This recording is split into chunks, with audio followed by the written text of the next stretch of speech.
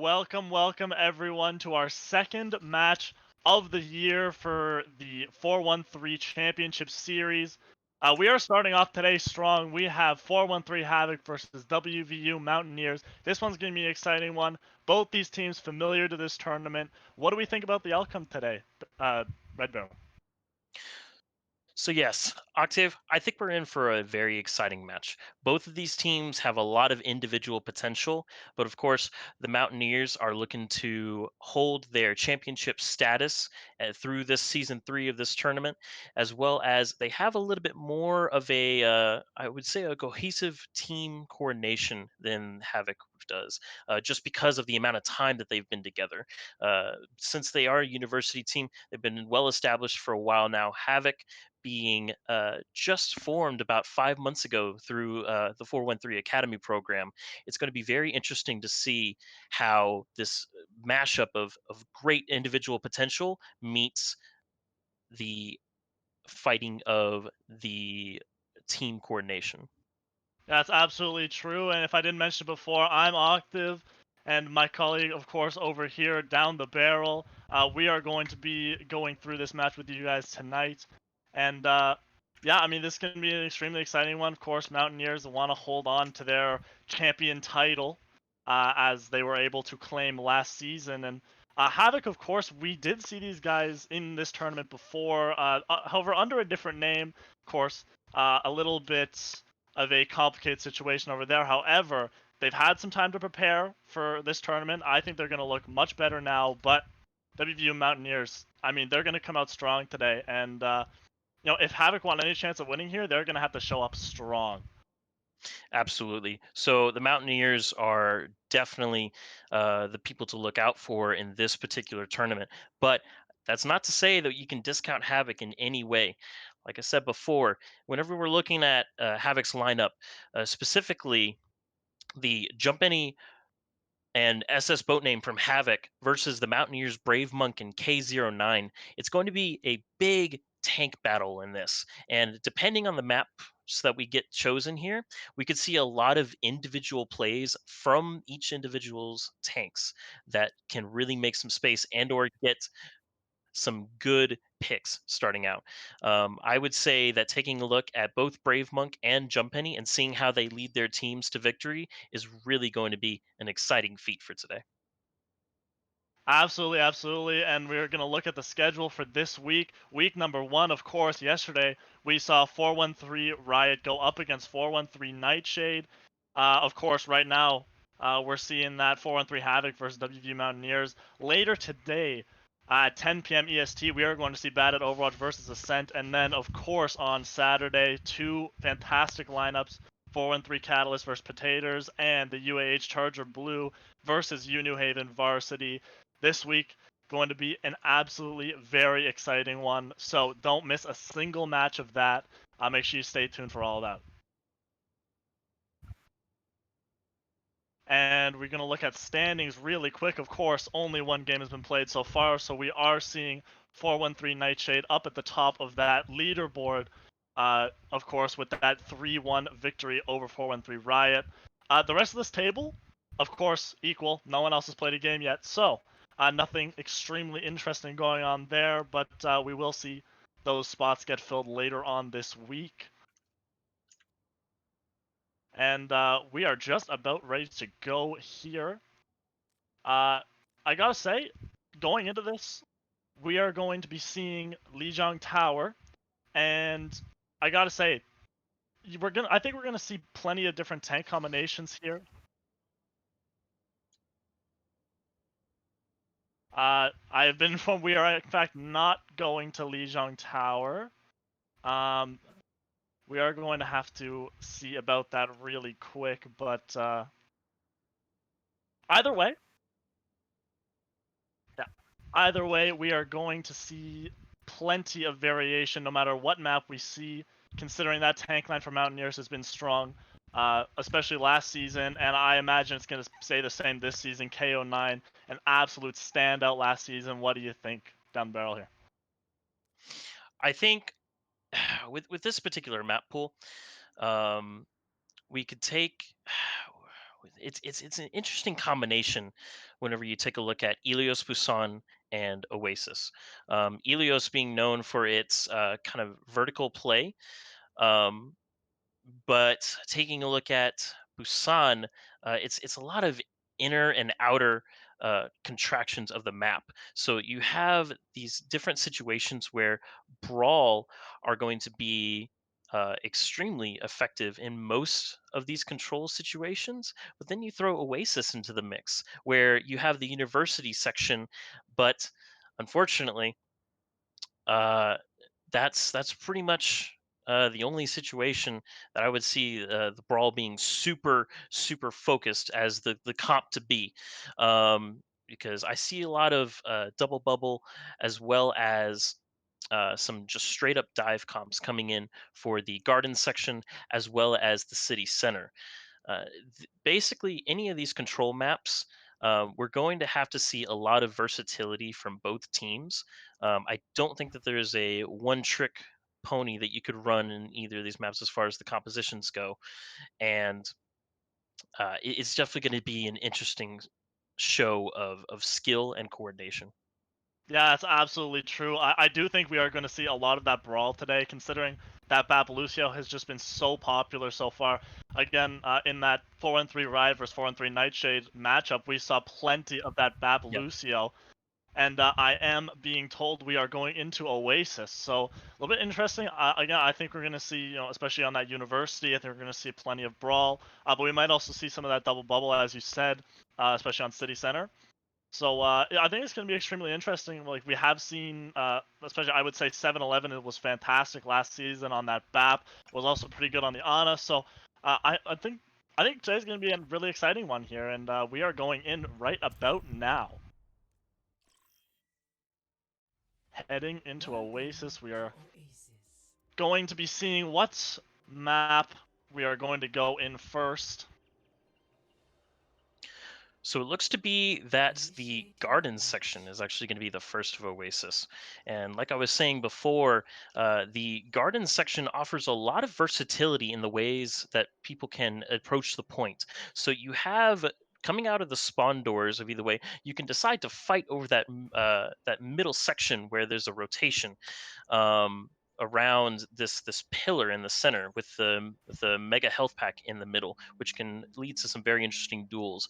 Or looking at the compositions that are just now coming out, it looks like Brawl is going to be the name of the game, and my guess is that the high ground is going to be the place to be. I absolutely agree that high ground, especially in the middle, very, very important in terms of controlling that area.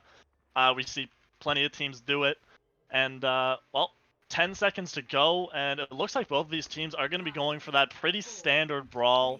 The only big difference here is going to be the DPS. We do see Croissant on that Mei, which I really think could be a huge difference maker here.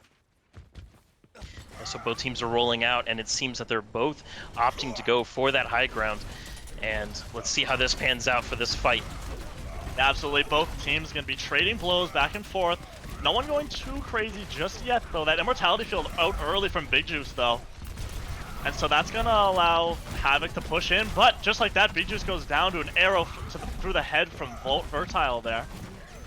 And that's a great pick, but Havoc still has that positional advantage. Jump Penny is going to go down, and with a boop not quite going to catch anyone, but the members of Havoc just going down one by one as Wvu Mountaineers are going to take. Yeah, the convincing play from the Mountaineers is I like their tempered play. I like how their Reinhardt Brave Monk really knew when he had the advantage, and even his shield cracked in that last fight. But he knew that if he played back, fell to his supports, and played off his team, he knew that he could survive in order to live another day to deal tons of damage. Dragon comes out from Vertile, splitting up the Havoc team. Jumpeni is forced to try to get a huge charge to make anything happen, but the lamp comes down for Big Juice. Not catching him, though. It looks like Havoc is forced to regroup.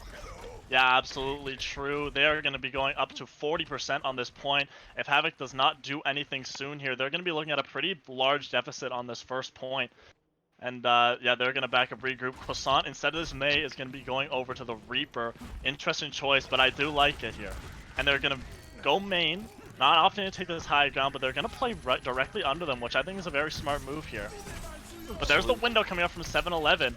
Is going to be putting plenty of damage on, but just like that, a pick from Bang is going to put Havoc in a great position. Look at this, the Visor coming up, plenty of ults. There's the Shatter from Jump Penny, not going to catch that many.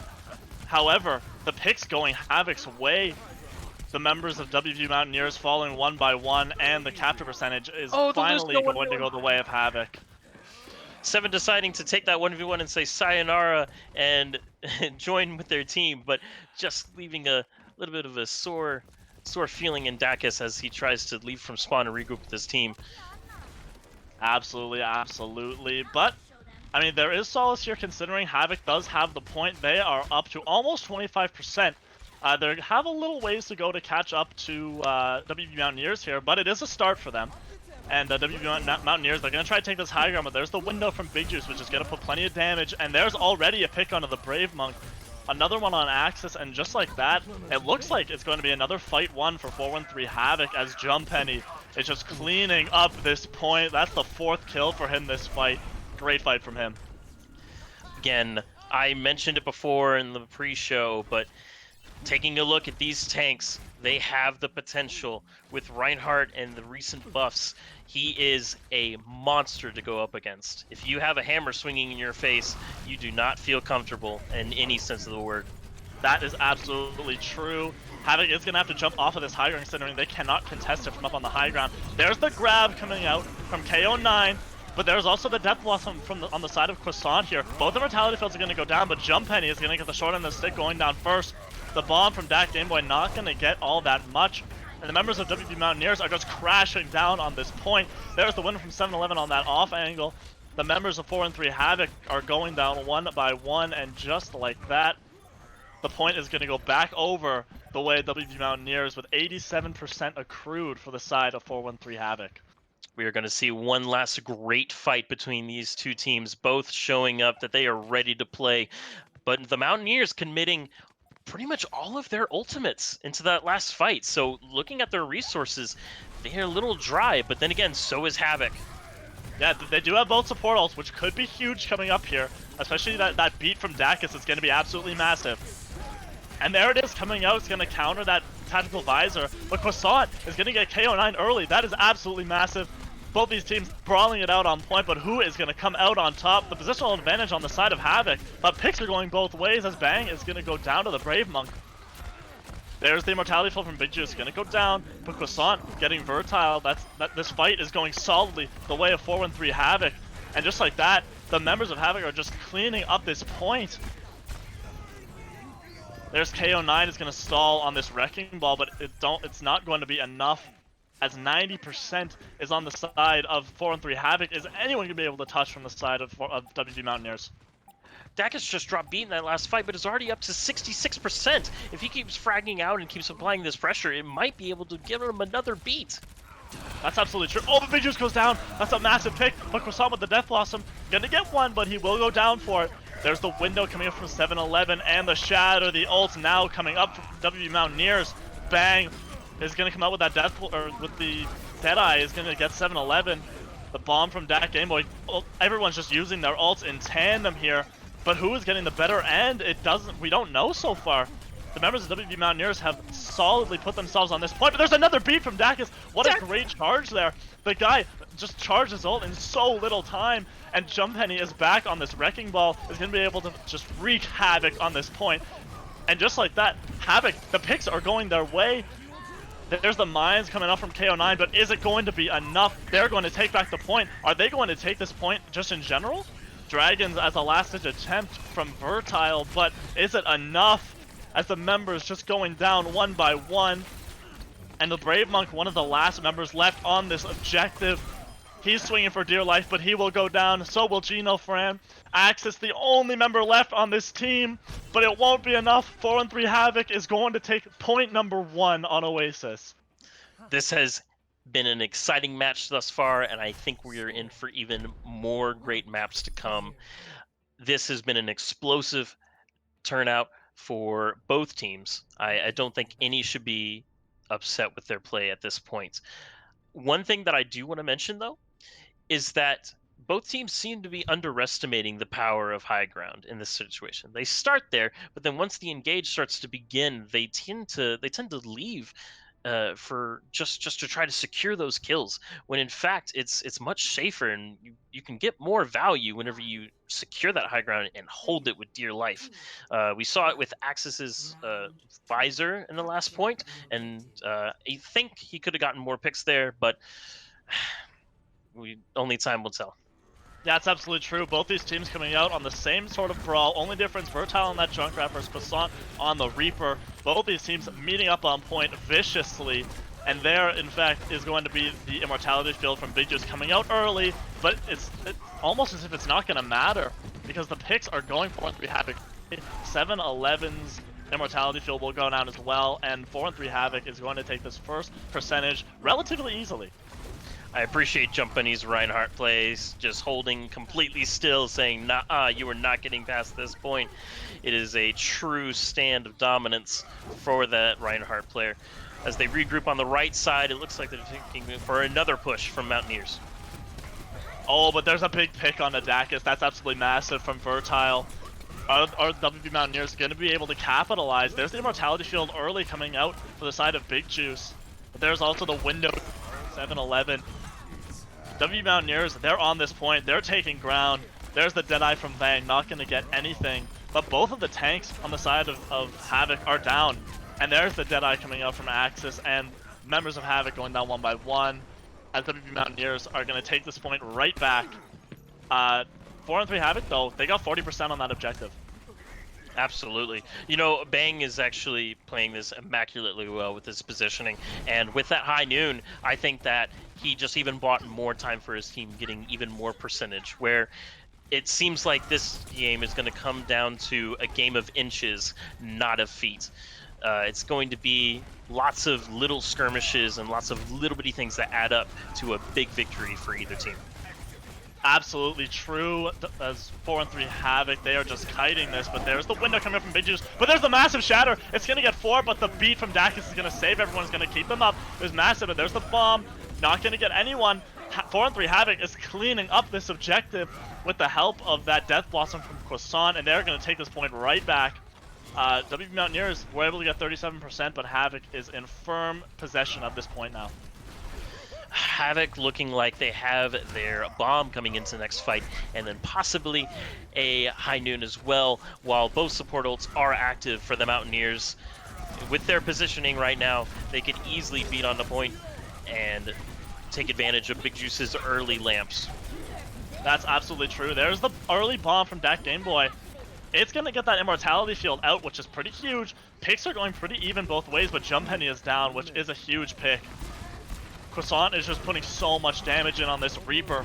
But Bang is going to be the one to get that pick onto the Brave Monk. Neither team no longer has a Reinhardt. But Wvu Mountaineers, it doesn't look like they're in shape to be able to push this objective.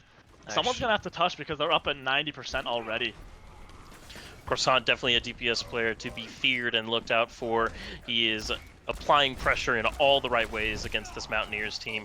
Vertile being a little late to the party, but Axis with that high noon, looking for something, gets that Game Boy. Yeah, he's gonna get that mech out, and 4-3 Havoc, their members, not quite dropping like flies, but they're going down pretty quick, as Jump Penny caught alone in this room. It looks like he's going to go down very shortly, which he will, and Wvu Mountaineers are going to be able to salvage this point. But 4-3 Havoc, they only need to win one more fight. They are at 99%. Looking at Dak Game Boy, I do believe that Bang could have gotten a little more value out of that high noon if he wasn't stuffed with a Junkrat nade. But the reason you pick D.Va into these sort of brawl comps is you want that mobility in order to peel for your supports, definitely, but you also want to be able to take a position to defend your DPS from any sort of spam, which this Axis and Vertile picks of the McCree and Junkrat lead to. Absolutely sure, but there's the shatter from the Brave Monk is going to catch, I think, 5 members there. But the beat from Dak is going to keep everyone up, which is massive. There's the tire from Vertile. Is he going to get anyone? No, Dak Game was going to take it out. That's massive. But Jump Penny's down. This fight is looking to be a huge one. As Wvu Mountaineers, it looks like they're getting the better of these picks. As Bang is going on as well. There is the bomb from KO9. Not going to catch anyone. But Croissant with 3 kills, It's those are massive, and the huge! bomb from that Game Boy's gonna get one more.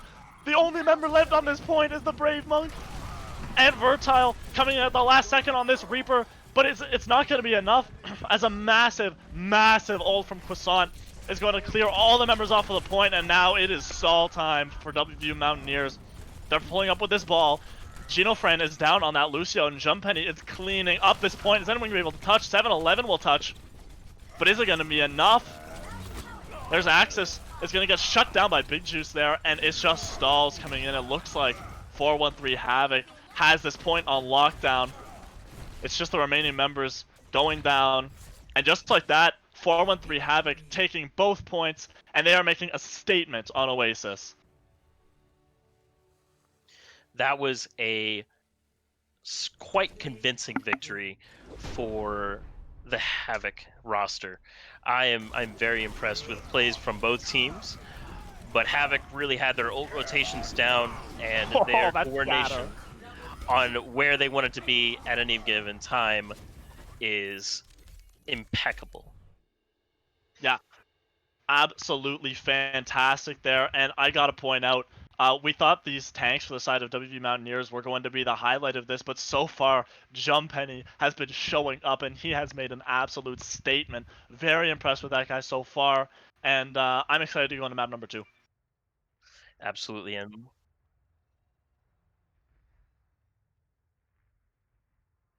Absolutely. And I gotta remind everyone, give this channel a follow.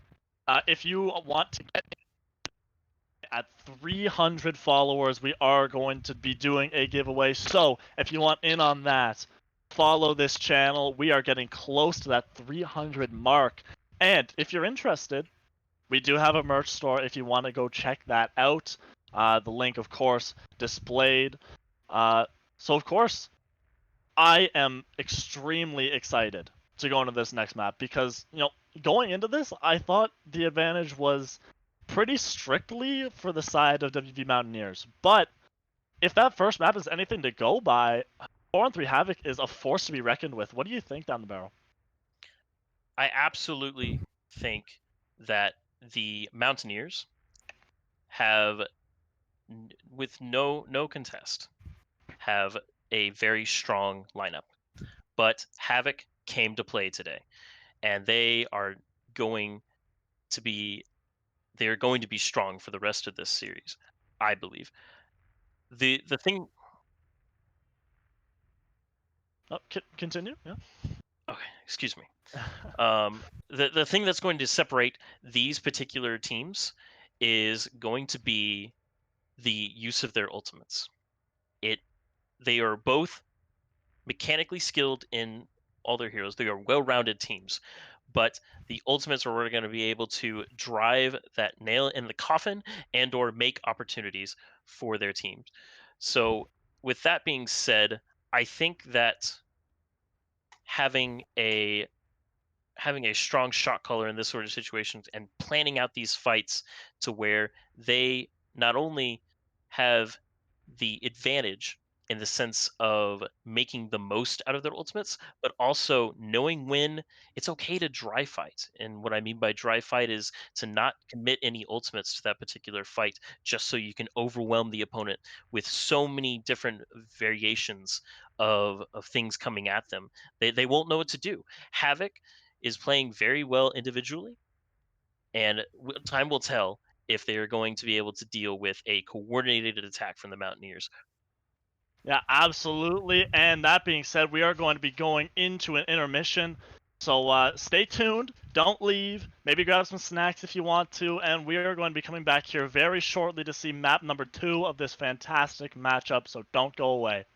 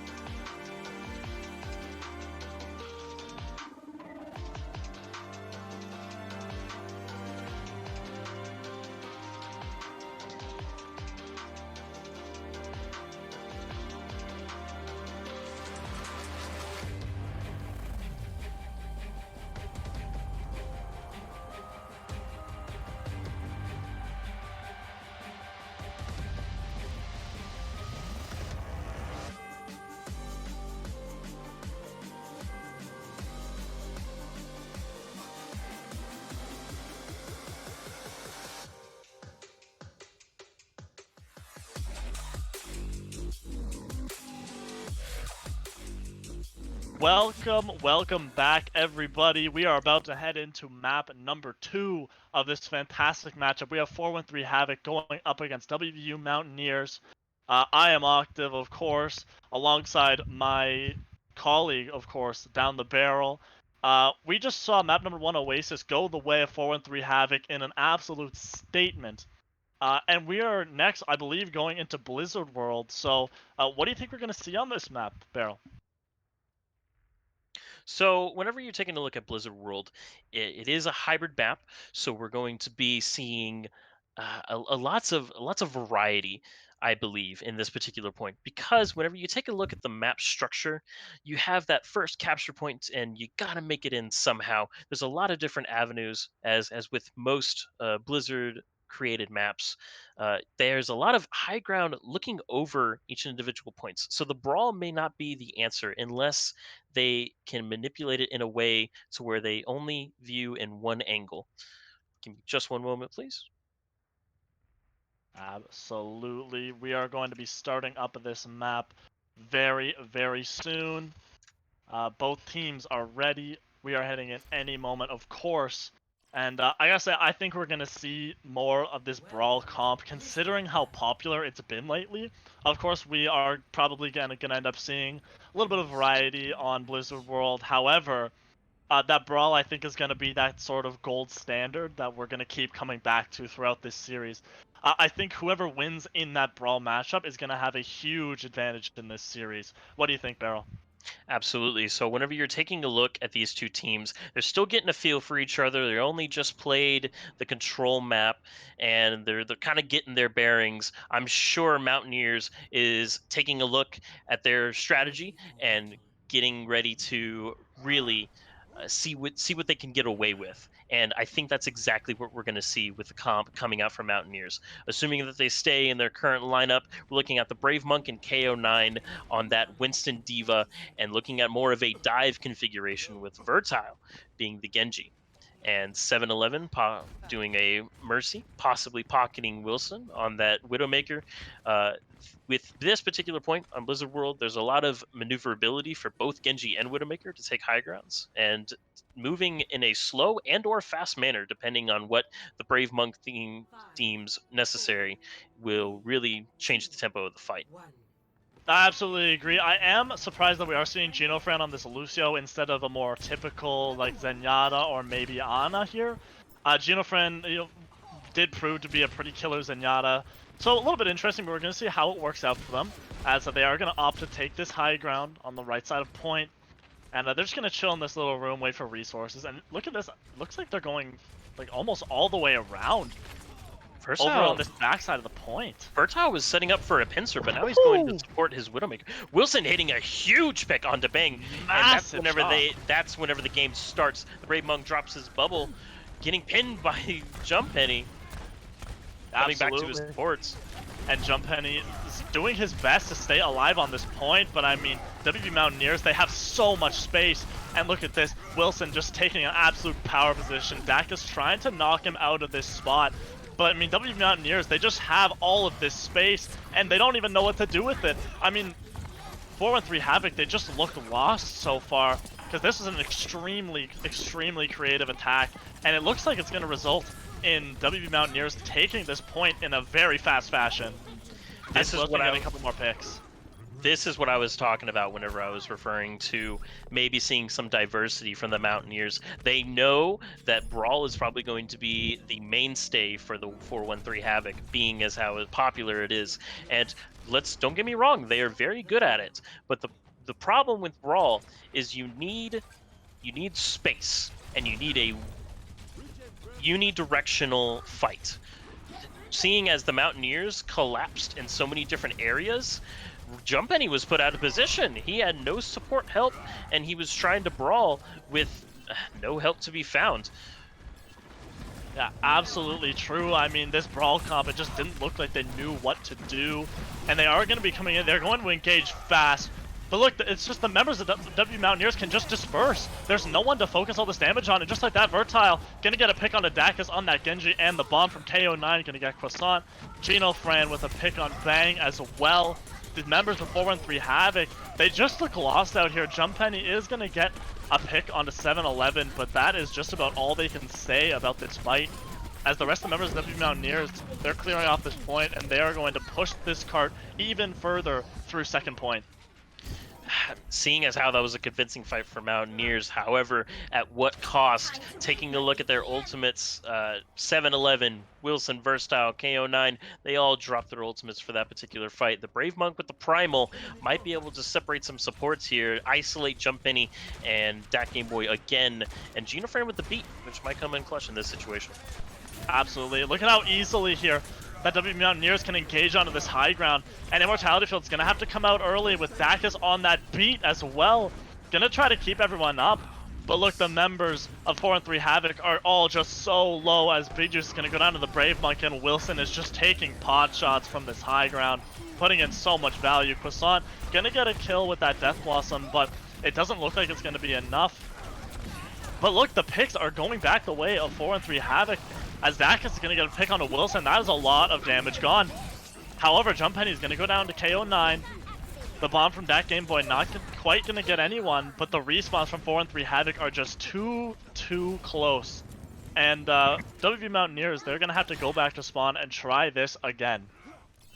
I could tell that in this particular composition by the Mountaineers, the Brave Monk is absolutely the pivotal portion. He did get picked off at the beginning of that fight, but was rezzed and was able to begin starting to deal some serious damage. The 413 Havoc did switch off to dive tanks, but still has the Reaper and Ash as DPS. Yeah, that's absolutely true. Jumppenny is on this Winston now. Let's see how this works out for them. But there's the Blade coming out from Versatile. Not going to get a whole lot, but Genoframe is going to get Big Juice in the backline. That's a huge pick. Picks are going back and forth, though, as Bang is going to get 2 with help from Bob, of course. There's the Res coming out from 7-11. Is going to get Versatile back up into this fight. Picks are going both ways. Croissant is going to unleash that Death Blossom. Again, not getting anything. None of these ults from 413 Havoc are really getting that much done. However, the respawns are just too massive. Like, the respawns are just too quick. And Wvu Mountaineers, they just cannot kill these members fast enough to get any presence on this point. The spawns were very lucky for 413 Havoc, as the Brave Monk has Big Juice's number. Absolutely. And we are going into a pause here for a little bit. Not sure exactly what happened. However, we will be getting back into it rather soon. I gotta say, I mean, if I were to say earlier in this map, on first point, or even the beginning of second, those first 2 fights, just 413 Havoc, they just looked so scrambled. Didn't know what to do, but now it looks like they've really found a nice defensive position that they can hunker down in, use those respawns to their advantage, and it looks like they're pulling this map back, if even slightly. KO9 setting up in this middle position here, but having to use a lot of defense matrix just to stay alive. Jumppenny doing an aggressive jump. He has no bubble, must be forced out. Oh, but the bomb from Dat Game Boy is going to get 7-11. You can't res yourself if you're Mercy. KO9 will get Dat Game Boy in return, but, I mean, and the Brave Monk is going to get Big Juice. However, you know, these respawns, I think, are just going to come back faster, even if picks are relatively equal, as Jumppenny is going to eliminate the Brave Monk and Croissant is going to get Wilson. That is another fight lost for Wvu Mountaineers. They're going to have to go back to spawn, and they have 1 minute left to try to push this point into third. Big Juice is feeling the heat, not being able to get too much healing value by getting picked off so early in the fight by the Brave Monk. I can't tell if it's a positioning issue or if the Brave Monk just has that sixth sense of where they are going to be playing at any given time.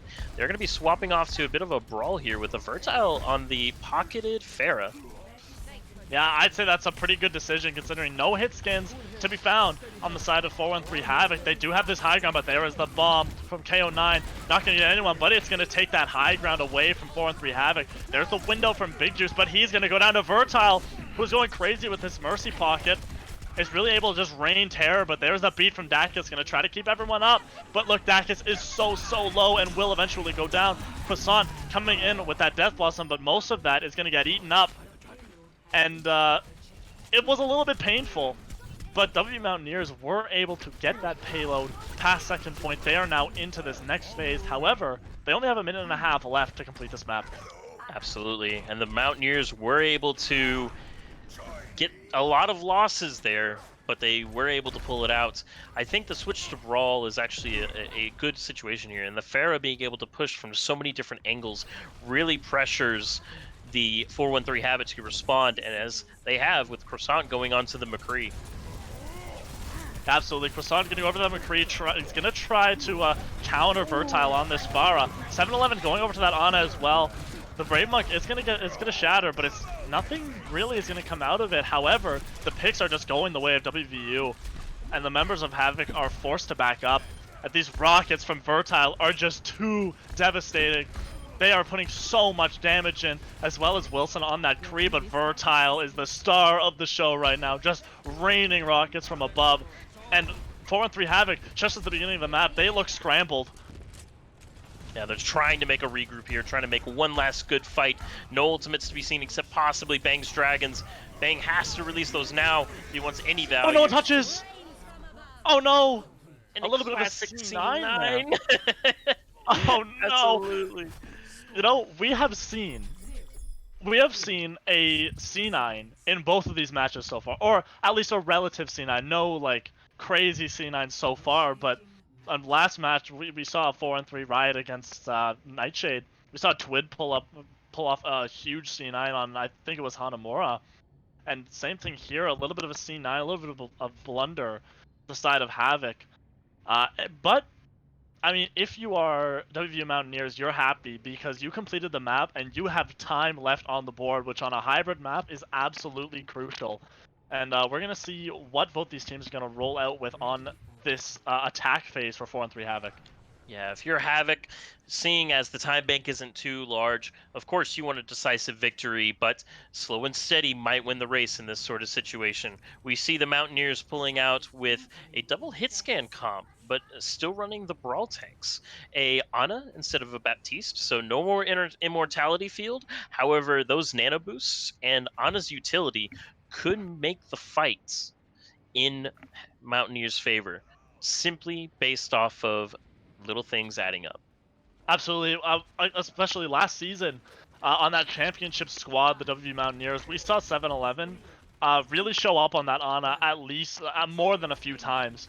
And it looks like we're going to be seeing that again. We only saw a little glimpse of it last round. However, it was pretty impressive, and we get to see it again here.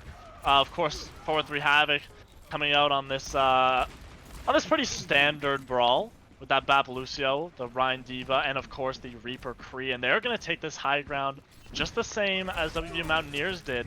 They're going to come around the back exactly like Wvu Mountaineers did last time, smashing into this point, but they're going to take even more rotations and take this high ground behind point. Both these teams with extremely innovative, I would say, rotations here. Both these teams going to just kite out damage. Jump Penny going to put up his shield, trying to block as much damage as possible, and now they're going to drop down onto this point. If they can't contest from up on that high ground. There's a big nade coming up from 7-11. It's going to catch Dak Game Boy, but no one else. The Immortality Field is coming out from Big Juice, going to try to keep his tanks up, and Dacus is going to get the Brave Monk, but on the other side of things, Croissant is down. That's so much damage gone. But Dak Game Boy is just trying to clear off this high ground. KO9 will get banged, but I mean, 4-3 Havoc, they're getting picks, and they're getting respawns as well. And Jump Penny is alive, where on the other side of things, the Brave Monk KO9 are not alive. And so we are seeing this point, it looks like going the way of 4-3 Havoc. Maybe some stall from the Brave Monk, but it's not to be, as 4-3 Havoc is going to take point number 1, and they're going to move this card towards second point. The Brave Monk barely getting out to his team, and taking a look at the way that that fight panned out, it was just a slugfest. It's a flip of a coin whenever you have this sort of composition. You're taking a look at both of the McCrees dealing up against a Diva being able to mitigate a lot of that damage, including Croissant's Reaper, and Wilson being able to be countered as well. Absolutely true. There's the Bob coming up from Wilson. It will get booped off, I believe, by Dacus, which is a pretty big play. And the Wvu Mountaineers, they're going to push Havoc all the way back because Jump Penny is down. He does have that Shatter, but you can't use it if you're dead. He will be coming back from spawn. And so it's going to be a quick regroup here for 4-3 Havoc, and they're going to push in. I think the shatter has to be huge right here from Jumppenny. Bang looking to make it on the flank, but Vertile catches him.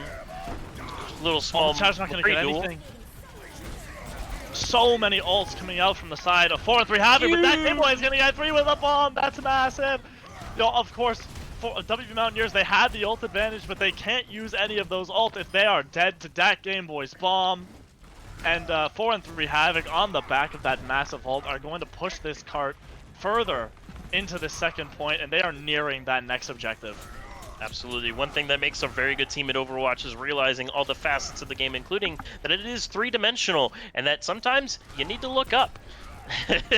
Absolutely true. The game is three-dimensional. There is the Nano coming out from 7-Eleven. The Brave Monk is going to make good use of that, take plenty of space, and Vertile's going to get 2 with that Deadeye. It's massive. That's 3 picks from the side of Wvu Mountaineers, and there's a 4th, and that is going to force 4-3 Havoc to back all the way up into their spawn, and they're going to have to regroup and try this one again. They've got 3 minutes left on the clock. I'm surprised that Croissant is really sticking by their tank line with a lot of these plays. I think there's a lot to be said about a flanking Reaper in this sort of situation, even taking 7-Eleven out of the fight for a few seconds to deal with him in the back. It could make a difference in the amount of damage that you're swinging. Absolutely true. But I mean, what Ryan doesn't like to have a just Reaper absolute just gun on their side. Oh, but there's the beat coming out from Genofran, but is it going to be enough to save people? It won't be enough to save Vertile. But look, a huge Nano is going to catch, or a huge nade, I should say, is going to catch 3 on the side of Wvu Mountaineers. And the picks just going the way of the Mountaineers with Vertile getting Bacchus.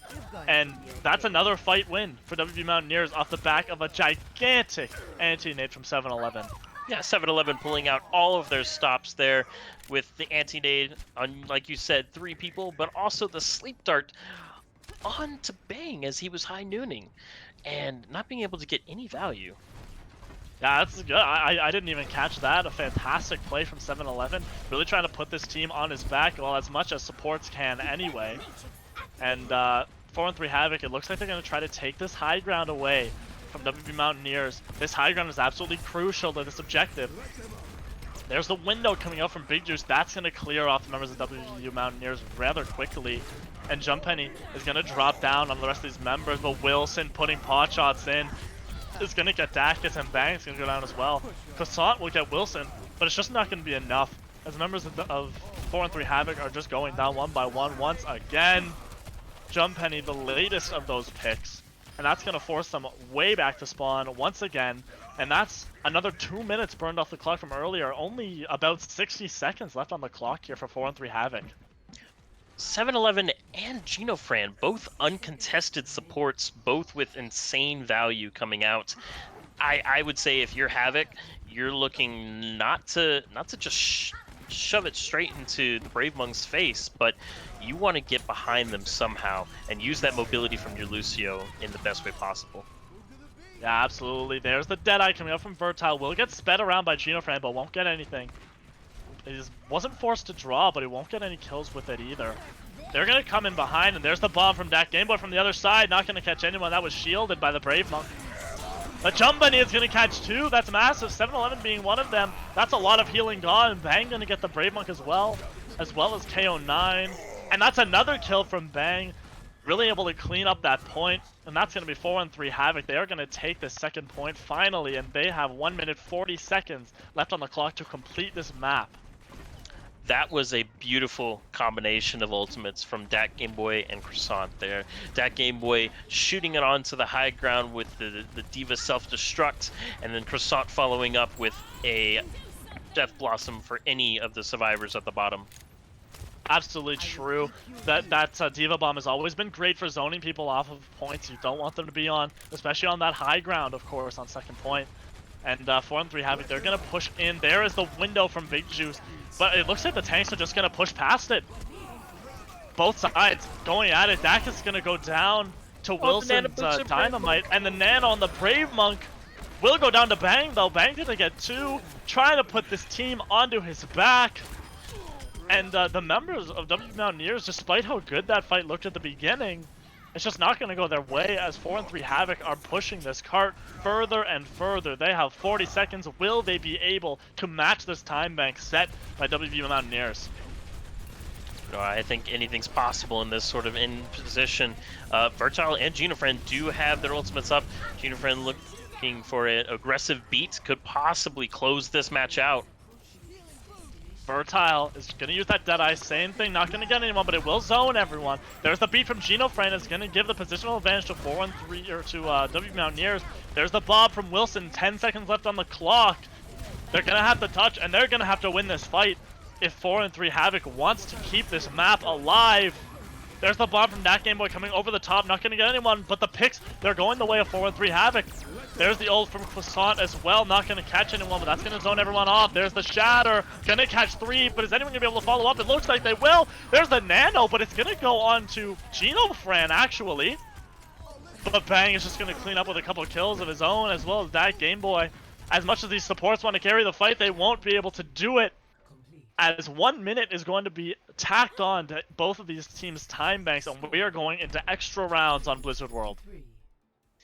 Blizzard World not upsetting with this fantastic turnout of events. I think in both of these team fights there have been a lot of standout plays, but one thing is for certain. Both teams need to look at being surgical in these next few fights if they are going to make any attempts at capturing this first point.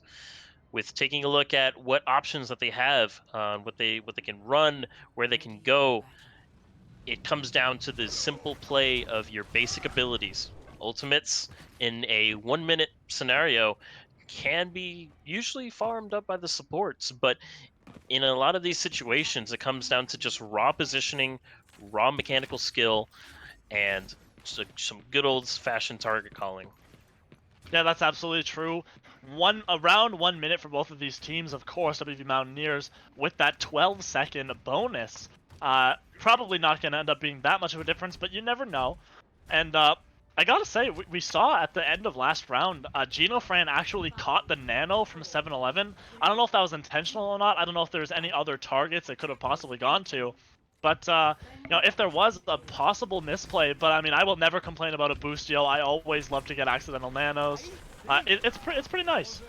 So we are seeing 4 and 3 Havoc attack first, and it looks like they're going to take the same route that they tried last time. Oh, but look at this, Wvu Mountaineers, they are ready for it. They are waiting.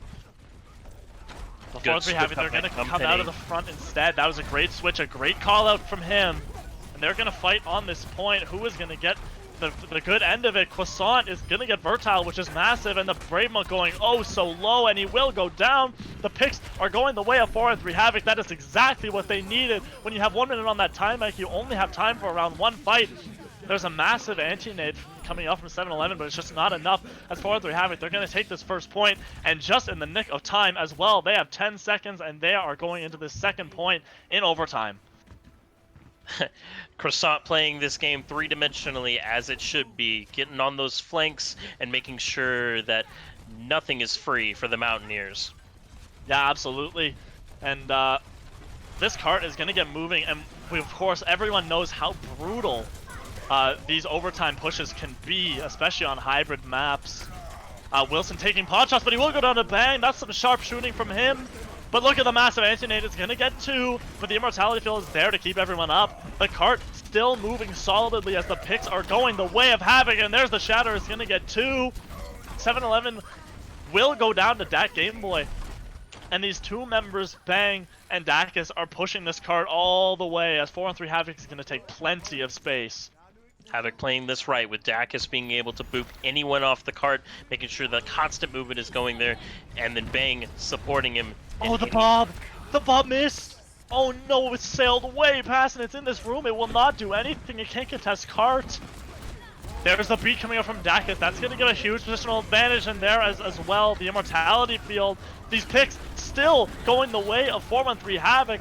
There's the Death Blossom from Croissant. Not getting anything, but he will get Brave Monk after, as well as Genofriend. And 4 and 3 Havoc, they have capped this second point, as well as Croissant is cleaning up this point with his 4th kill of the fight. and they're pushing in a third point in overtime. Croissant making sure that that Reaper value is absolutely used to its full extent. And taking a look at this next fight, K09 having that self-destruct that might be able to get him off the cart just in time to force the overtime clock to go run down, but only time will tell. Yeah, the overtime clock extremely short, especially this far into overtime. There's the window from Big Juice, but it's not going to be used, as the rest of the members of Wvu Mountaineers are just going to kite it. They're going to try to LOS it. The Brave Monk underneath on this low ground, as Croissant is going to get Wilson. That's a huge pick. Picks are just going the way of 4-1-3 Havoc this entire round so far. There's the bomb coming out from KO9. Everyone's going to be able to push him, but Bang is going to get KO9 before he can remake. That's massive. The Vertile is in this backline trying to get kills. Will get Jump Penny, but the rest of Wvu Mountaineers are just collapsing, as Genofran is going to be able to get that beat off, but it's not going to be enough, as the rest of the members are just dropping like flies, as Wilson is going to go down, but this cart is going to continue moving. They are almost to the end of this map. Daka's holding down that cart like it's his spot in a Black Friday sale. Absolutely, and the next fight's going to come out. It's just stall tactics here. Croissant with the Death Blossom is going to get KO9 before he can remake, and we'll get another kill on Genofran. The picks once again going the way of Havoc, as Croissant is just cleaning up once again, and they will complete it. That is 6 points for 4-1-3 Havoc.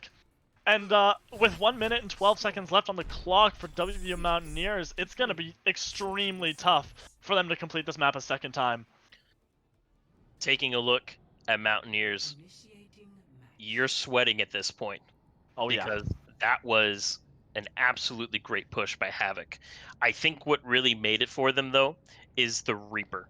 Croissant's Reaper was not only what broke open the first point for them and started the steamroll, but was also able to get consistent value with his Reinhardt, and as well as the lifesteal to sustain him through all of these long, drawn-out fights.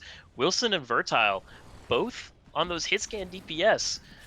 In these sort of overtime situations, I don't know if you want to run those sort of hit scan DPS that can be shut down or be countered. You don't have the time to spare in order to look for angles, look for picks. You have to make something happen, and you have to make it convincing.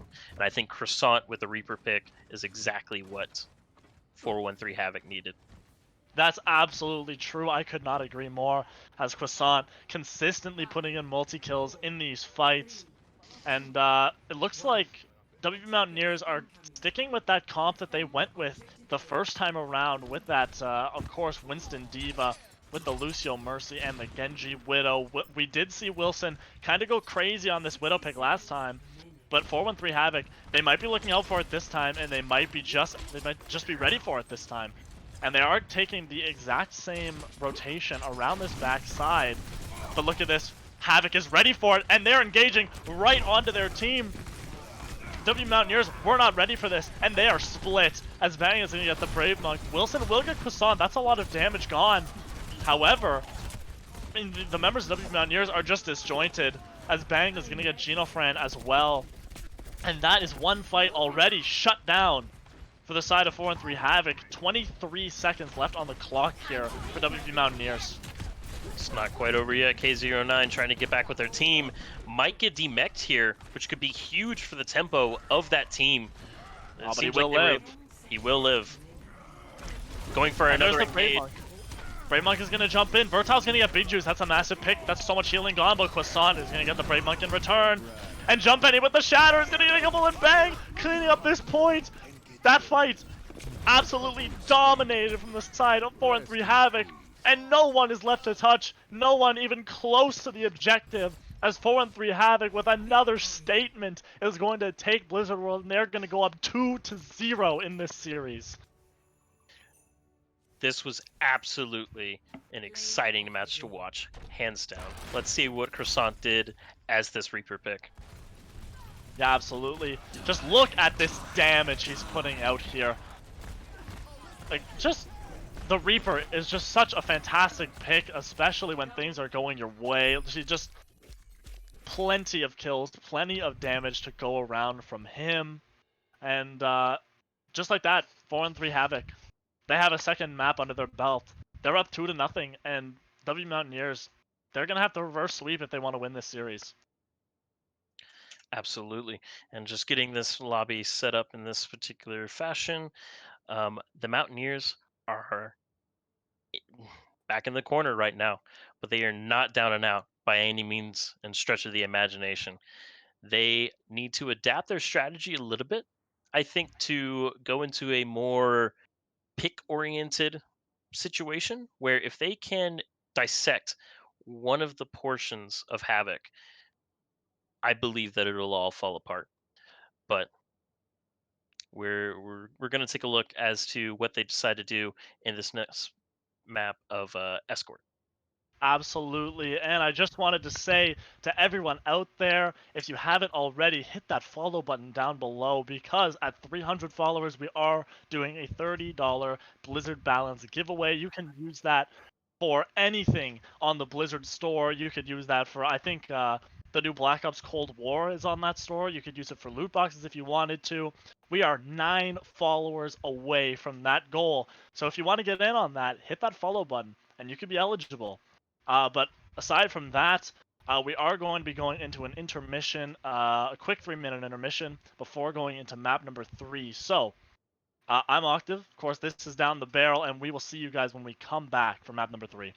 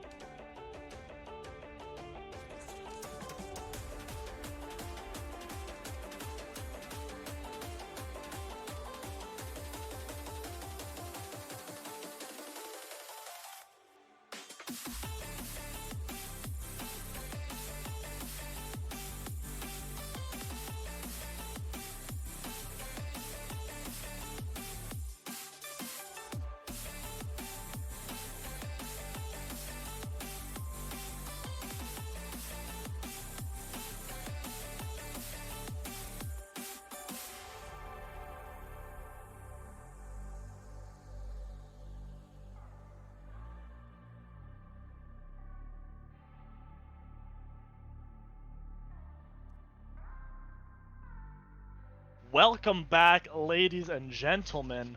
We are just about ready to start map number 3 of this series, 413 Havoc versus Wvu Mountaineers. 413 Havoc is currently at 2-0. I mean, going into this match, considering they're the reigning champions, I was expecting WVU Mountaineers to, I wouldn't say dominate, but at least look very good in this matchup.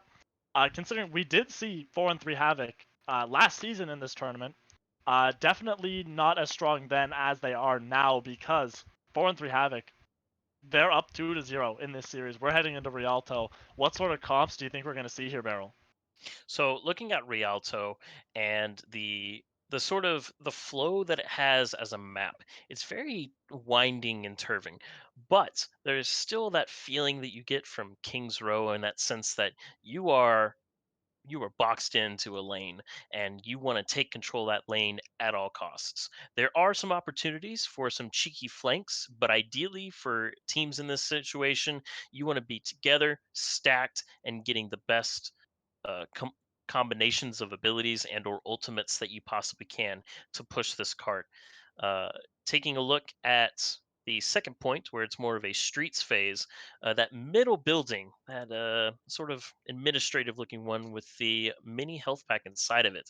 There's a lot of rotations that could occur there, including a full team rotation, as well as getting some DPS into position for. We've seen a lot of McCree in this matchup, some cheeky high noons, but we'll see. It seems like both teams seem to want to play together at all costs, which has its place. But like I said before, the three dimensions of this game can really lead to some great value. Yeah, I absolutely agree here. Uh, we're about to head into Rialto, of course. So while we're just waiting on this particular map to get started, Octave, can you tell me a little bit more about 413 Esports? Why, of course I can. 413 Esports, of course I'm a part of it. My friend Beryl, of course, also a part of it.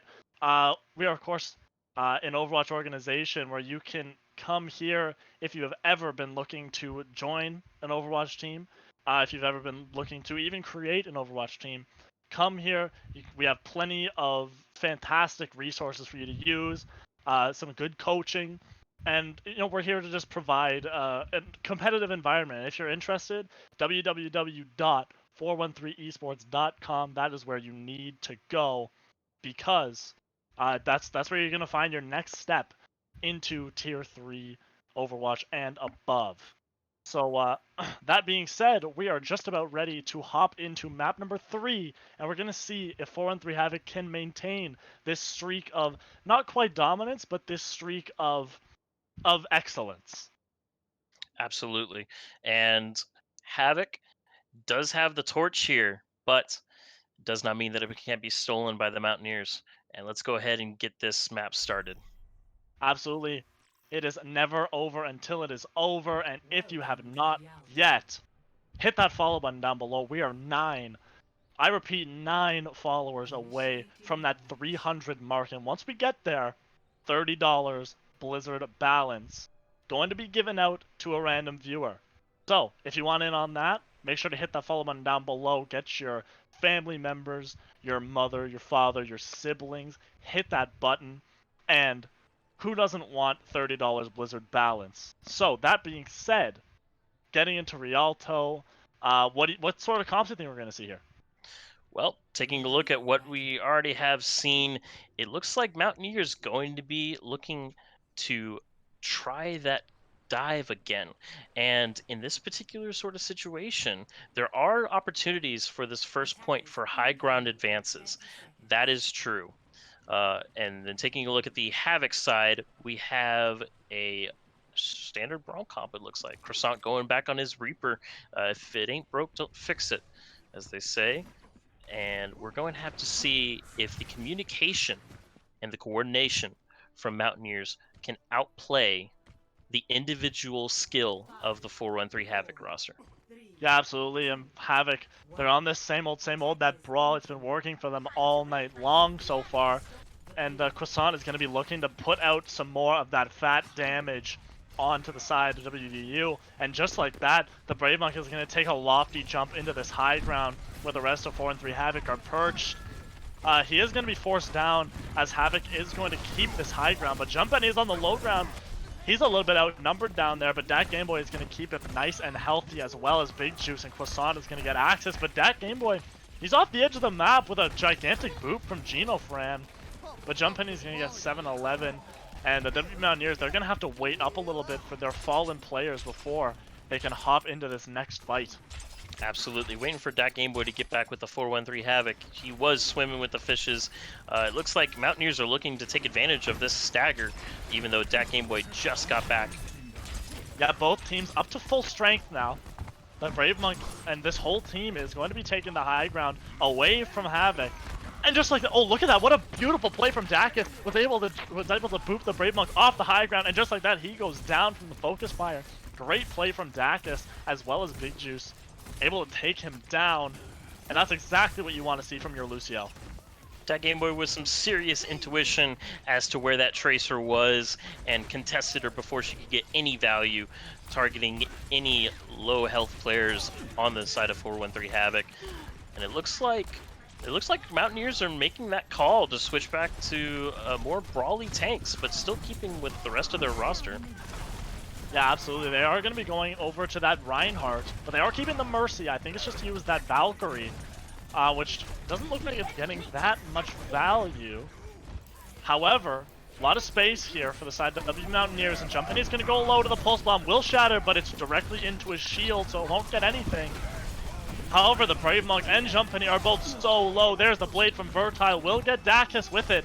However, it doesn't look like he's going to get much else, as Dat Gameboy is going to get the Brave Monk with that bomb. But Vertile with another kill and another kill is able to get 3.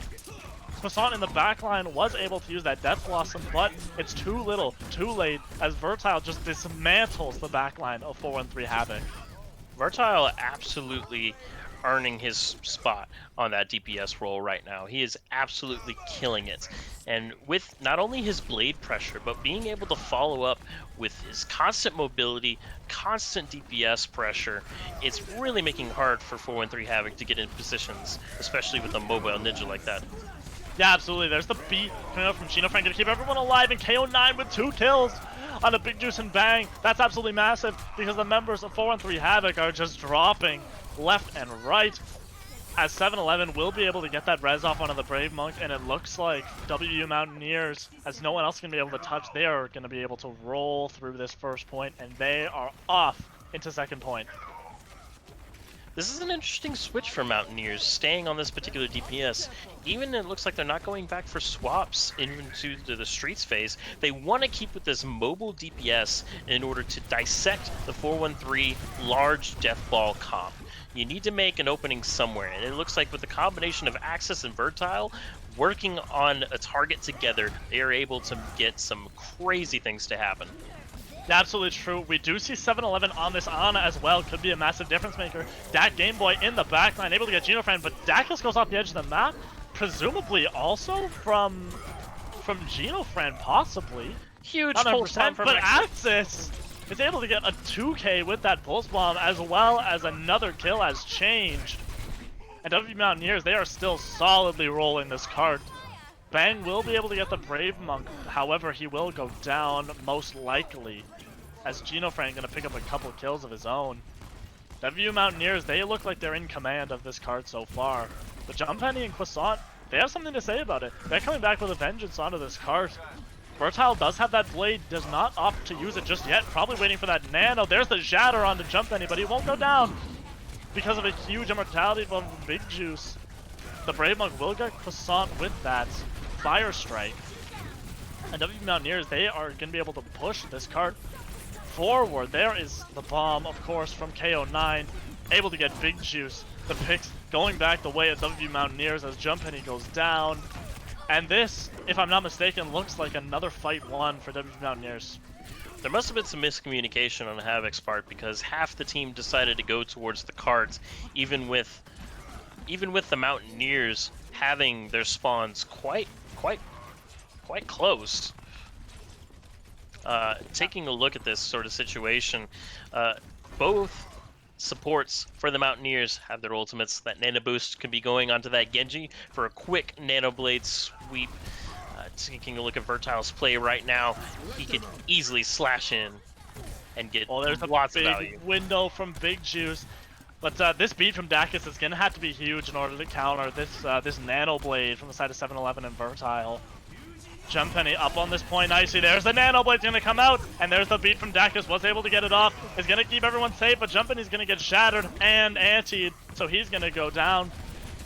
And 4 and 3 Havoc, their members going down one by one. Bang will get Vertile, but it just looks like it's not enough.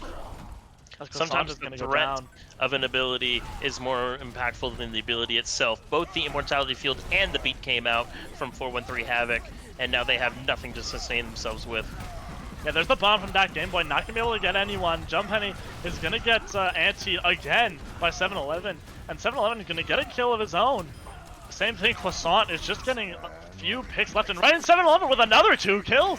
This guy's absolutely fragging out right now with a 3K in that fight. And that is going to be a rather lofty time bank for the side of Wvu Mountaineers, considering how hard it truly is to cap that 3rd point in Rialto. They have a minute 44 on the clock. You know, it's quite surprising how the turntables, whenever you look at these two teams, the Mountaineers being the more, well, supposed to be more coordinated team because of how long they've been together. But then you take a look at how they're playing, and they're really relying and leaning back on their DPS's individual skill, as well as their main tanks to some extent. I believe that they do have a comm structure, of course, but taking a look at this, it really seems like Havoc is the one that is relying on their team a lot more to make it through these fights. And it's kind of surprising that it's turned this way. I believe that the Mountaineers, with this particular comp now being the Axis, absolutely fragging out on Tracer, getting a double in the Pulse Bomb in the 2nd point of Streets phase, could find a lot of value in picking apart the 413 Havoc team. But there's still something to be said about working together. Simple combos like Fertile High Nooning and the Brave Monk standing in front with his giant shield. It could lead to some serious results. That's absolutely true, and I gotta say, Axis going pretty crazy on that Tracer. We didn't see a whole lot of Axis last season. It was more of the Llama show over in Season 2 of OSC. However, he is here, and he's back with a vengeance. Axis really putting on a show here, of course. And 4 and 3 Havoc, they're gonna get this first push on the payload, as Wvu Mountaineers are solidly on this high ground. Croissant opting for this Echo pick might be able to catch the Tracer a little bit, taking this duel, but isn't able to finish the kill. Axis coming with a vengeance. Absolutely, Croissant and Dacus both going down. That is your aerial combo going down just like that. And once your Mercy goes down, it is a little tough for your Echo to get any sort of value. I gotta say, I do like the Echo pick though, and Big Juice on that Ana, it can match that pick from 7-Eleven as well. That is pretty huge. They're gonna try to go into this next fight. But the Tracers holding this high ground so convincingly. The recall coming out from Axis though, but still believing that they can get some value. Oh, never mind, retreating to their team. Yeah, absolutely. And 4 and 3 Havoc, they have finally taken this high ground, and they are taking a presence on this point as Vertile is gonna get bang, and he also has that ultimate, which could be huge. But look at that, there's the anti from 7-Eleven. It's gonna get a couple. Axis is gonna get Dacus in the middle of rezzing as well. It's gonna cancel that ability, which is pretty massive, as that's going to force 4 and 3 Havoc back to spawn. And I should say, I do believe that that big anti was actually on the tanks of WVU from Big Juice. My apologies there, of course. Taking a look at how 413 is dealing with this threat, they're being dismantled before they can even get in on the points. It's really up to Dak Gameboy to isolate some of this poke that is coming out for these teams, and just making sure that nothing happens to them before they get into a situation in order to engage.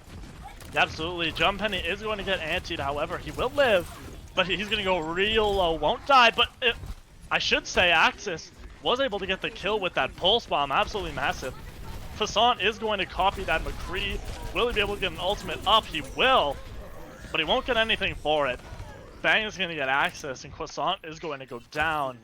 But that kill from Bang is just not quite enough, as 4-3 Havoc has to go back to the spawn room once again. They only have a minute and a half left on this clock to try to figure something out. Croissant switching off that Echo to go to an Ashe, getting some more consistent value. Echo getting onto a McCree is a very volatile pick for that particular ultimate. Keep seeing it as a lower health pool.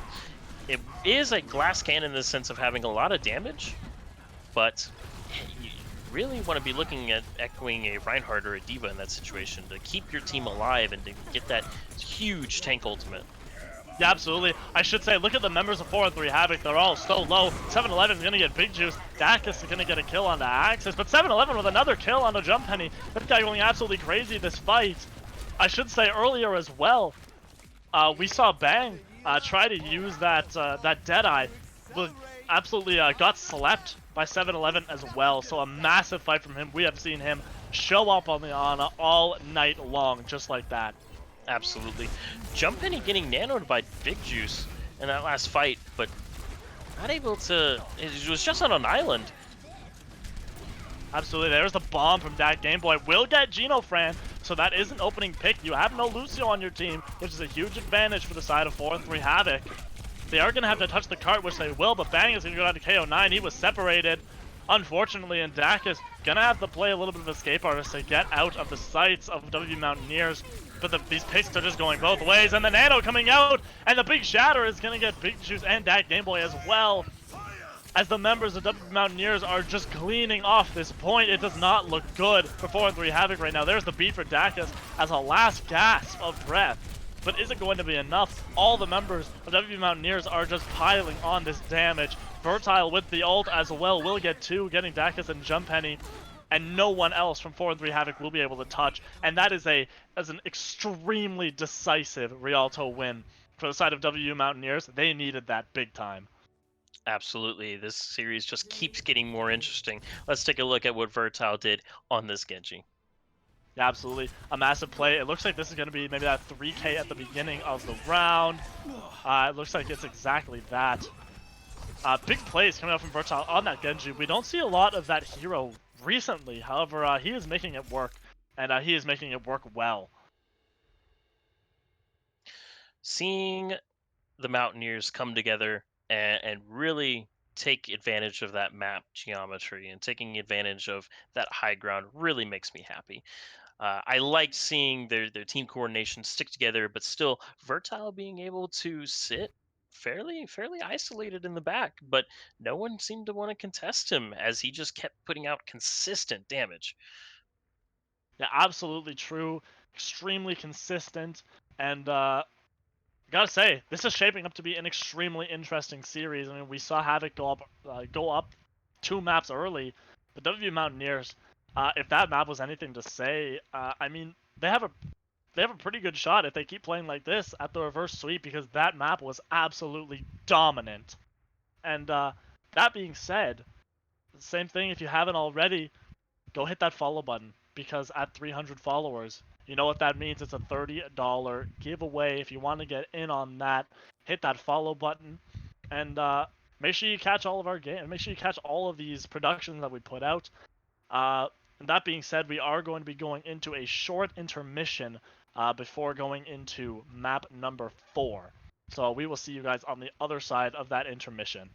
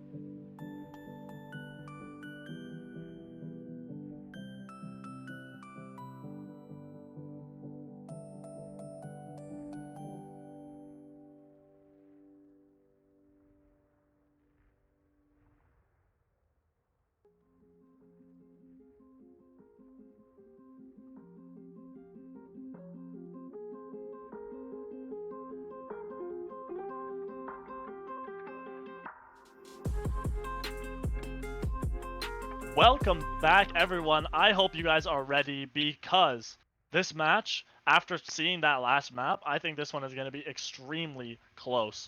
What do you think? What do you think, Beryl? I think that moving on to this assault point, it's really going to determine the men from the boys or the women from the girls in this situation because figuring out how to attack an assault map it takes some true team coordination. It takes some inventive strats. It takes some true tenacity, and just because you lose the first fight on attack does not mean that it is over. Is going to test the metal for these two teams. Absolutely. I So absolutely agree. one thing I want to mention, though, guys, is we appreciate you for watching the stream up until this point. If you would like to support the 413 industry just a little bit more, if you could, please, the subscriptions as well as your free Amazon Prime subscriptions would be going to a great cause. Cheers, bits, however have you, would be great, and you would get more content like this in the future. Maybe increase the production value as well to increase the viewing experience. Amazon Prime, if you have it, please link it to your Twitch, and then you'll be able to get that free Amazon Prime subscription to your favorite Twitch channel, which could be 413 Esports if you appreciate our content that we've been putting out thus far. Absolutely. And I think this one's gonna be interesting. If chat is any indication here, they seem to think that 4-3 Havoc is going to be winning this match. 83% of you guys said that that 4-3 Havoc is gonna pull out with this victory. So we are going to see if that prediction ends up being correct. Heading into map number 4, we are going to go to Hanamura, which I mean, who doesn't like a little bit of 2CP, right?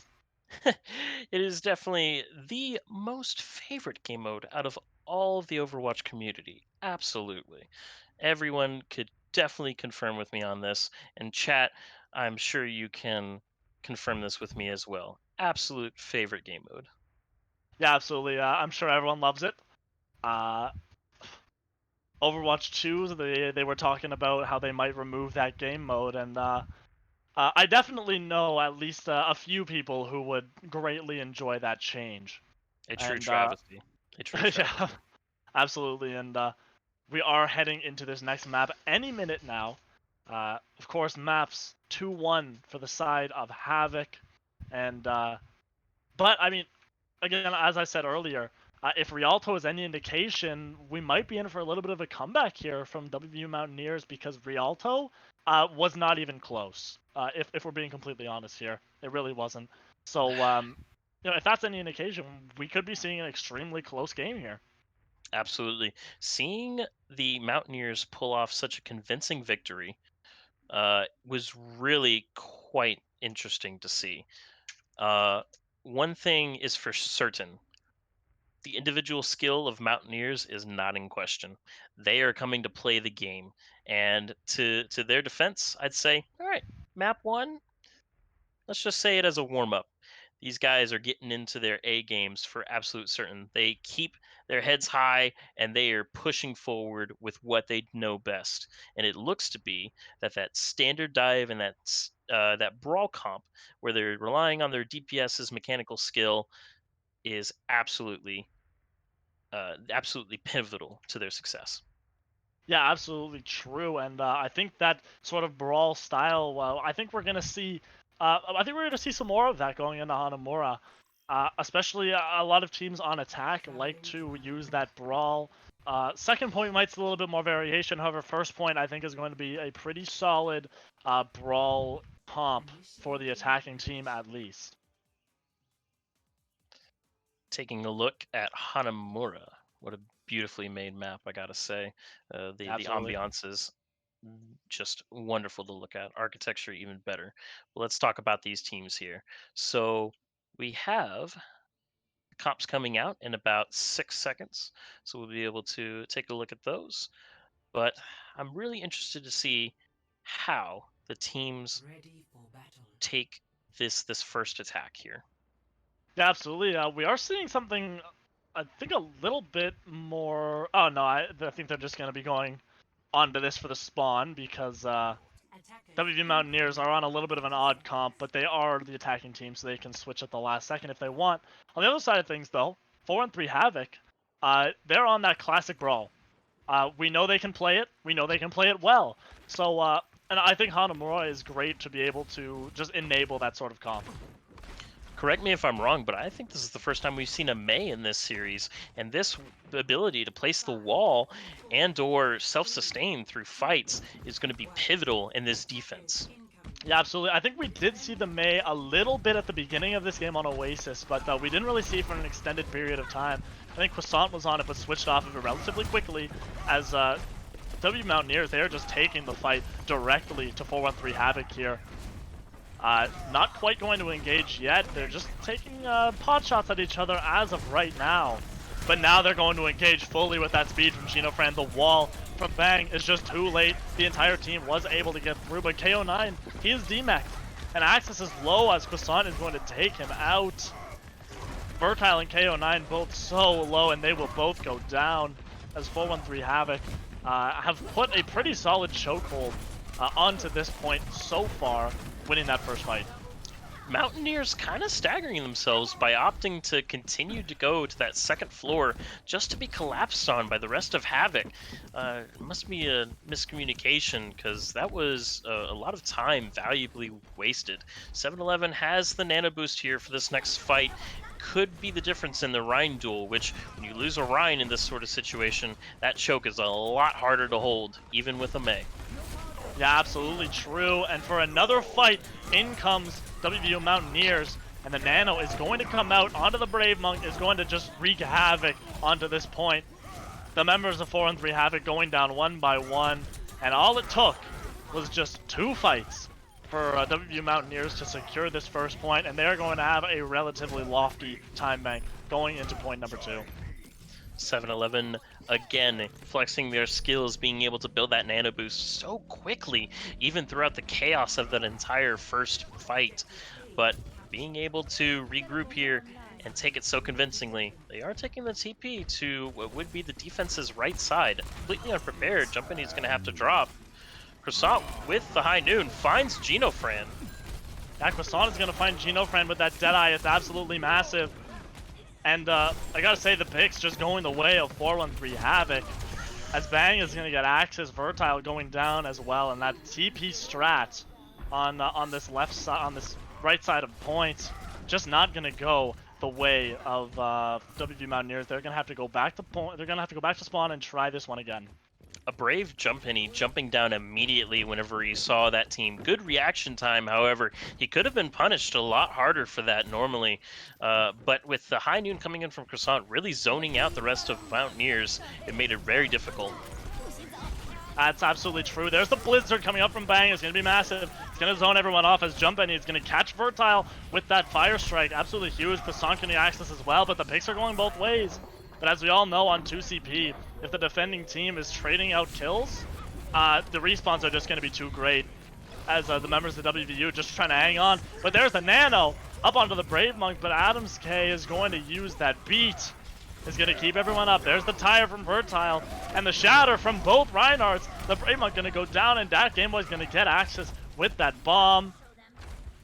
And just like that, 4-1-3 Havoc, they have successfully warded off, I would say, the members of WVU Mountaineers.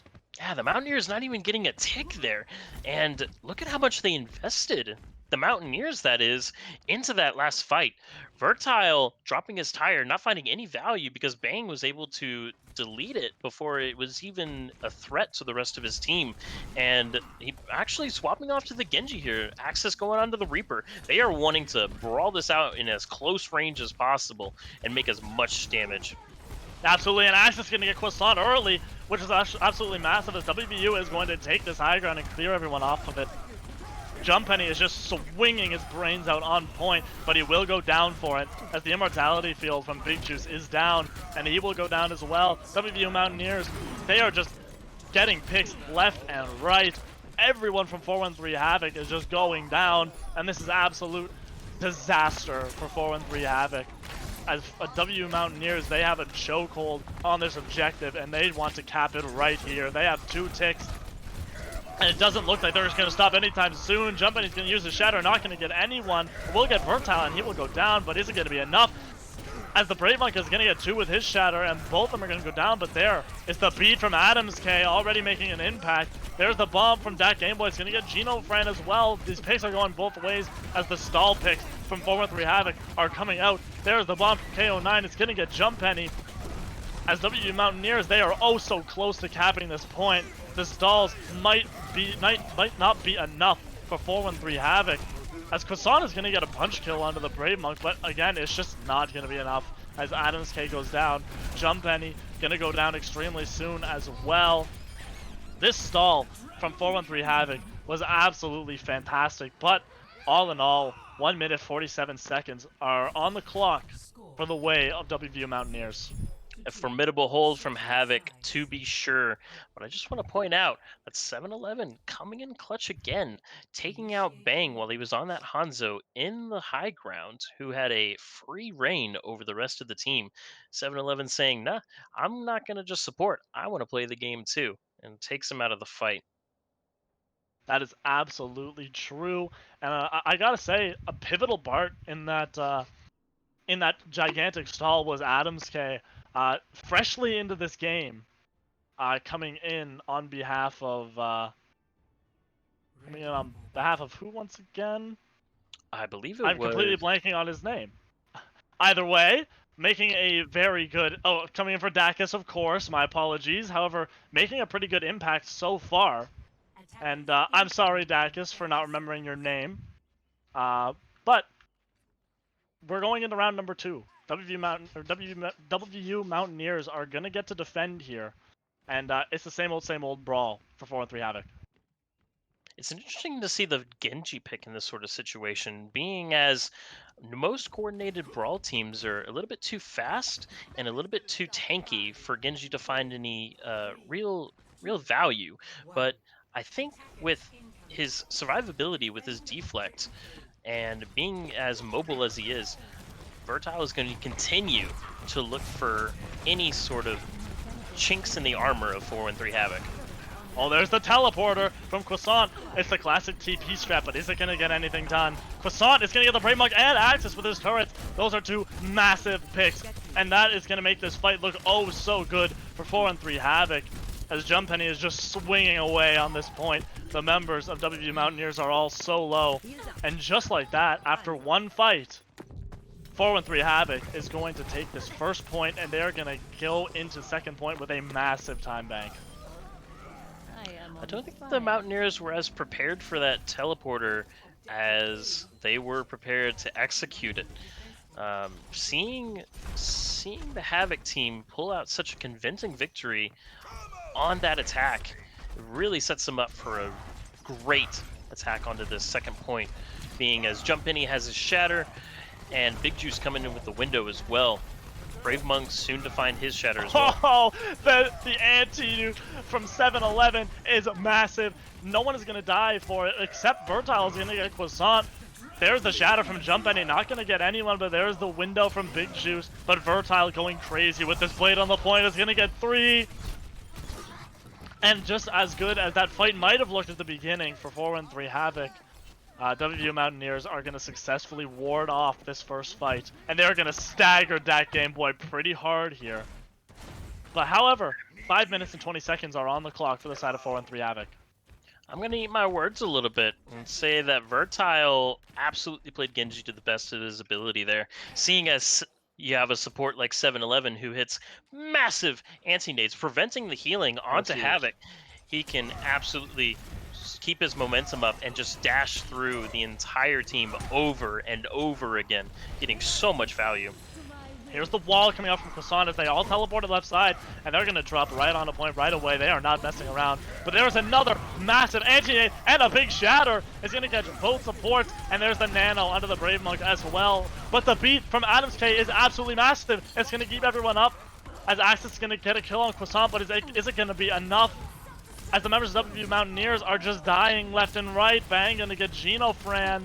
Wvu Mountaineers, they are not looking too good on this objective as Jumppenny just gets free reign to swing, and there's a massive shatter onto the opposing Reinhardt, and Big Juice is cleaning up this one with the window. The supports going insane! The supports with 5 combined kills so far! These guys are absolutely insane, fragging out, and the point, they're capturing it very fast. Is anyone going to be able to touch? No one will!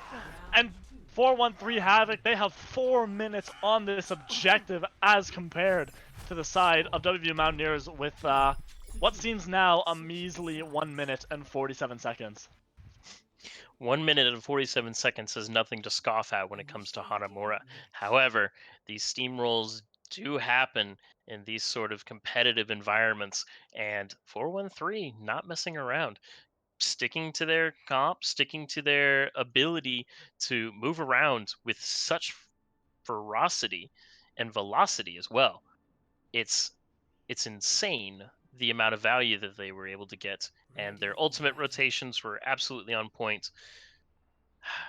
Taking a look at the comps that are coming out for both teams now, it looks like the Mountaineers are opting to go for the sim strat again, which, to their credit, worked on the first time. So, and Vertile sticking on that Genji, hoping to get some momentum swings that just keep him relevant and keep him moving and dealing a lot of damage. Absolutely true. I wanted to point out in that last fight the work of the supports from the side of 413 Havoc. Adams K and Big Juice going crazy. Even at the beginning of the fight, they got antied and shattered, but Big Juice was there with the big immortality field, and then at the end with the window, Adams K and Big Juice combining for 5 kills to secure that point. Massive plays from them, and that's exactly what they need to do as 413 Havoc is gearing up to defend this objective. Jumppenny going for that risky shatter at the beginning to try to get a little bit start on the ultimate economy, but it looks like they walled off the TP and burned it, so they're just gonna have to brawl this out just like any old point. There's the immortality field coming out. It's going to keep Jumppenny up and healthy. But Kwasan is going to go down to Vertile. That is a massive pick. Will get res, but Vertile is in the background dismantling things.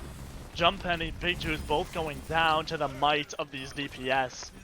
And just like that, Wvu Mountaineers, looks like they're going to be taking this objective very commandingly, I would say, and they're going to head into second point. They're only, however, going to get 30 seconds going into the next fight. So the 7-11, again, coming up on that nano boost, as well as Axis with his wall, getting 2 kills in that last fight, could be what they need in order to clear the way for the rest of the team to get in there and do absolute great work. If you are able to put down the wall in such a position that Vertile just has free reign of getting all the damage out that he wants, he will get his blade, and once he gets his blade, he will stop at nothing to get the rest. There's a teleporter. There's a teleporter from Axis. It's going to teleport them all onto the point, but Vertile has the blade, and 7-11 has the nano. The nano did go onto the Brave Monk, so the nano blade did not come out. However, that's not going to stop WVU from cleaning up this point, as the Shatter is going to catch Big Juice. Croissant going to go down as well. Vertile going to get Adams K, and just like that, the ticks are just going up. Is anyone going to be able to touch? Maybe Jumppenny will, but he can't. And just like that, starting the round with 1 minute and 47 seconds. They didn't even finish that in overtime. They have 28 seconds left on the clock, and they have capped 4 points. Absolutely. They get that extra chance if the Havoc team does decide to beat them in that chance of getting that second point. The second point can be grueling sometimes, but with these sims coming out, this pace of the fights just keep getting faster. Vertile absolutely wrecking this Havoc roster, just slicing and dicing through anything he can get his hands on. He takes every opportunity to dissect, as I said before, the Havoc team from not being able to get any value and not being able to play together. I love this Genji pick now for the simple fact of they are able to find that pace and they stick with that momentum. And 7-11 being able to keep getting the nano boosts to keep their front line up leaves Vertile able to keep getting value in the back, almost uncontested. Yeah, absolutely true. We don't see a lot of that Genji, especially recently. But Vertile's made me a believer. This guy's really showing up. This guy's putting in the work, and this guy's getting those Dragon Blade kills. And with the help of 7-Eleven, these guys are really cleaning up. 4 minutes for the side of 4-1-3 Havoc is nothing to scoff at, but they are going to have to cap both points once again, and they are going for this TP strat again. Axis setting up defensively, setting up the TP in preparation for Havoc's TP, and the turrets just ripping in to the Havoc roster, getting so much damage. Bang being the last one alive, wraithing to stay alive, but the Symmetra says, I'm just gonna run at you, and you better run. Yeah, absolutely. Picks were going both ways that entire fight. But look, there's only a few members of Wvu Mountaineers left on this point. That game was going to go down with a massive stagger. But I mean, there's only 4 members of Wvu Mountaineers on this point. Vertile just getting back now will put that number up to 5. But 4-1-3 Havoc, they're going to take this high ground on the left side. They get that choke for free now, which is massive for them. Vertile going in on Adams K as well as Big Juice. Big Juice having to commit the immortality, but Vertile will go down. The wall comes in for the Mountaineers, slicing the team of Havoc apart. As Axis is going to get jump penny, which is massive, but Big Juice is going to get access. The Symmetra's down, but both Symmetras are down now. Picks going both ways. KO9 is going to get demeched by Bang here, and also will go down, but not quite booped off. As he's tried to get booped off by Genofriend, but he was able to teleport back onto the stage. But these picks going both ways, but they are going the way of 4-1-3 Havoc, as it looks like they are going to be able to clean up this first objective and start moving on to the second point here. As Axis is in a lot of trouble. He might get staggered here, which he will. He will respawn quickly though, which is very good for them. Having been surprisingly healthy in the ults economy, but getting booped by Genofriend. Oh no, Jump penning is off the map. Genofriend knew that's exactly what they were gonna try, and he was ready for it with that boop. You see it so often when teams try to teleport onto that left side, and they get booped off by Lucio. I've seen multi-kills happen that way, and it's unfortunate, but it's a great play. Croissant does have the wall, but you don't want to go in without your Reinhardt. It's just too much HP and too much utility that you just cannot go in without. Yeah, absolutely. 4-on-3 Havoc, they're going to take this high ground, and they're going to try to teleport to the back corner point and use wall. That's a great coordinated play there. And Vertile is going to go down, but there's the beat from Genofriend. But that big shadow from Jump Penny is going to put the Brave Monk out of commission. But look at that teleport from Axis, was able to get the Brave Monk out of there alive. What a great play from him. There's the bomb coming out from the side of KO9. Will get banged. He just didn't quite have the Wraith ability up in time. But 4-on-3 Havoc, as well as Croissant, getting plenty of kills. Croissant with the 4th kill in this fight. The wall's going to go up for Axis, but Croissant gets a 5th. This guy going absolutely crazy. The beam is charged, and nothing can stop him at this point, as he is just running rampant. Another wall coming up from him as well. This guy is putting in damage this entire fight. The ticks going up. Are they going to be able to contest?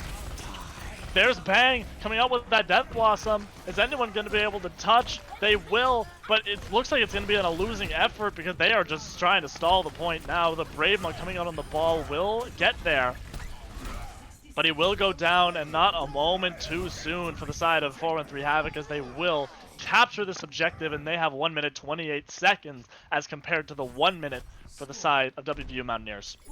What a great coordinated attack from Havoc. I am very impressed. Being able to exactly know where they're going to TP, what ultimates they're going to use, and the wall to secure the TP point to where the point is quite large, yes, but you don't need to play on all of it in order to cap it. They stuck their corner and said, hey, Mountaineers, come to us. And the Mountaineers played right into their hands. And it was an absolutely beautiful display. Yeah, I gotta say that's absolutely true. I mean, a fantastic coordinated play. I mean, just the wrinkles that Croissant has in his brain are just too many. Putting that teleporter in the back corner and using that wall, and was able to get 2 walls in the same fight. This guy going absolutely crazy when his team needed it. And we're going to see Wvu Mountaineers try to attack with 1 minute left on the clock. Now, the Mountaineers were able to predict the Symmetra play, and they placed the teleporter of their own, as well as some turrets for defense. But Croissant opting for the Reaper instead, and Bang with the Mei. So they are going old school brawl, and they are looking to outfrag and out sustain this advance. Absolutely true. Axis, we see that Symmetra once again. They're going to try to teleport. Half the team will, but a couple... Oh, but look at this. 7-Eleven is caught behind, and Croissant is going to go drag him down.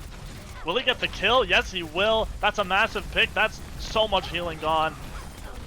And just like that, with no sustain, the members of Havoc are just going to be able to descend onto this objective and do the rest of the remaining damage needed to clean off this point. Croissant with another couple kills on his belt. And that's going to force the members of Wvu Mountaineers back to spawn. And they have 15 seconds to get onto this objective. And Genofran and KO9 are still not alive yet. It's going to be a desperate attempt from KO9 especially, going on that Wrecking Ball, looking for the wall! The wall! Stopping the Brave Monk! He can't get past it! Touch. It's massive! The wall from Bang is absolutely huge. KO9 would have been able to touch, but he gets walled right off, right at the choke. That is a cerebral play from him. And 0%, or 36.1% on the point, I should say. So technically, still winnable for the side of Wvu Mountaineers, but minute and 28 seconds to cap a little bit over one tick. Looking pretty good for 4-3 Havoc. For those of you at home who don't know, being able to capture the first tick is very important, or the first 33% of a point, because if you don't capture that, then it technically doesn't count as if you made any particular progress. So you must count 33% or more for it to have that particular amount of capture percentage be required in order to win the game. So, taking a look at the Havoc roster, they are now going to have to get 36.2% of that point in order to win. Yep, absolutely true. So again, because they got over 33% on that objective, it is still winnable for Wvu Mountaineers. If they are able to defend this objective for 1 minute and 28 seconds, they will win this map. So, it's not guaranteed for the side of 4-3 Havoc, but they can do it. 1 minute 30 seconds is not a whole lot of time. Axis setting the trap. Will the Havoc spring it, or will they opt to go somewhere else with their teleporter? There's no doubt that the Symmetras will be pivotal to the play of this team. Oh, they were ready. WVU was ready for it. You could tell they had the teleporter set up, and they were able to just back up onto the point. They were ready for the teleporter strat. And just like that, that's a quick fight. That's going to send 4-3 Havoc back to the spawn room. And that's already 30 seconds burned off the clock. Havoc team wasn't able to deal that much damage, but Axis and Vertile about 60% on their ultimates, and Brave Monk got 70. They were able to do absolute work, so they will have the ult advantage going into this fight. If it drags out, it's a very close situation. Yeah, they're gonna try this teleporter strat again. It's not going quite as bad as last time, but the members are still very low. Big Juice does still have that immortality hill, which is gonna be huge. And the Shatter's going to come out, not going to catch anyone, but Axis going to use that wall. And look at the anti-nade from 7-Eleven. It's massive, and Vertile is going to catch two with his tire. But Bang is going to get Vertile in return. These picks are going back and forth. Who is going to win? But Axis and Genofran both getting picks. It looks like it's going to be enough, because no one is left on the point for 4-3 Havoc. And it doesn't look like anyone is going to be able to touch. That being said, actually, Jump Penny was able to touch that point on the ball. But Wvu Mountaineers, they have so many bodies on this objective. It doesn't look like anyone can touch. They will, but is it going to be enough? I don't know. Because look, the entire WVU team is now on this objective. It looks pretty hopeless for the side of 4-3 Havoc. And no one can touch, which means WVU Mountaineers, they take a second map in an absolute nail-biter. We are going on to a fifth map, our last map for Control. Let's take a look at how Big Juice performed in this match. Yeah, this guy going absolutely crazy. I think this is where the supports were able to combine for 5 kills here. There's 2 kills from Adams K, another from Big Juice. These two going insane. And, but it was all for naught because Wvu Mountaineers, in one of the closest maps I've seen in a while, are able to take a second map, and we are going to map number 5, a decide and control map, to see which of these two teams is going to come out on top, and I am extremely excited for that. Havoc, the underdogs, being absolutely true to their faith. They really rely on their team. The Mountaineers, individual skill out the wazoo, warmed up, ready to play. Who's going to win this last match? We will have to see.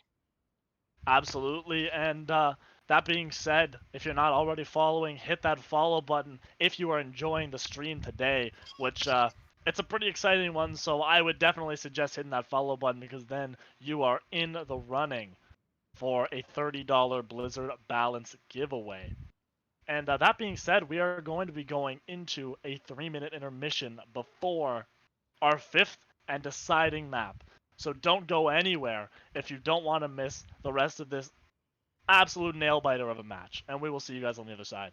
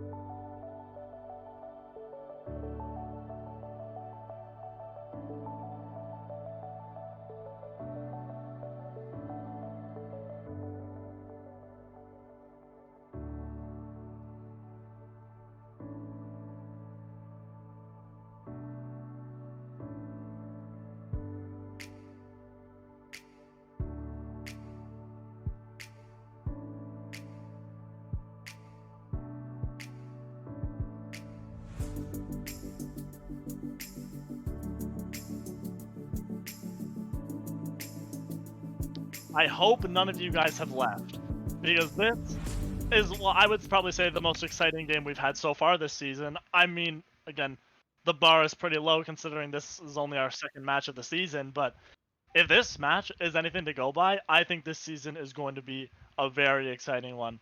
So, if you're watching this one and you like what you see, make sure you stay tuned and watch all the rest of the matches we have. We have this match today, we have another match later tonight, and we have 2 on Saturday as well. So make sure you watch all of those.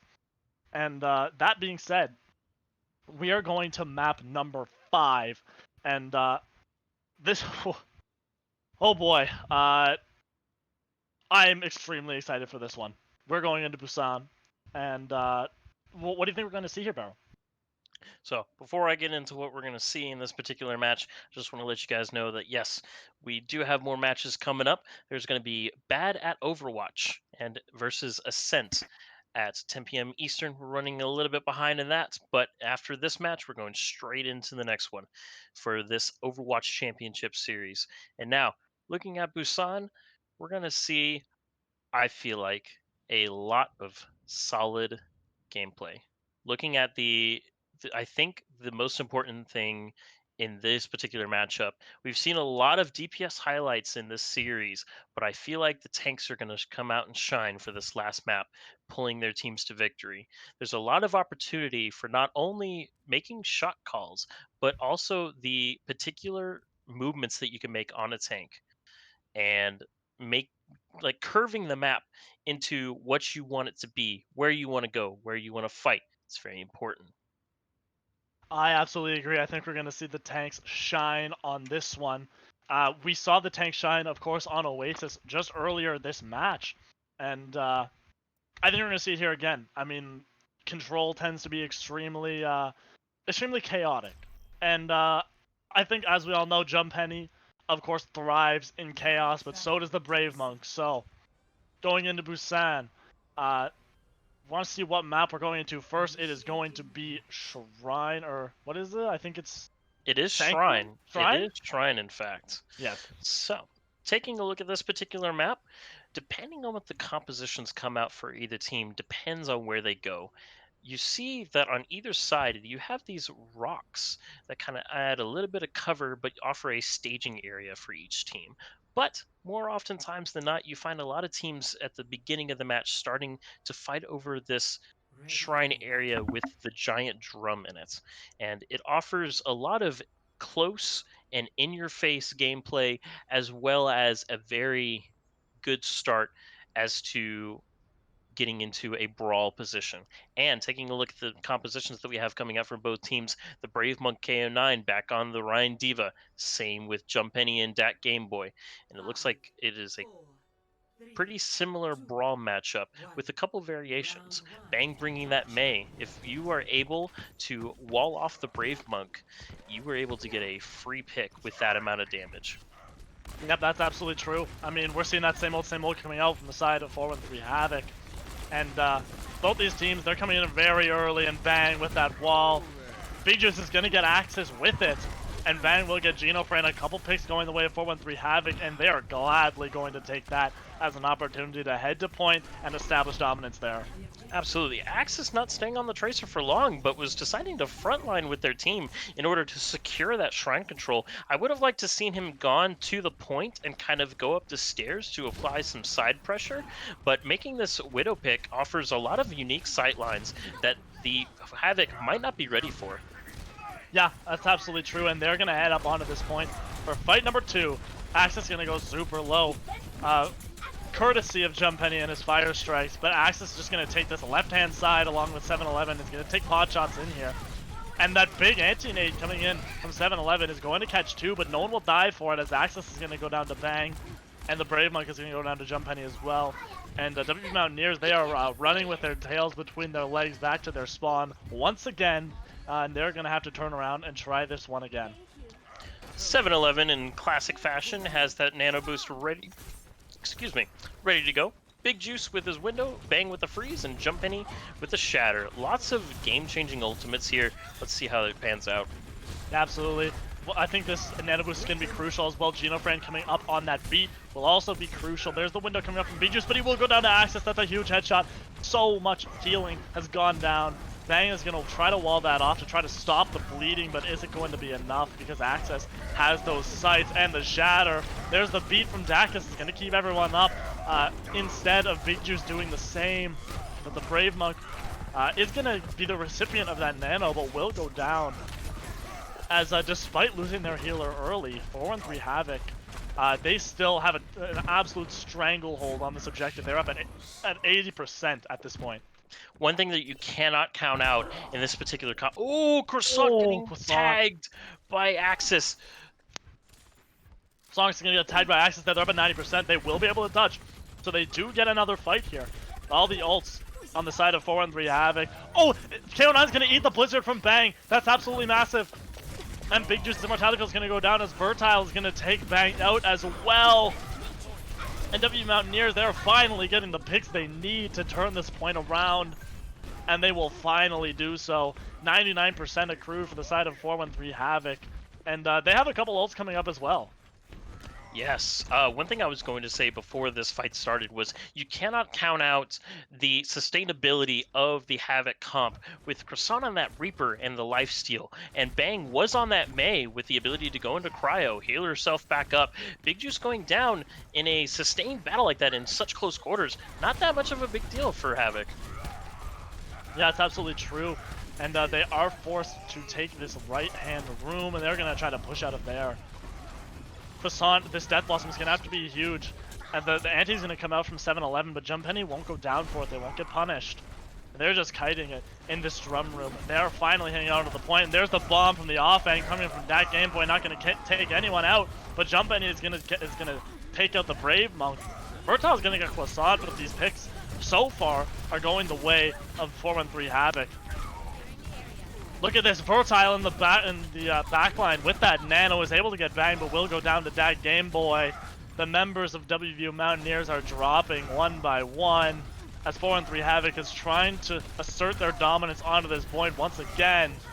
Jump Penny is just swinging like there's no tomorrow. He's 70% to that shatter, but he is going to get anti, but the beat from Dak is going to keep him up. That's absolutely massive. There's the Immortality field as well, and the shatter is going to get both tanks. That game was going to get the Brave Monk, the shatter, as well as the Death Blossom is going to take almost everyone out. Vertile with a final gasp, trying to go out with a bang, will go down with a whimper, however. Point number one, going the way of 413 Havoc. 413, playing to their strengths.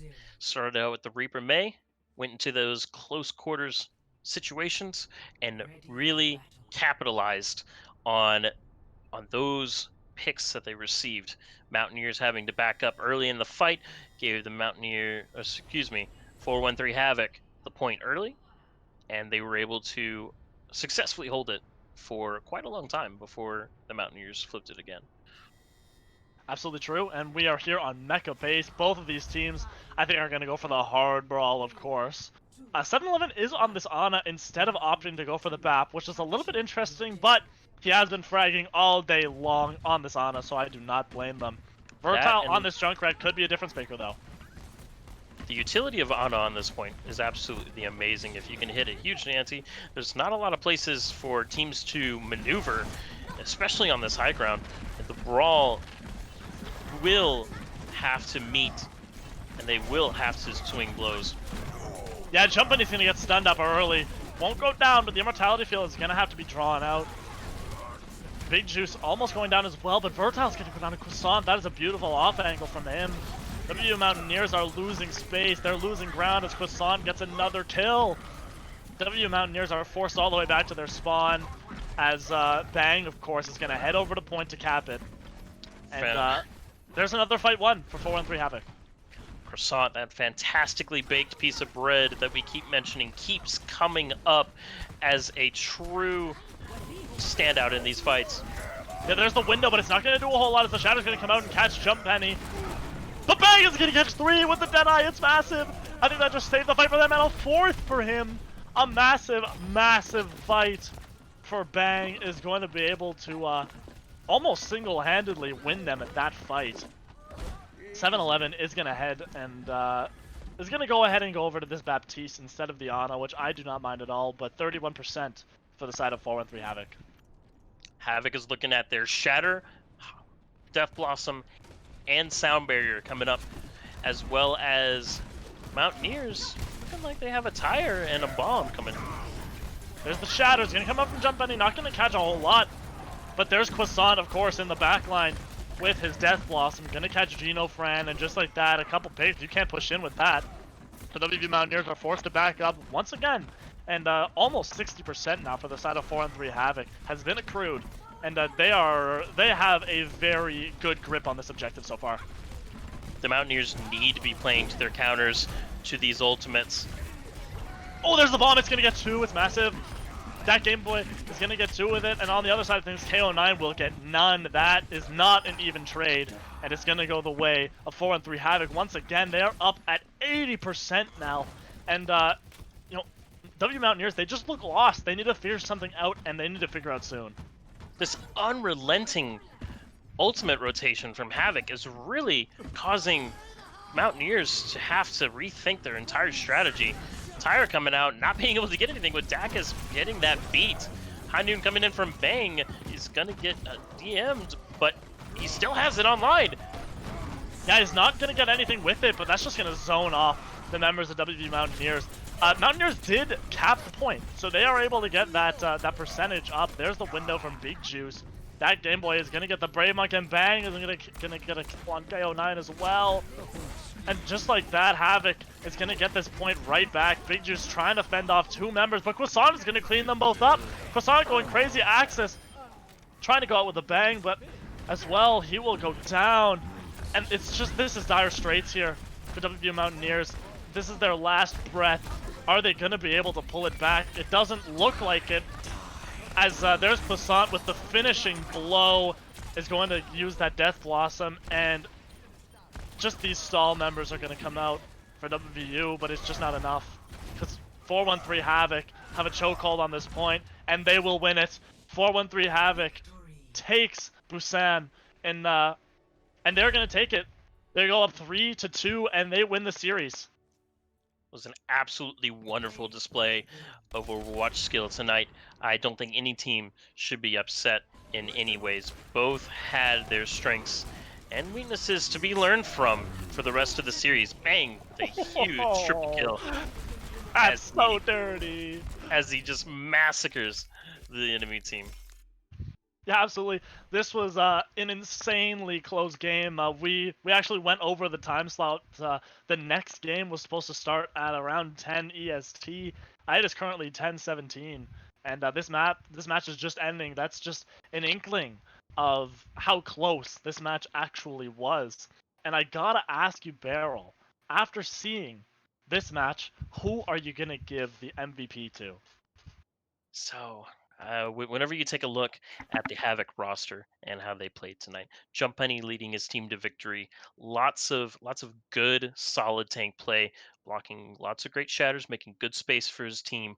But I think it goes without saying that the one that really enabled his team from his role as best he could has to go to Croissant.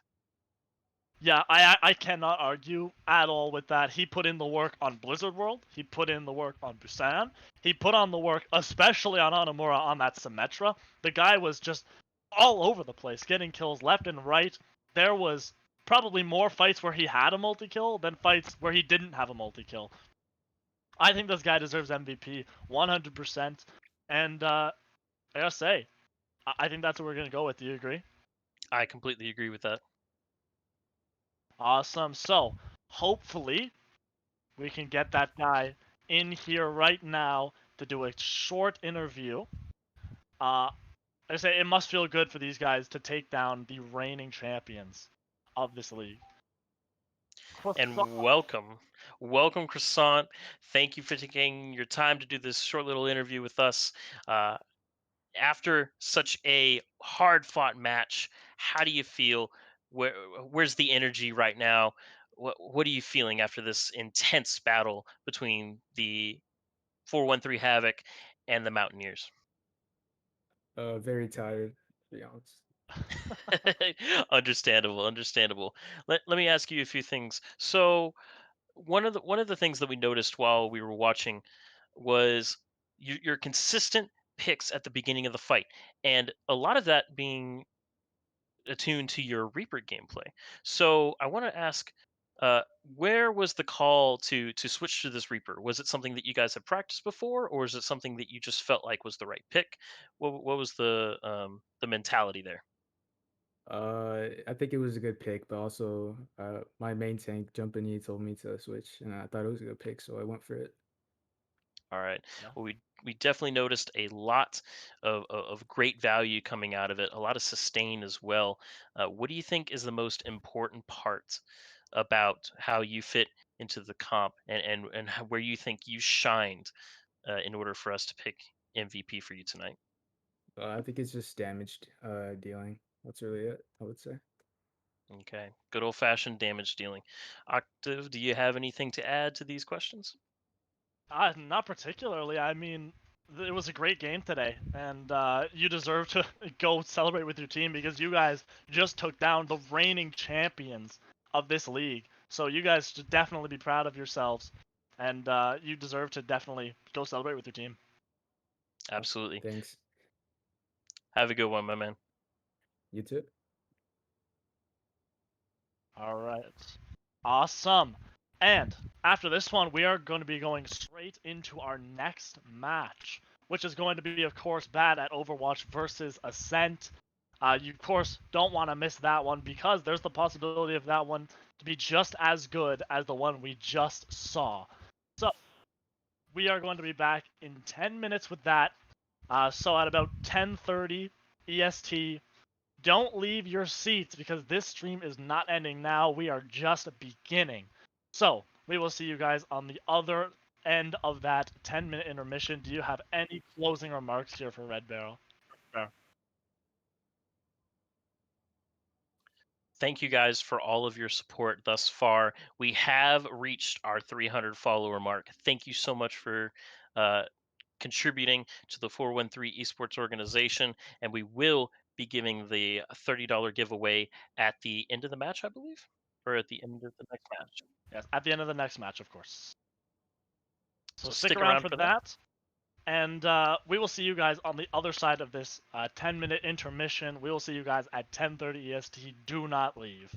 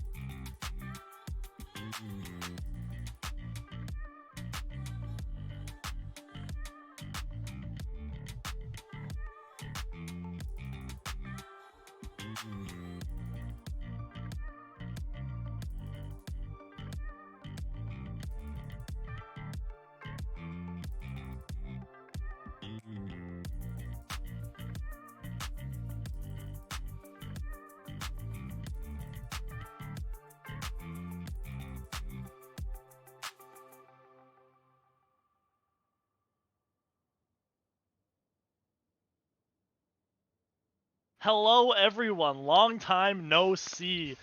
Uh, our first match today, we just saw 413 Havoc go up against Wvu Mountaineers, and we saw 413 Havoc take that series 3-2 in an absolute thriller. That is why, of course, right now we are starting a bit late, but right now our day is not over. Our day is only half over as of right now because we have another matchup coming at you right now. It is Bad at Overwatch versus Ascent. And today, this one is going to be an extremely exciting one. So, first up, how about we look at the fixtures? Because not only today do we have a match, we also have two more going on Saturday. And then we also have this one. So, of course, yesterday we did see 413 Riot go up against 413 Nightshade. Nightshade took that one 3-1. And, of course, as I just outlined, we saw 413 Havoc take that series against the Mountaineers. But then, of course, we got Bad at Overwatch versus Ascent right now. And 413 Catalyst versus Potatoes and UAH Charger Blue versus U New Haven Varsity. That's happening on Saturday, so make sure you tune in for that. And now, let's look at the standings really quick. Of course, we've only played 2 games so far this season, so we do see 413 Nightshade and 413 Havoc at the top of the standings right now. But of course, the rest of that table, it's empty. Anyone can take those top spots. So that being said, what sorts of things do you think we're gonna see in this match, Barrel here? What are you thinking? So yes, absolutely coming off of an explosive display of good Overwatch from 413 Havoc as well as the Mountaineers. Both teams played very valiantly, but the Havoc team play just seemed to have caught up to them, and they again took the series. Taking a look at Bad at Overwatch, though, a lot of things to look out for. It just giving a little bit of background about both these teams. So, Batted Overwatch has been around for about a year. Started with Rewind Esports, eventually turning into Rewind Academy, which then split into two. They turned into Rewind Esports again and turned that into an organization. Restructured when a GM Masters team joined the org, but due to a conflict split from the org, second place OCS Season 1 and in Division 2. And they came in third in GGNA rookie, the Plat division. So these guys are very they're very familiar with the tournament setting, and they seem to be very comfortable. The Ascent roster, however, they decided to join OCS Season 1 as a start as a real team. They had a rough start back in the summer of 2020, whenever they were with an unknown org, and they had a founder of Ascent by the name of LXFTED, but they eventually left the org to just focus on the team itself. So they joined GGNA Season 6. Didn't do too well, but however, they are looking to join the 413 OCS Season 3, and they are ready to play. Some things to look out for, I would say, is Shadow on the Ascent roster on his particular Widowmaker, and excuse me if I butcher this, but it's a Pines Winston. Uh, and taking a look at the Bat at Overwatch roster, the uh, Bananas is going to be their veteran ringer, but it is also a main tank who plays all the tanks, but excels at Rhine.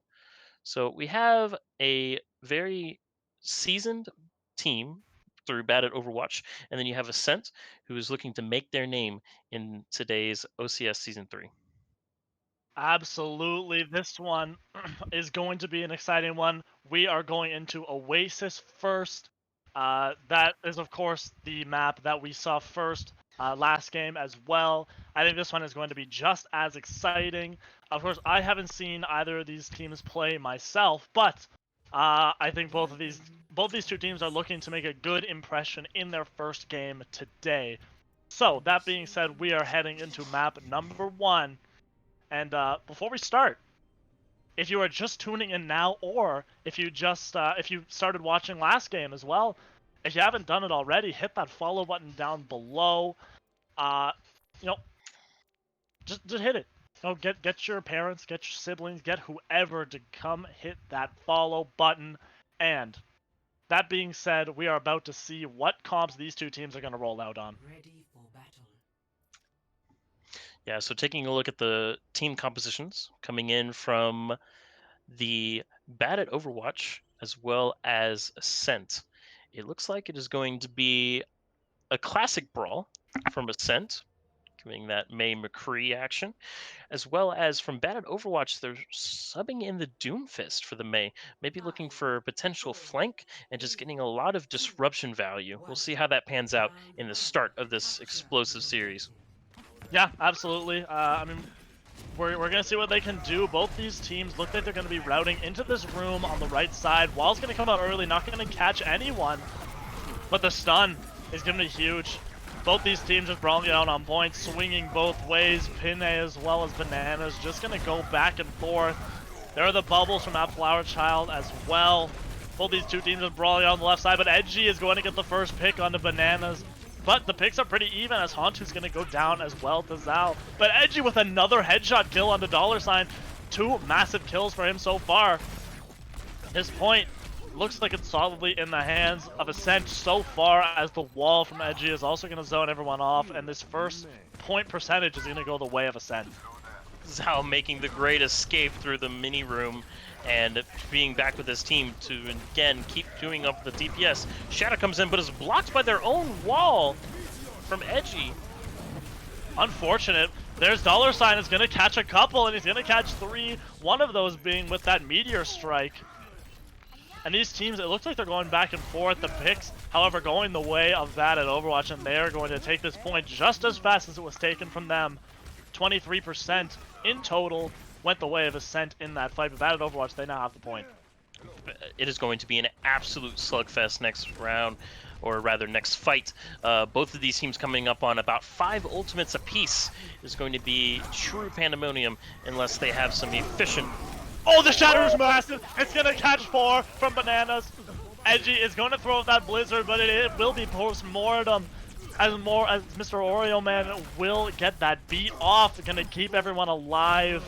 And off the back of that shatter and some good plays from $, that at Overwatch is going to take some more percentage on this objective. They're gonna go up to 40%. All right, so Hantu coming up on that high noon, very convincingly. And then Battered Overwatch still has their High Noon and a window as well. That combination might be able to determine the win of this point. Yeah, absolutely. And the shield is broken, and there's the grab, and the window. Pinne is gonna get so low, but he will stay up. Zal on that high ground, not gonna get anyone with that High Noon, but Hantu mirroring it with his own, not gonna get anything. There's the bomb from Alezen, not gonna get a whole lot, but both of these teams are going back and forth. Ultimate's not getting a whole lot of value, but the picks going both ways. Ascent is starting to take this objective back, but they will be stopped. Both tanks are still alive, as well as Mr. Oreo Man from the side of Batted Overwatch. The Shatter's gonna come out and not catch anyone. There's the Meteor Strike from $, is gonna catch Jinro though. That's massive, and he will get Edgy as well. This guy cleaning up, $, gonna get a Hantu as well. This man is gonna catch 3 members coming back from spawn. It's massive. They're up at 90%. Is anyone gonna be able to touch? The Ascent roster is just dealing with a classic shooting themselves in their own foot. Oh, the Shadow's huge! The Shadow's gonna catch 3, but the beat coming up from Mr. Oreo Man is just not enough to save Hydro though. Bananas is gonna get Pinne, and these picks going both ways, but Bananas is gonna go down. Both of these Reinhardt's down right now, and the picks are just going both ways. This fight so chaotic, and Edgy is gonna be freezing down all these members, but $sign is still alive, and we know he's a force to be reckoned with if the rest of this match is anything to go by so far. But Ascent is just going to be able to edge it out at the end. They will retake this objective. They're up at 30%, but they're looking at 99% for the side of Batted Overwatch. Absolutely. Taking a look at the next fight, Jinro is looking at a beat, as well as Hantu looking at his Deadeye.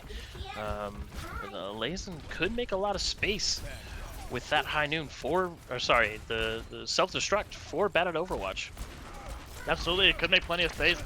Pinne is now on ball, but Hantu's going to get $sign. That's a huge pick. That's a lot of damage. That's a lot of pick potential gone. There's the bomb from Alezen. In the middle of point, not going to get anything. There's the Deadeye from Hantu, who's going to catch 2, and it's both supports. That's huge, because there is now no healing for the side of Batted Overwatch, and Edgy is going to try to clean up this point with the freezes. Just like that. Just like that, Ascent is up at 70%, and if Batted Overwatch isn't careful, they might be dropping this round. Ascent has to be careful with that main pick, because it can easily turn on you if you don't use it in the right situations. Slicing up the team of Batted Overwatch is a great strategy, however you cannot shoot yourself in the own foot. A boot coming in from Pinne and gets booped off the map by Mr. Oreo Man. Mr. Oreo Man, that's absolutely huge, and Zal's going to get a kill on Appflower Shallow as well. Ascent has no tanks currently. $sign will get that Meteor Strike off, won't catch anything, but he's in the backline wreaking havoc right now, as Bananas is going to get Jinro. The Zingo will get $sign due to that stun from Hantu, but it's going to be enough. The picks might be starting to go back the way of Ascent.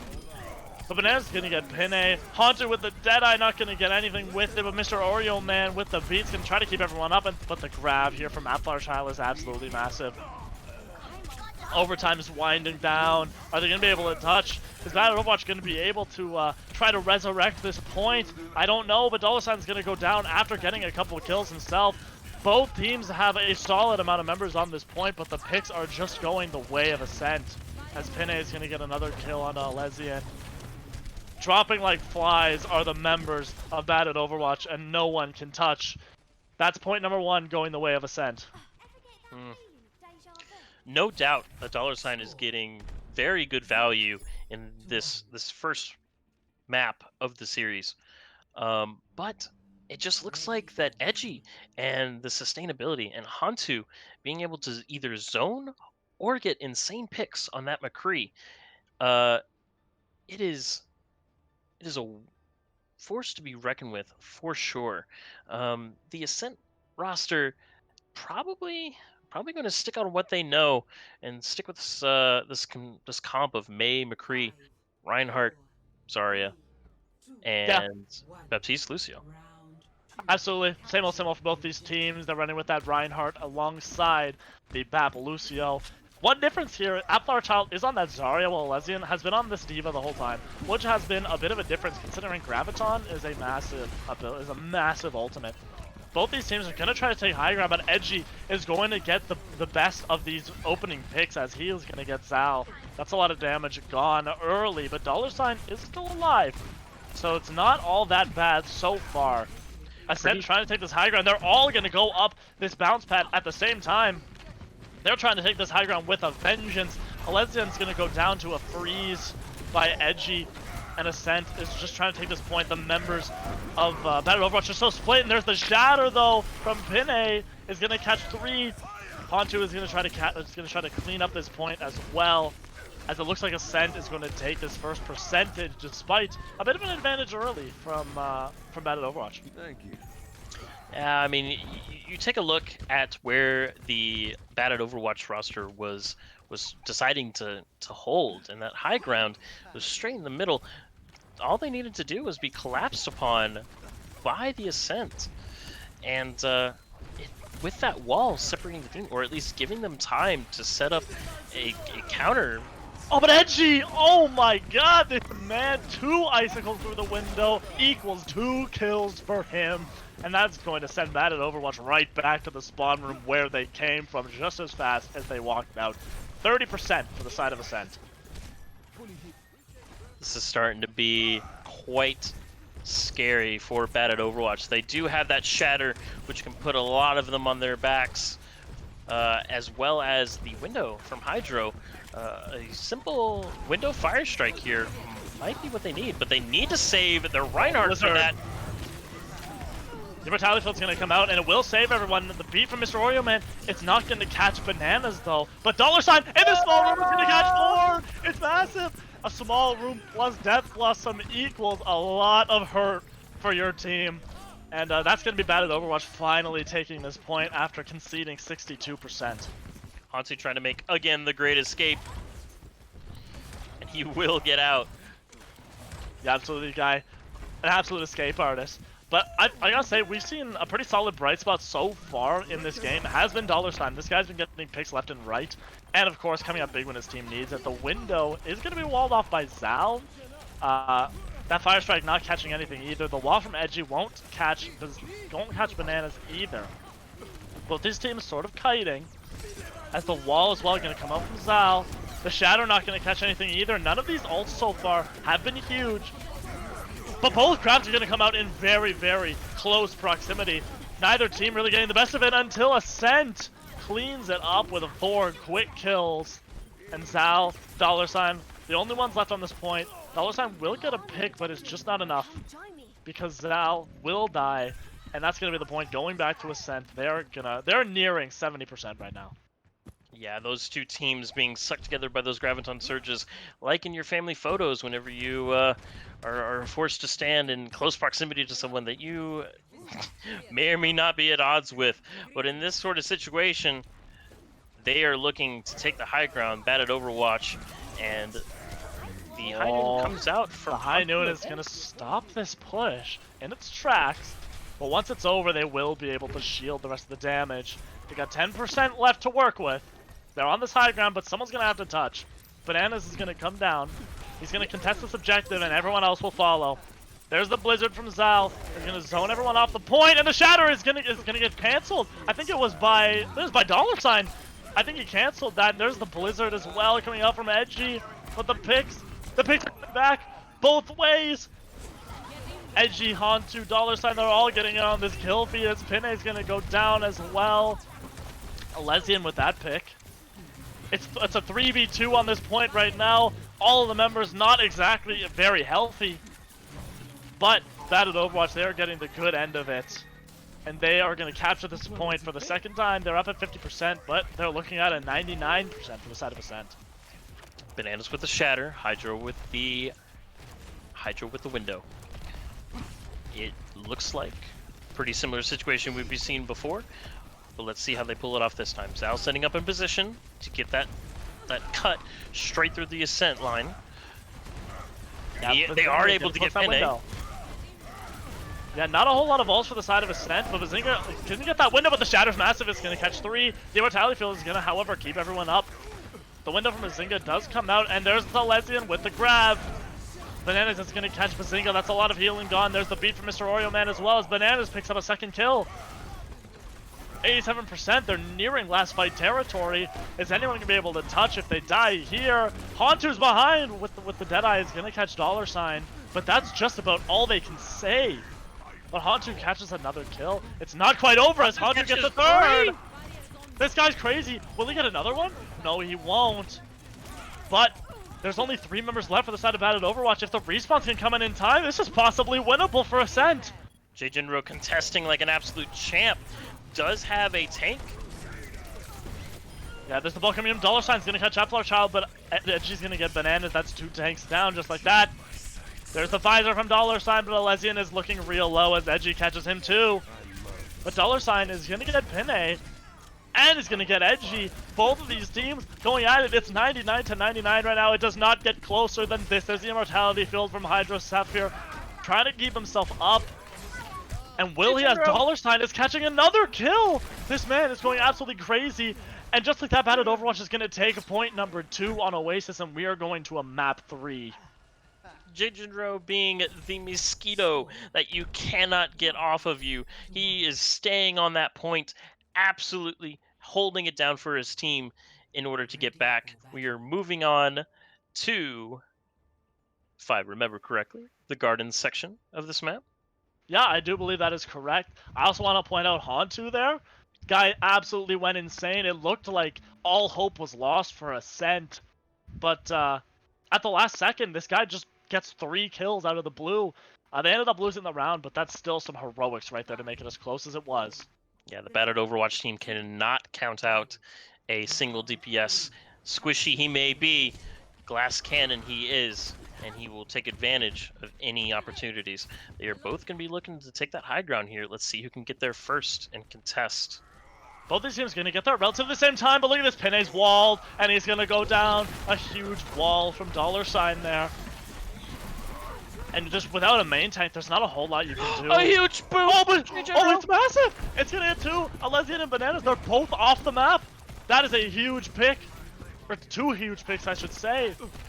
But as I say that, Batted Overwatch are just getting more picks. Both these teams, they don't have that many members on this objective. It looks like it's a 3v3, but Pinay is now back. It's a 3v2 now. But Ascent is just getting the better of it as Hantu cleans up the point. Both these tanks are back from the side of Batted Overwatch. Both of these teams just will not let go of the point at any cost. Jinro pulling in all the stops for this particular match, making sure that Batted Overwatch does not underestimate him, whether it's his ability to evade their damage or to come in clutch whenever he needs to, removing 2 tanks from the Batted Overwatch team. It is too palpable. If I am Batted Overwatch, I'm thinking, all right, we got to make sure that we watch out for this Lucio, and maybe even focus him off. Yeah, it looks like they're gonna try to take this high ground again, but there's the window. Will get walled off. A lot of balls. Oh no! Another move! Mr. Oreo, man, is gonna go back the other way, just the same as Jinro just did. He's gonna get 2 on Edgy and Hantu. It's massive, and just like that, Batted Overwatch can just bulldoze through this point off the back of Mr. Oreo Man's heroics. Jinro still contesting the point, finally goes down in a blaze of glory, getting 52% for the Ascent team, and waiting for this next fight. Jinro has his beat. Mr. Oreo Man to counter, Pinay with a shatter, Bananas with his shatter. But then Zal and Hydro also have their ultimates as well. It looks like if they play this right, the wall splits up the whole team, but the shatter's big. It catches 2. Penny's gonna go down. Edgy's very close to dead as well, but the picks, they're even. It's 1-1 right now, but Banana's gonna get Edgy. That's massive, and Bananas with another. Batted Overwatch, they are up at the spawn point of Ascent. They have no mercy, as Alezian is gonna get Bazinga as well. And only then will they back up, back to the point. Zal still with that Bob. If the Ascent decides to go into that small enclosed space, a Bob pushed straight through their team could really do some damage here, if not dealt with correctly. Mr. Oreo Man still with the beat. Alezian with the Graviton Surge. Absolutely true. These 2 teams gonna meet on point once again. There's the grab coming out from Alezian. but the beat from Jinro is going to keep everyone up. There's the bomb freeze. is frozen. The bomb's frozen. Both immortality fields go down. Both these teams are kiting. They need resources desperately. 70% is there for the side of bad at Overwatch. Ascent is going to have to do something here. The window's going to come out and Bazinga's going to get bananas for it. It's massive. The grab window is huge as Bazinga just cleans up this point with a window boosted BAP shots. And just like that, Ascent, they are looking extremely good to take this point back. Mr. Oreo Man is going to be able to stall it, but he will eventually go down. 53%. Our 50% belongs to Ascent right now. Yeah, both Oreo players proving to be thorns in the side of these teams, and not being dealt with until the last final moments, which, you know, when it comes to these team compositions, the Lucio isn't considered too much utility outside of a certain point, but with the way that these teams are playing, Oh, the Deadeye is going to catch down, but Edgy's down as well. There's the Blizzard. It's probably going to catch a couple, but the picks are going both ways. The Shatter is going to catch 3, though. It's huge from Pinay. Alezian trying to get these picks back their way, but it might just not be enough. As $sign goes down, Mr. Oreo Man is the only one left on this objective, and he will go down 93%. Will anyone be able to touch? Bananas is on this ball. Looks like he will be able to. Oh, no. But he's just barely able to touch his Jinro. Almost took him off the objective, but he will go down for it. That's a lot of stalling power gone, but the Bob is there. That's a great stalling tool. Jinro with the beat is going to come out and try to keep everyone up. Onto is going to catch Hydros after though, which is massive. A lot of healing gone, and there's the Graviton Surge from Alezian. 3 are in it, but no one goes down from it. Bad at Overwatch are trying to claw their way back into this point, but isn't going to be enough because Pinay is going crazy for the side of Ascent. Hitting shots left and right. Bananas is back on the ball, but look at this. Picks are going back the way of Bad at Overwatch. Bananas is going to get Outlaw Child. Pinay is going to go down. And just like that, Bad at Overwatch, they have 88% and they have possession of the objective. Is anyone going to be able to touch for the side of Ascent? Zal already looking like another Bob is going to be coming out, and Mr. Oreo Man back almost with another beat. They're going to be going under in the last effort. The body block comes in, and they cannot. Bad at Overwatch. The body block is there. Wins the first round. Yeah. Of this series. They are going to win this first map. They are going to go up 1-0. Let's look at this play of the game from Mr. Oreo Man. You love to see a Lucio play of the game. Look at that. Hantu was high nooning too. That's massive. Like, it does not get more massive than that for a Lucio. And a great boop at the end there as well. It's plays like that that help your team go up 1-0 in the series. And they're going up 1-0 against Ascent here. Absolutely. And now we're going to be figuring out what Ascent would like to pick for their next map. Yeah, absolutely. And before that happens, I gotta say to everyone watching, if you're watching now, if you were watching before, if you're just tuning in now, hit the follow button down below. We've already hit that 300 follower mark. However, you might as well hit that. If you like our content, if you want to watch more, make sure you hit that follow button so you are notified whenever we go live. That being said, we are going to be going into a quick intermission before map number 2, which will, I believe, be hybrid, if I'm not mistaken. And so, that being said, we will see you guys on the other side. Don't go away.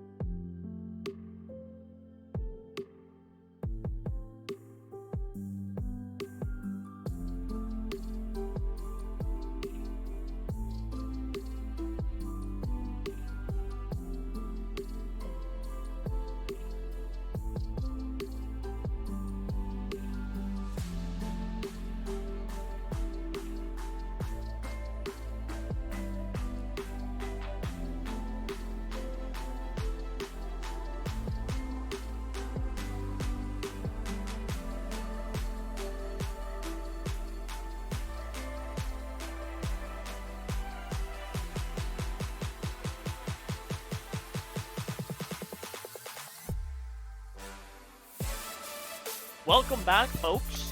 We have seen map number 1 of this fantastic series battle, Overwatch versus Ascent. We are heading into map number 2, that being everyone's favorite, King's Row. We didn't get to see this last map. We didn't get to see this last match, I should say, because we saw Blizzard World instead. But King's Row, can you go wrong with King's Row? Like, if I asked you what your favorite map was, what would you say? Absolutely. As a Reinhardt player myself, this is the way to test your mettle as a team, is to play on King's Row.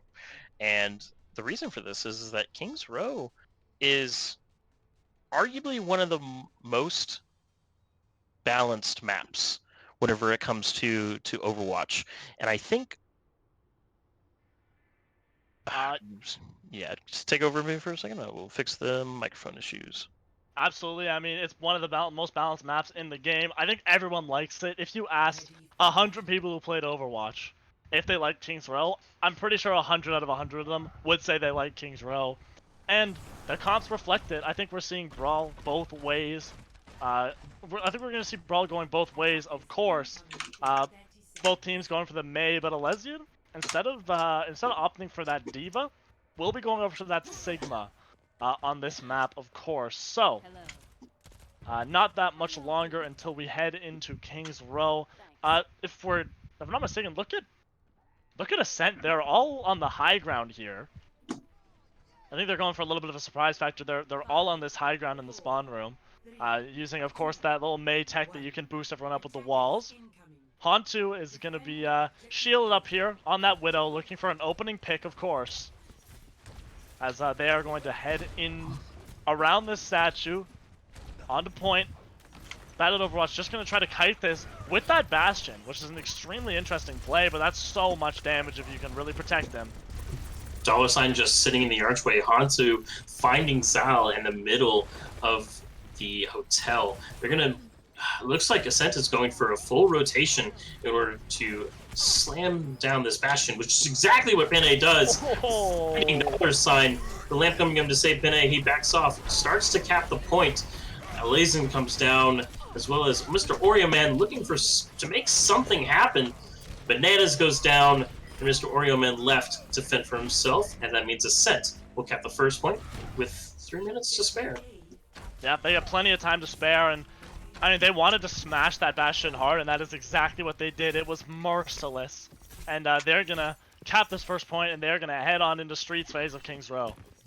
Battle Overwatch does have the Lucio, so these this regroup from the team will not take nearly as long. However, it goes to show that this map is extremely long, and any time a member of the team goes down, it takes forever for them to get back. That's why these fights are so crucial. Absolutely. There's the window coming in from Bazinga, and Pine with the fire strike through the window is going to catch Mr. Oreo Man, and the Shatter's huge. It's going to catch both tanks. Are both of them going to go down? The answer to that is a fat probably. as both of them will. Zal's gonna catch Jinro, but it's a consolation prize because the rest of Bad at Overwatch are just dropping like flies. The main tanks will not be shown up. Jay Jinro and Mr. Oriman did work on Oasis. However, I believe it's a battle of the main tanks in this particular showdown. Bananas with the Shatter coming back. Can he recontest in order to get a huge play going here? Yeah, they will be able to recontest, but the Immortality Field's going to come out early, but the Shatter's big. It's going to catch two. It's going to catch Flower Child and Edgy. Neither of them will go down, though.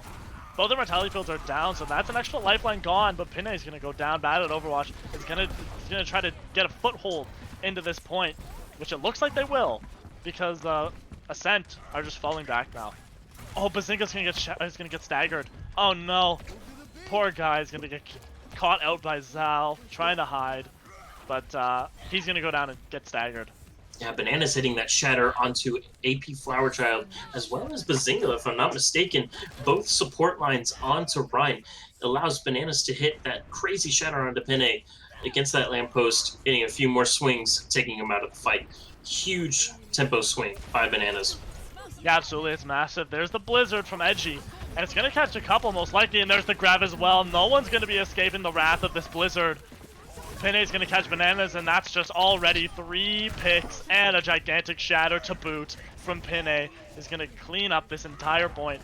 4 minutes, 45 seconds is the time bank. And Ascent, they're heading into third point. Ascent with the momentum. Those support ults. Nothing really to back that up, except for maybe just some good old-fashioned damage. $sign and Zal with their ultimates, as well as Mr. Oreo Man with a clutch beat potential. Wall comes down from Edgy. Hanchu's gonna get a big pick onto Zal, that's absolutely massive. He's gonna take this high ground. The beat out there from Mr. Oreo Man is gonna keep everyone up though. And bad at Overwatch, despite the early picks from Hantu, they're gonna come back. They're gonna clean up the objective. Hantu will get out alive though, which is always nice. Hantu being the ever elusive escape artist again, and an interesting choice to go onto the Widow there. Switching off to McCree, a more comfortable pick, I feel like, because the Widow is really good for that first pick before this fight starts, but once it does, it's way too fast, and it doesn't give the Widow a lot of room to work with. $sign with a gigantic shot on Edgy. Banana's gonna catch Pinay as well. And just like that, just as quick as the fight began, Bad at Overwatch are gonna win it. And Ascent, they're headed back to the spawn room once again. That's already a minute burned off the clock for Ascent. Absolutely.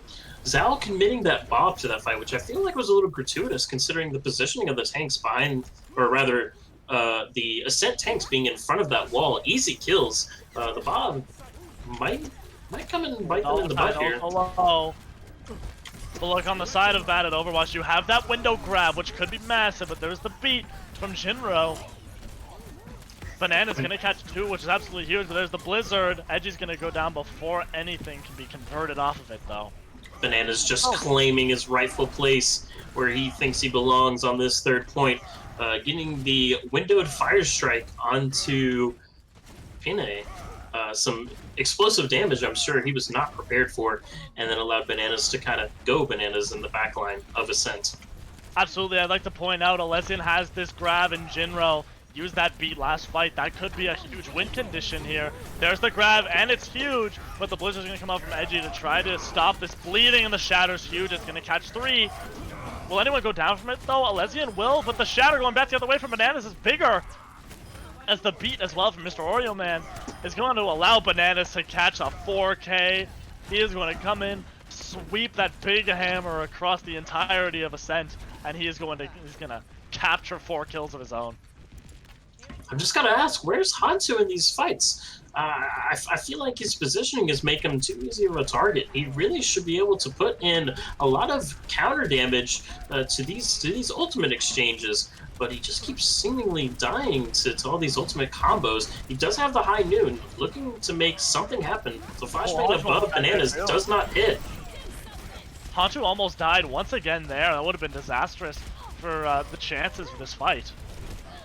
Bob is going to go down and Pinay's going to catch Zal, which is a Bob burns not only immortality. Both tanks are going to get caught in it. Are any of them going to die? Bananas will, after an immortality field from Hydro Sapphire, And Hantu's gonna catch 2. There's the damage we're finally looking for. As Ascent finally are able to break this defense, but Zal is on the Bastion now. It's a huge pick. Is he gonna switch back? I don't know. They're gonna need someone to touch, but will they be able to do it? Can they touch? They will. Bastion, this freeze coming down. Bastion raining hell onto this Ascent. But finally gets taken down by the Zinga. Oreo with the 2 picks. Oreo, man, what? Hydro cannot touch. It was in a losing effort, but Mr. Oreo, man, with another double boop, the second in as many maps. This guy, I mean, Lucio, not exactly a hero that's known for super insane 6Ks, but, I mean, double boops, it's about as good as you can get for Lucio. And this guy has been delivering. For sure. I mean, taking a look at this bad at Overwatch roster, Leeson really being a great captain here. He's opting for a little bit more of a Sigma play on that first point, trying to make that Bastion work. But then we did see him swap off to Zarya, if I do remember correctly, just to kind of fit around his comp. From what I can tell, he's not too comfortable in the hero, but Banana's making up for it with great positioning, great calls, and of course, shatters have been massive from both Reinhardts, either making or breaking team fights, and that's why Kings Row is considered a Reinhardt haven. Absolutely, Kings Row has always been the Reinhardt haven. Seeing shatters going both ways, of course. Of course, Bad at Overwatch are going to be leaving these spawn doors shortly. $sign is on this Widowmaker, looking for an opening pick. We're gonna see what he can do. $sign looking for that pick, absolutely. And then Zal and Hantu, both on the Junkrat, in order to, I suppose, look to break the other Reinhardt's shield and just get in as much spam, much miscellaneous damage as they can. Bad at Overwatch looking for the theater rotation and going to not even bother with the choke. $sign looking for an angle, doesn't find anything as they back up into the back of Hotel. Yeah, they're gonna be going into Hotel. They're going to be rotating around. They're trying to shield themselves from all this Junkrat damage, which I do like. And they're going to circle around to the back. At this point, but $sign's call out. $sign didn't rotate with them, and he got caught out for it. Pinay got him. But on the other side of things, Jinro is going to go down. Hydro Sapphire's Immortality Field just is not enough. As both these teams are just meleeing on point right now. Bananas is going to go down to Pinay. That's a huge pick. Both these teams still going back and forth with damage, but neither team has really gotten the upper hand yet. Ascent, however, they've got their enemies split, and they're going to take care of them one by one. As Alesian's going to go down, Zal's going to go down, and Ascent, although one tick was given up, they still have a firm grasp on this point. Yes, I think the Bad at Overwatch team, whenever they saw that $sign was being collapsed, did move on to the point very quickly in order to secure that tick. This game is going to be a game of inches, I can already tell, and it looks like $sign being picked off was not in vain. Yeah, absolutely true. There's the tire coming up from Zal. Both of them will go down. The tire's going to go down as well as Zal. They caught him out. Immortality Field from Hydro Sapphire's going to keep them up, but as soon as the Immortality Field goes down, both of them die. Mr. Orioman's going to catch Hantu, but both of these teams going back and forth, but Ascent is coming out with the better end of things. And they have won yet another fight. 2 minutes left on the clock. Bad at Overwatch is Zal going for that Reddit play, looking to put himself straight in the middle of a brawl team that is very much aware of his existence. He did not try to hide it. And was kind of punished for it. There's the Blizzard on its way from Edgy. Not going to catch a whole lot, but it's going to zone everyone up, but the Shatter is huge. It's going to catch 3. Immortality Field is there, though. It's going to keep everyone alive, but Bananas is going to catch them anyway. There's the grab. Coming out from Alesian. $sign is going to snipe his counterpart in the forehead. And just like that, Bad at Overwatch, with all these kills, are going to be able to secure this objective, and they're going to head into street space, and not a moment too soon. It looks like Jinro, I don't know what they're teaching at the Ascent scrims and/or practices, but these guys know how to get out in most sticky situations. Jinro surviving for a little bit longer and eventually falling, but we've seen Hansu do it. Jinro either securing points for a lot longer or at least being a thorn that needs to be dealt with. $sign looking for a flank here. Hansu is there, the Widow 1v1. Widow 1v1. Does come up inconclusive. Eventful, yeah. But no one pushing the payload as of right now, but the shatter is pretty big coming up from Bananas. And they're going to just try to clean up these members of Ascent that are still on the point. Banana's going to go down as well as Mr. Oreo, man. This could go back the way of Ascent, and no one's pushing the payload right now. If no one ends up pushing the payload, I mean, all this fight is just for naught for the side of that at Overwatch. Actually, the payload's going backwards. The payload's going backwards. The space that they're able to receive, it's just going to be collapsed upon. $sign again finds himself in a bad position in between a swinging German man with a Lucio to speed. 1v1 from Hansu and $sign. Again, inconclusive. $sign playing with team. Shatter's not going to get anything, but the grab is there from AP Flower Child. As $sign's going to catch Pinay as well. That's a big pick. Without your Reinhardt, that is so much health gone. Zal with the tire is trying to come over, but I mean, Bad at Overwatch is already solidly winning this fight. And they will put someone on the payload this time, which is better than what they can save from last fight. So, it's still going to be able to touch, though, from the side of Ascent. Will they be able to contest this payload? I've got to give it to both teams. The cohesion as well as the positioning to stay together is formidable. However, Hansu and $sign being Widow players, I don't see very much abuse of any particular items or anything. Alesian's grab, it kept everyone off the point. And with a big poop onto Jinro from Mr. Oreo, man, that is an easy... Another double poop! What the? Mr. Oreo, man. This guy, that is already... This is King's Row. Think about it, King's Row, there's only 2 spots on this entire map where people can get booped off and they're very small. Mr. Oreo, man, has managed to notch 5 environmental kills as of this moment. That's massive. Absolutely, Mr. Oreo, man, again showing he is not to be messed with. Yeah, members Bad at Overwatch very low. They're gonna have to back up and kite. They're gonna have to charge up their resources once again. Hantu will get that pick, and that's gonna force the entire team of Bad at Overwatch to back into spawn. They're gonna have to wait for Hydro again. They're gonna have to wait for Hydro as well as Zal respawning, and $sign switching off to the Mei, which I think is a very, very smart pick, seeing as Hantu has moved on to the McCree. And Zal is over onto this Reaper as well. So that's, I'd say that's a good pick. That's a lot of damage the side of Ascent doesn't have. The wall's huge. Is Pinay gonna go down? Not quite. But there's the window coming out from Bazinga.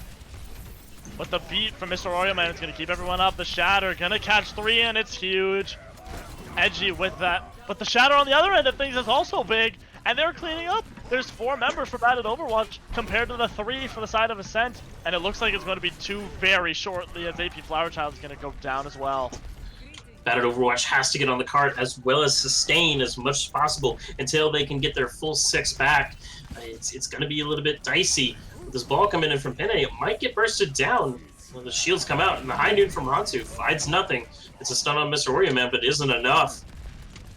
It's not enough because, but the grab is going to come out. Is it going to be enough? AP Flower Child, no one goes down because of the Immortality Field, but Hydro goes down, which is massive. And Hantu, mirroring what we saw last round, it goes over to the Bastion, and he's on this left side. He's going to rain damage down on the opponents. And the picks are going back the way of Ascent. It looks like they're going to be able to defend this point rather nicely with that Bastion. Is he going to stay on this Bastion, though? That's up in the air. It looks like that they are going to stay on the Bastion. He isn't walking towards spawn. It looks like he's going to take a defensive position on the payload, or at least near the corner. And with Hantu and Edgy, both of them being on the separate sides of that point, could create a huge crossfire that the Bad at Overwatch team has to deal with. That's very true. But look at this, Bananas is on the ball now, so they don't have the Reinhardt. If Pinay manages to get a shatter up here, it could be devastating. Look at the window Bastion, it's huge! Even with the beat, Bananas got absolutely melted. Bastion has this window, that is an unreal amount of damage. But Zal is in the backside, gets 3, and Hantu gets Zal as well! But no one can touch! And they can't touch! No one touches! It's massive! Hantu, despite getting, what was that, 4 kills or something like that, not able to quite get it done because bad at Overwatch. They were on the cart, Ascent just wasn't, and that means that 1 minute is tacked onto the time banks of both of these squads. That'll be 1 minute for the side of bad at Overwatch to 1 minute 52 seconds for the side of Ascent. Absolutely. We have a pause coming in from bad at Overwatch. We will determine what's going on here in a bit. Yeah. This is a close one so far. I mean, maps really don't get much closer than this. If both teams complete the map, it's been a little bit of a recurring theme so far today. It happened with Havoc versus Wvu Mountaineers. We saw maps go the distance. It could be the exact same here. We saw Oasis already go basically as far as it could go. And here again, we are seeing the same. We're seeing the same thing. All right. So it looks like one of the members of Bad at Overwatch is having some audio issues, and of course, comms are very important in this particular type of game. So we're gonna get that fixed up. Yep, for sure. And they're gonna figure it out very shortly. Yeah, just a little bit of audio issues, because it's never fun to try to play in a game when you can't hear or speak to your teammates. So that's never great. Absolutely.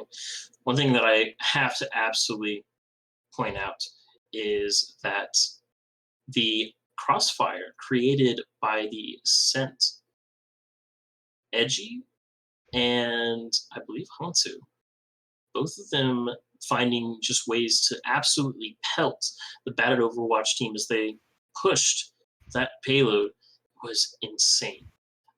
I believe it was Hantu that went onto the Bastion, and Edgy on the other side just raining down fire. And now we are going to continue this game. We are about to continue, of course, heading into the between rounds section of any map. 15 seconds to go, I think we're going to see same old. I don't know if we're going to see any outstanding strats or anything. I think we're just going to see this a little bit of the same, the brawl from both sides. What do you think? Well, I mean, if you do remember, I believe it was it Bad at Overwatch that started out with the Bastion on defense. And it looks like they are going to be opting for Bastion again, but this time on attack with Zal and Symmetra. So the maneuverability of this comp is definitely available. The options to take either the high ground directly above point on either side. You know what I think they're gonna do? You know, I think they're going to teleport on top of the statue. This is exactly the comp you would take with the Sim Bastion, where you teleport the Bastion on top of the statue. I think they might just try it here. That would be insane if they did. Don't quote me on that. I don't know if they will or not. But I'm saying it's a possibility. Take a look and see what they're gonna do. Are they? They're doing it! They're doing it! They're going on top of the statue, but no one gets there! The teleporter went down too early. They tried to go for it, but it was not to be. That would have been awesome to see, to be completely honest. But, no big deal. They might be taking this point either way, because both these teams skirmishing on this objective. One tick already accrued for the side of Bad at Overwatch. Immortality Field is out, but AP Flower Child is down. Your Zarya going down is not the best look, and Zal with another pick. Massive. There's a very quick window from Mr. Oreo, man, and $sign can just use this window to clean up, putting out so much damage. And Hantu actually managed to get out with his life somehow. But that's huge for them, because it means that only Bazinga is going to get that bad spawn. Oh no, a couple of them got bad spawn. But It's good for them. 4 of them managed to get out.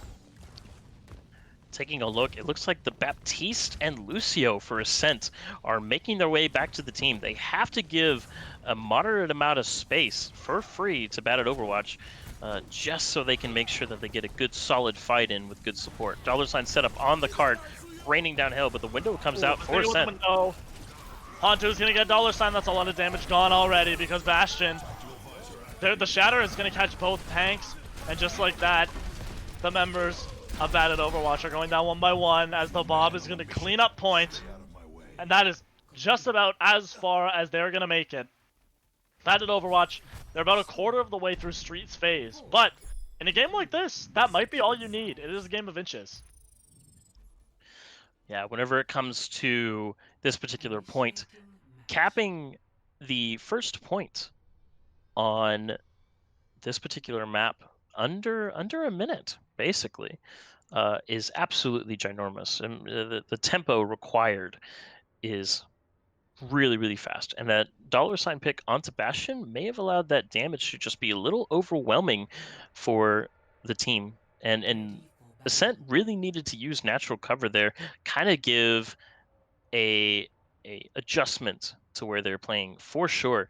I mean, a couple of options that they had with their particular comp, Ascent could have very much gone through the hotel and tried to use the natural cover as best as possible to avoid the onslaught that they tried to set up main with Bananas, $ and Hydro's eventual window. Very true, very true. 10 seconds left to go. We're gonna see what Ascent can do on their offense. They've taken this high ground once again. Of course, with that Maytech, just like they did on their first attack. Gonna drop out of there. That's a little bit, I'd say a little bit fancy. Doesn't give you a whole lot of advantage actually in game, but it's pretty cool. So I'm glad they do it. $ set up on a wonderful crossfire here. J Jingo is going to respond, but that means that's a little less heals for the front line. J Jinro going back with their team. Hantu raining down destruction from behind. The Rhines spin each other. Both these Rhines are gonna get each other, but Bananas gets the short end of the stick. He's gonna go down to the fire strike from Pene. And without your Rhine, that is so difficult. That's so much health gone, and the bubble's gonna block the Shatter, but $'s gonna get hit by it. And Bad it over, and Ascent, they already have a chokehold on this point. 1 minute left to go, and they pretty much have first point on lock already. Mr. Orioman and J Jinro, the Lucio duel of the century. Mr. Orioman does cut, but it's not. No! It's not enough. Mr. Orioman, in his attempt to stall, that staggers him so hard, considering how little space they have left to work with. They just cannot afford to have Ascent. They just cannot afford to give Ascent all of this space. Now, to his credit, Mr. Orioman is a Lucio with high mobility, able to get back to his team just in time. He is back now. Looks like Elysian has the grab, which could be huge in this next fight. Oh, Bananas goes down, but the grab from Elysian is gonna catch a few, but it's not gonna be enough because look at this. Ascent is just cleaning house with the window, the tire, the cherry on top of the cake. As Mr. Orioman is the sole player left on this cart. And just like that, Ascent takes map number 2. They take King's Row. And they're going to tie up this series 1-1. I am not disappointed by the amount of skill coming out from both of these teams. Mr. Orioman, look at that. That's the second play of the game in a row, by the way. I'd like to point out. Look at this. Capitalizing on the Shatter, That's just massive. like any Lucio should, with a massive boop. That is his second play of the game in as many maps. I like to point that out. That guy is insane. So far this match, I think, what was that? He had 5 environmental kills on King's Row. I think he had another 3 on Oasis. Guy's crazy. Absolutely. So now, guys, we're going to be going to our 3-minute intermission, and we will come back and see what escort map I believe the Bad at Overwatch team will choose. Just keep tuning in.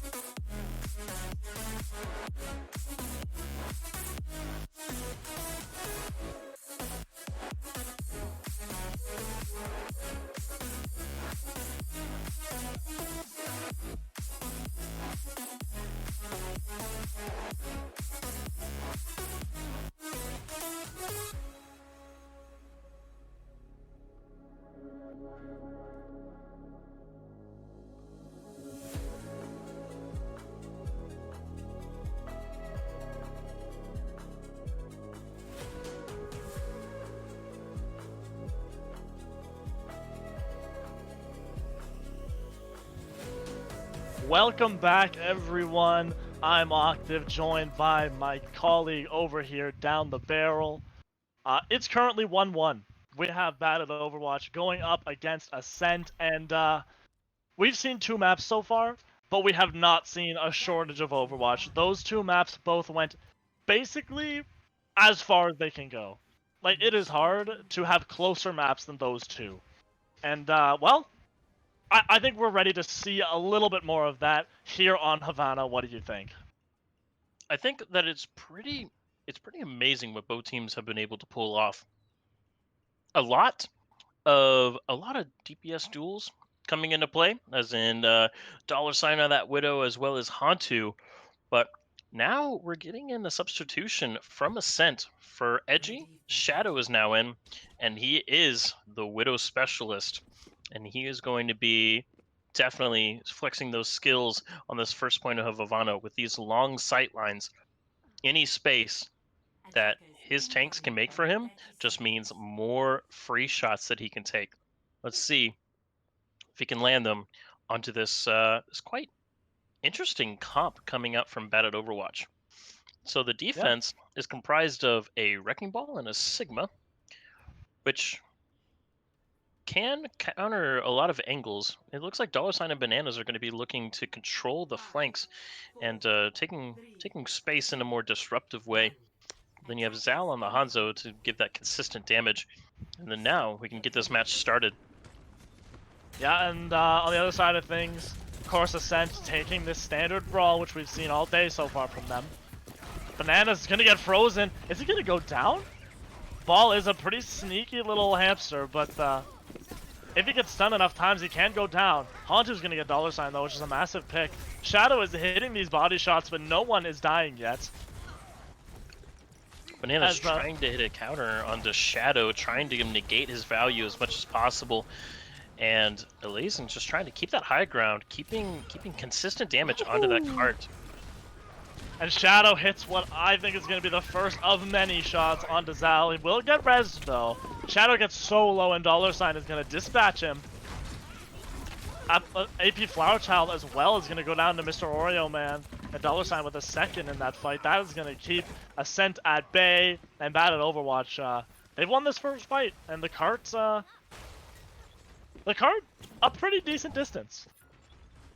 It is true. The Ascent team is making some good headway. However, this team of Bananas and $sign are just unrelenting in their attempts in trying to get $sign out of the fights, and as well as just controlling flanks as much as possible. It looks like they're Ascent is taking a more direct approach, but the Dragons will stop any support onto Pine. Both tanks for them go down, as well as Bazinga getting caught in the Dragon. That's going to be a hard reset for Ascent. Yeah, that is going to be a hard reset. Fights don't get won much more decisively than that. And Zal with the parting gift onto Shadow. That's a headshot through the eyes. Not exactly where you want to take it. But General, instead of that Lucio, we did see him go over to the Brig. So I think trying to keep his ball at bay, which I don't mind as a pick. Absolutely, and it also is a good counter to Tracer. Bananas may be able to slam into the team and activate his adaptive shields for a great buffer from the team damage and letting $sign do his work. But if Bananas doesn't get value on those shields and $sign is focused, 150 HP doesn't last long. That's absolutely true. The Blizzard, the only one that's going to catch is Mr. Oreo Man, who will go down. But the heroic Hydro is going to be able to res it. Oh, Elysian was the freeze! What? By Hantu, stopping the Gravitic Flux from slamming. No damage besides the initial cast.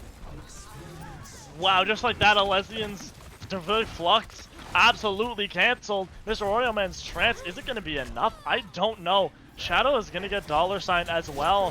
Things are not looking good right now for the side of Bad at Overwatch. Bananas committing the mine.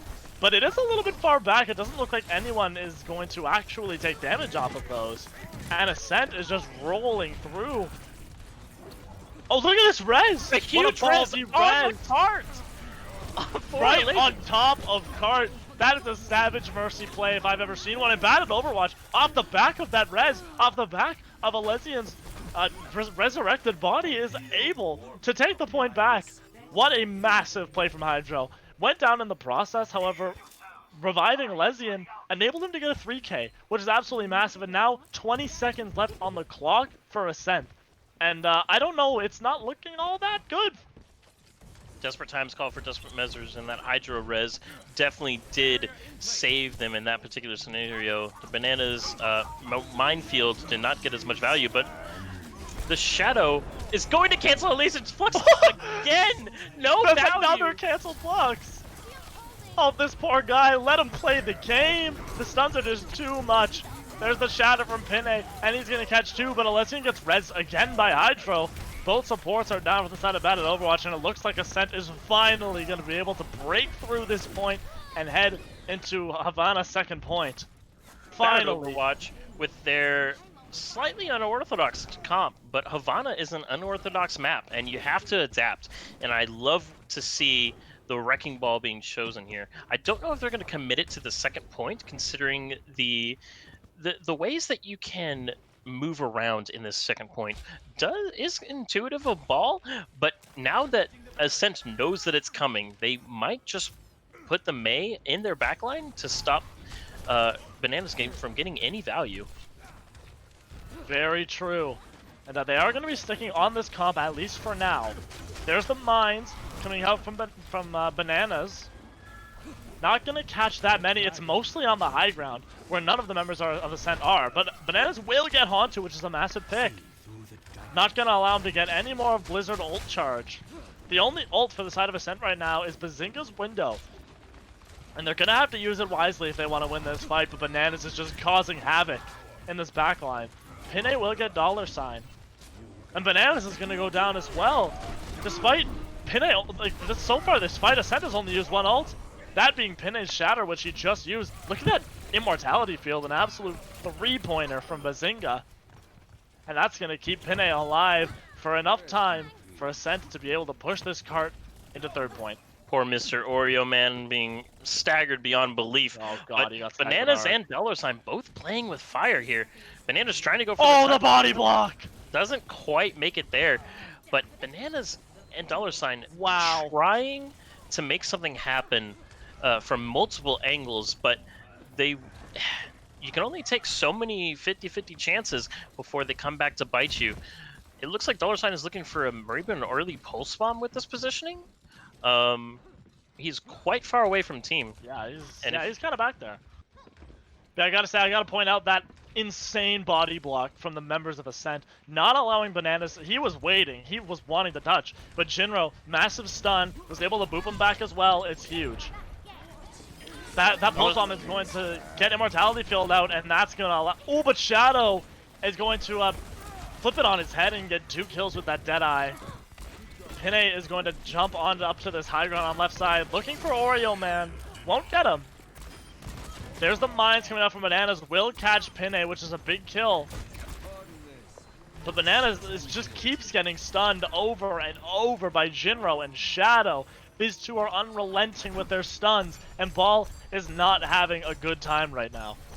The desperate transcendence from Mr. Oreo Man. They have no counter to AP Flower Child's Graviton, except for it possibly being eaten by Elysian. But other than that, the damage could just overwhelm this battered Overwatch team right now.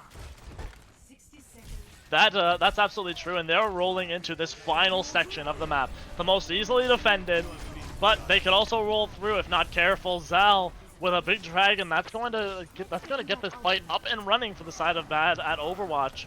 Look at this flank over here from Hantu, who's going right side, but will get back to his team as the members of Ascent are just going to back up, and they're going to wait for their fallen teammate to go back in once again. Hantu is probably looking for some sort of opportunity to dash in, get a pulse bomb to begin this fight. It is all up to Hantu to make something happen here with his team absolutely being obliterated. Maybe it took a little bit too long to react. Hantu's gonna lose that position and forced to retreat. Yeah, I mean, there's just so many picks going the way bad at Overwatch. Is anyone gonna touch? It looks like Pinay will, but no, he's gonna get shattered! Oh my goodness. That Hantu is is on the value card. from a Shatter if I've seen it. There are a couple surviving members, that being Tracer and Lucio from Jinro and Hantu, but it doesn't look like it's going to be enough because the picks are just coming through for bad at Overwatch. The only one left on this objective is Pinay. No one else is alive. Once he goes down, this point will surely tick down. Pinay's still alive, but not for long. As bad at Overwatch are going to defend before third point. Alazen finally able to hit off a Flux there. Poor guy. Yeah, the poor guy. But it was a great defense by Bad at Overwatch. An interesting, a very iconic, if not unorthodox, composition coming out from them for this unorthodox map, Havana, and was able to find great value with it. Good communication from Bananas and $, for sure, getting away with murder at some situations, and good on the Ascent roster for finally being able to figure out their comfortability space and taking a good portion of this map. Yeah, I mean, that is certainly not a bad push. I will take that. Of course, not as good as completing the map in its entirety, but that's about as close as you can get. So we're going to see if Bad at Overwatch can match that. I think they're going to be going for that same comp that they went for on their defense. With that ball, they have the Sigma, they have the Mercy, but this time instead of that Zenyatta, they are going for the Ana. So a little bit more utility, but they're going to have less damage. So that could end up being a problem for them. The Shimada Bros might end up Goomba stomping here with Mr. Oreo Man on that Ana offering the anti-nade as well as the sleep dart for utility. And the Hydro probably looking to pocket Sal here with that damage boost, getting as much value. Oh, switching off to Lucio instead. Gonna try to maneuver the tanks instead of focusing on the DPS. Absolutely, and oh, the Bananas did eventually go over to that Reinhardt. They are going with that Rein Zarya. A little bit more orthodox, I guess you could say. But Hantu is on this Widowmaker in the backline, taking pot shots at everyone. Jinro will get anti, but that is the only person that gets hit by it. And it looks like Ascent, they're just going to have to back up, and they're going to have to give space over to the side of Bad at Overwatch. They're just rolling forward so far. Bananas, Immortality does come down from Bazinga. You have to make a stand here. Blocks the Shadow from Bananas, and Bananas goes down to Shadow's Reaper. Both Rhines are down. Alesian is down as well. The picks are 2-2 as of this instant. Both these teams skirmishing on the point. It is so disjointed. $, still alive. He's 67% of that blade. And Hydro as well, sitting on this point. Sal does go down, however. He did have that dragon, which is unfortunate. But Ascent finally getting the picks they need. As $, goes down, and that's going to force Bad at Overwatch to back up. They're going to have to wait, and they're going to have to go in again. About the same position that Ascent was on first point around this time. Was trickling before, but Sal just left himself in the open and gets absolutely wrecked by Bazinga. And Baptista's a support character, by the way, but insane amount of damage. Baptiste is in fact support, but if you're not careful, he will put a few bullets through your skull and you will regret it. That coming from a bad player myself, of course.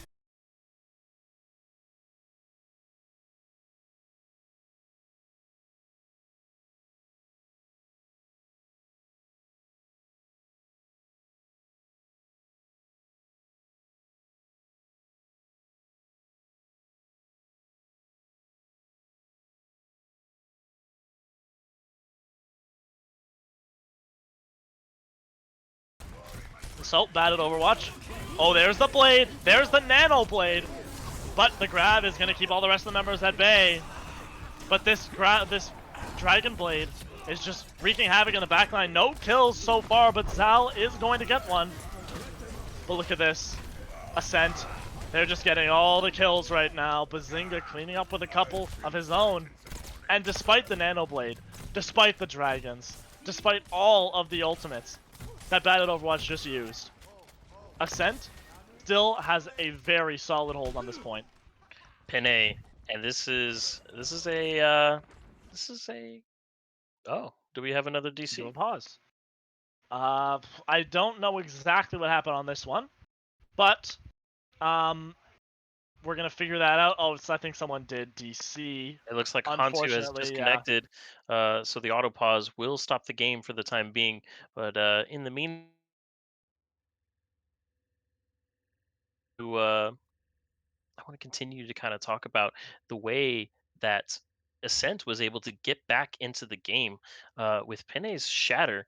Sometimes people consider Shatter a kind of a throwaway ultimate just because it's gotten so fast and it can be easily countered. However, a good Shatter landed in the middle of a regroup or in the middle of a team trying to stabilize can really be absolutely devastating. That is absolutely true. Pause is still going on as of right now. But yeah, we are going to keep this pause on for right now. Having, I do believe, a little bit of a stream issue. No big deal. We will be back up and running very shortly. But I gotta say, it's gonna be the rest of this map I think is gonna be really interesting. 1 minute 30 seconds left on the clock for the side of Bad at Overwatch, and well, I don't know how this is gonna go. I have no idea. What do you think? I'm taking a look at the information that we have, and unfortunately, Hantu was disconnected. So it's up in the air whether he's going to be able to retain his ult charge or not. But I don't think he will be able to now. yeah, that'd be very unfortunate. However, um, the one thing is for certain: both teams are kind of dry of resources right now, except if I can read that correctly, Alazens is coming up on a grav, which is absolutely going to be pivotal if they want to get through this point. It's going to be just the Ascent being able to micromanage and macromanage both of their tank line in order to move in such a way that doesn't give Ascent or sorry, Bad at Overwatch too much space, but rather they play to their strengths, and whenever they stabilize, they can re-engage, playing around the corners, making sure that they don't basically take any undue risks. Is something that is going to be absolutely pivotal in the success of Ascent here. That is that's very true. I would like to point out on the side of Ascent, if you look at the ult charges, considering when Hantu comes back, he will have that big fat 0 up on there. The ult situation, not looking fantastic. On the other side of things, however, it's a little bit of the same. I mean, they're coming up on the Grav, they're coming up on Shadow, but other than that, nothing really. And I just gotta say really quick, everyone currently watching, thank you so much, everyone who has gifted subs, anyone who has subbed today. Let's keep the hype train going, guys. It's absolutely fantastic. We love you guys. And I'm glad that everyone here is liking this content. And hopefully we continue this throughout this entire season. We are planning on broadcasting every single one of these OCS matches. So if you want to see those, drop a sub. Because I think what we have here is a quality production. And that being said, I think we are going into this match very shortly. Absolutely. Just a few call outs, or rather shout outs coming in from chat. The Paw gifting 5 tier 1 subs to the 413 esports community. Thank you so much. Ultimate Assassin 5 gifting 3 tier 1 subs, as well as OO Basics giving 5 tier 1 subs. Thank you guys so much. Ultimate Assassin 5 gifting 5 tier 1 subs. Thank you so much. And now we are going to double check with these teams here to see if we can get the show back on the road. Absolutely. Thank you so much to everyone who has subbed, everyone who has followed, everyone who is currently watching right now. We love you guys, and we hope you can watch all the rest of these games. And everyone is ready. We are back into it after a very eventful pause, I will say. But we are back into the Overwatch action. Hantu, instead of the Kree, is going to the Junk instead. So we are seeing Bad at Overwatch. They are moving this cart they're moving this cart pretty nicely. Ascent is going to have to give ground here. They do have time for a re-engage with Jay Jinro possibly speeding them back in. The Immortality comes out just to stay alive from Bazinga. They won't have it for the next fight. Bananas has his Shatter. But is he gonna need it? It doesn't look like they're gonna need either of those ults, because the members of Ascent are just dropping one by one here. And the cart, it's gonna make it there. They're heading into the second stage of Havana. And, well, yeah, they're looking pretty good right now. They've got 3 minutes on the time bank right now. Oh my goodness, man. This series is not disappointing in any way. $sign finding a pick onto Bazinga before they even regroup. Absolutely ginormous. A Temple Dragon coming in from bad at Overwatch. And it got out Shadow's Cryo Freeze. Yeah, Zal used that, but at the cost of sacrificing Grab Dragons, which, I mean, yeah, it does keep up the tempo for the side of Bad at Overwatch, but is it really worth giving up such a combo as strong as that Grab Dragons? I don't know. And there's the grab, is gonna come up from Alezian, no dragon to follow it, however. But the Immortality field from Bazinga is gonna keep everyone alive. But the Shatter is gonna get 2, it's gonna get both supports, as Zal catches Shadow as well. There's the window in the backline from Bazinga. A little bit interesting, but he's going to try to keep everyone up as best as he can. But Haunch going to get 2 through that window, which is massive. But this cart is still moving. Can anyone touch? It's a 4v3 on this point right now. There's the window coming up from Mr. Oreo Man as well, and the tire goes down to Mr. Oreo Man. That is aim, if I've ever seen it. A few stalling members just coming back. Shadow is going to try his best to stall this point, but the picks are just going the way of Bad at Overwatch. There's the beat coming up from the Hydro as well. Pinning through, not gonna find anyone though, as Bad at Overwatch is just steamrolling through right now. Ascent, they're trying their best to stall this objective, but they just can't quite do it, as Ascent is forced to back up. And they're gonna have to reset, and they're gonna have to figure something out, and fast. Yeah, one of the things that I would definitely say for the Ascent team right now is you have to find a way to make sure that Bananas especially and Mr. Oreo Man cannot get into position to just completely control the fight like they did. Elysian with the grabs starting things off, and then it just cascaded down from there. Bananas almost has another grab. Elysian almost has another grab here, which is going to be massive because they're coming up on Grab Dragons. Bananas is going to shatter, but it's not going to get anything. The $shot gets picked up early, which might just force Bad at Overwatch to back up. There's another grab from Elysian, but Zal is not going to complement that with his dragon. Will come out later, not catching anything. There's another grab dragon, somewhat failed, but there's the blizzard coming out from Shadow, and Bananas gets pooped into it by the pin from Pinay. But Zal's gonna get Pinay with a headshot there. Both these teams, their health bars are so low. A brief exchange of abilities, but it just looks like Bad at Overwatch was able to stay on top and keeping that bridge position, making sure that someone's got a touch from Ascent. They got Mr. Oreo Man gets 2! Mr. Oreo Man is going crazy right now, getting 2 kills. Zal with another one.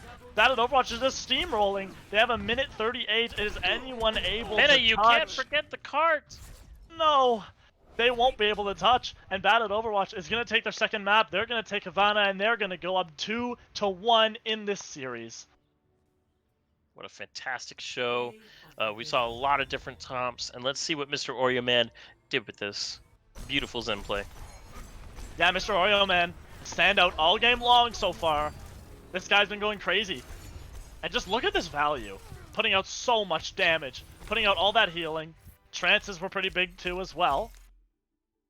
So Bad at Overwatch, they're going to go up 2-1. And going into map 4, I mean, this is shaping up to be a very close series. Absolutely. So now we are going to see what Ascent responds with as far as their choice for their 2CP, aka their assault map. So absolutely. And we are going to be going into a short intermission very shortly. However, before we do that, I want to thank everyone in chat who has gifted subs, who has subbed to this channel, because we appreciate each and every single one of you guys.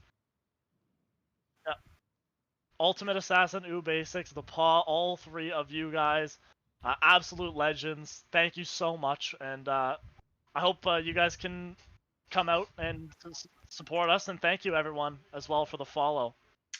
Again, if you haven't already, hit that follow button if you have not already.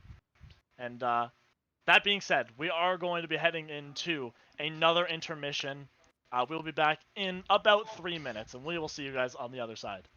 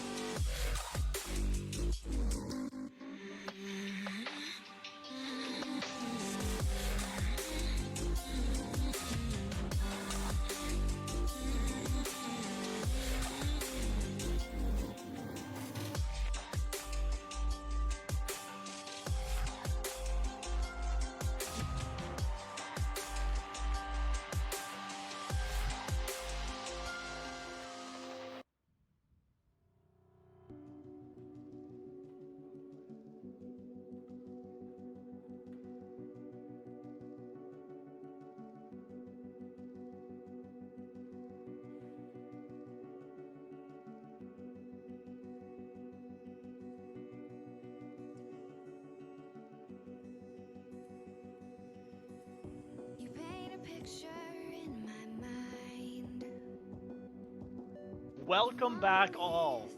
And after a very eventful third map, we can say that at the end of it all, Battle Overwatch is up 2-1 against Ascent as of right now, and we are going into map number 4. That map is Hanamura.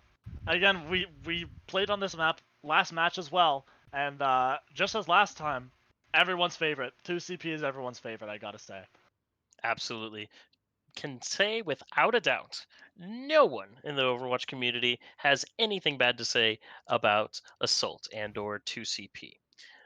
But taking a look at Hanamura, I'm really interested to see how the coordination of Batted Overwatch and Ascent is tested on these Assault maps. Because whenever it comes to Assault, it really is a battle of attrition, making sure your ult economy is set to win the fight and sustain through the respawns of that particular point, and as well as just getting through some of the chokes and the natural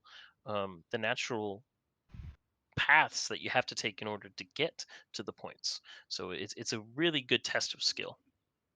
Yeah, it's very true, very true. On 2CP, that second point, the respawns are just absolutely insane. And we are just about ready to go any second now. I gotta say, drop in chat, who do you think is gonna win? Who do you think is gonna win? Do you think it's gonna be Battle Overwatch? Do you think it's gonna be Ascent? Let us know, because we want to know. And well, we are just about ready to go on Hanamura. Let me just verify that we have both these teams ready to duke it out. Battered Overwatch looking to close this out, but Ascent is down, but definitely not out. That is very true. It looks like we are ready to go as of right now. So, let's get this map started, ladies and gentlemen.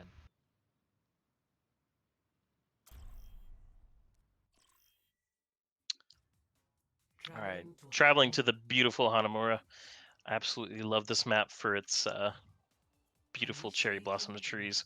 Very much a wonderful mainstay of this Japanese themed map.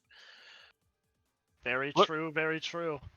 But let's talk about the approach for these upcoming teams. So, we'll see the comps come out shortly in about 10 seconds, but ultimately we've seen a lot of Symmetra involved in this series, especially to break open that first point, sometimes snowballing into the second. It's definitely a common strategy to get through the choke with minimal loss of life and or abilities. But taking a look at the team coming out from Ascent, it looks like Bazinga and Jinro are going to be complementing their Reinhardt and Zarya counterparts for this brawl, and then Shadow and Hantu going on to some flanker DPS.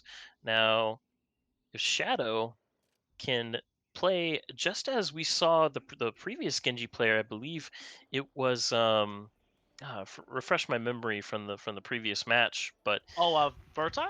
Vertile, there we go. If he can dismantle this team and get that momentum going, it could be absolutely pivotal into securing this first point.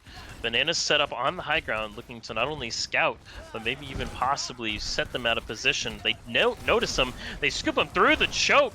Banana's getting a big slam, but it looks like they are unfazed. Absolutely, and they're just in this little tiny room. Banana's getting low, but he won't go down, as they're going to try to take this high ground and move across, as we see many Brawl teams do against a comp like this. Of course, Batted Overwatch still sticking to this ball Sigma that worked so well from last time, but Hydro is going to go down early, which does not bode well for them. Pinay, Shadow, both getting picks here, and they're just storming onto point number 1 on Hanamura. And picks just going their way. Jinro's going to get Bananas off the edge of the map. Another pick from one of these Lucios. Both these Lucios have been going absolutely crazy with the environmental kills so far, and just like that, after not very much time at all, 6-minute time bank is going the way of Ascent after a very quick first point take. It looks like the next fight is even starting before I can even commentate. $sign taking out Bazinga. Banana's taking out Hantu. The defense is real. Mr. Oreo Man with a high ground dealing crazy damage. Banana's minefield getting committed. And Banana's going to chase down Jinro.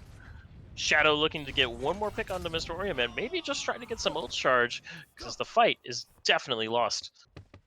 Yeah, not quite as successful on the second point attack as on the first. But they're still doing well for themselves. They do have 5 minutes on that clock, and in the interim, I wanted to just thank two people in particular, RS Phoenix and Dr. Foxer, for those 2 gifted subs as well. thank you very much for those two, you guys. I'm glad you guys are enjoying. And just like that, going into this next fight, we are going to see Ascent taking this high ground. There's the Dragon from Zal and the Gravitic Flux. Zal is going to get Hantu out of it, but that is the only pick that can be said from those two ults. The Bazinga Immortality Field does come down, and the Shatter comes in. Huge! $sign is going to catch Jinro with that barrage, but picks are going both ways. And when picks go both ways on second point attack, you know the defenders are going to have that spawn advantage. You gotta win a fight outright if you want to capture this point. This is an absolute slugfest coming in from both teams. It looks like Ascent was trying to capitalize on that first attempt by pushing in with just absolute speed and ferocity, but they were met with huge resistance in the form of the Pharmacy coming out from $sign and Hydro, and Bananas sticking true to his guns, keeping his team safe. Zal finding the Zen. Jay Jinro going down before the fight can even begin, forcing them to wait. The Jinro utility with either the healing and or the Discord is just too important. Zal trying to take some pot shots on the team. Can Hantu get Zal before he's back in the team? He can! Whoa. That's a huge pick. Massive Jay Jinro is back with the team. They may try to ascend high ground here. It looks like they will. It looks like Ascent is going to try this high ground again, but Bazinga goes down. That's a massive pick from $sign. He is just lobbing these rockets into that short little entryway, and the Shatter is huge. It's going to catch 3 members of the side of Ascent, and it looks like they are going to be sent right back to the spawn room where they came from, just as before, as the rest of the members are just going to fall down one by one, as $sign and Zal, I should say, both cleaning up. Ascent trying to really put a square shape into a circular peg here, looking at forcing a Sigma and a Zarya through to a Reinhardt and a Sigma composition is just really hard to do in such an enclosed space, but they did swap off to where Bad at Overwatch has Bananas on the Rhine, Elysian on the Sigma, and then Pene on the Rhine, and AP Flower Child on the Zarya. Absolutely, and they're going to come straight up Main Street this time, but there's the Dragon coming in from Zal. He's going to zone everyone off. Look, Pene is all by himself. Are they going to be able to clean off that kill? But Shadow, with the blade, is coming in. No Nano to back that up, but the Graviton Surge is there, and Hantu is going to catch 2. That's the Pharmacy down just like that. But the picks are going both ways. Elysian got 2, $sign got 1, Mr. Oreo Man got 1 as well. 1 tick is accrued, maybe even 2. 2 will be accrued, but there's only 2 members of Ascent left on this point, and Jinro's going to get 2. A little bit of heroics, but I don't think 2 members are going to be enough. As well as Jinro can try to clean out this point, I don't think it's going to be enough. It's a 1v1 on this point right now. It actually could go either way as the respawns are coming in from the side of Ascent. There's Hal on the Bastion, putting in so much damage, but it doesn't look like it's going to be enough because the picks are starting to go the way of Ascent. As unlikely as it could be, AP Flower Child's going to get Hydro as well. The members just falling one by one. The only one left is Mr. Oreo Man, and he will go down. Elysian as well on this point. He's going to go down too. $sign on this Tracer trying to contest as well. And now we're going to see Zal. We're going to see Hydro trying to contest as well. But now we have Jinro with the Trance. It's going to be extremely tough to break through this if you're bad at Overwatch, which it doesn't look like you'll be able to, because Ascent have locked up this second point with 1 minute 18 seconds left on the clock.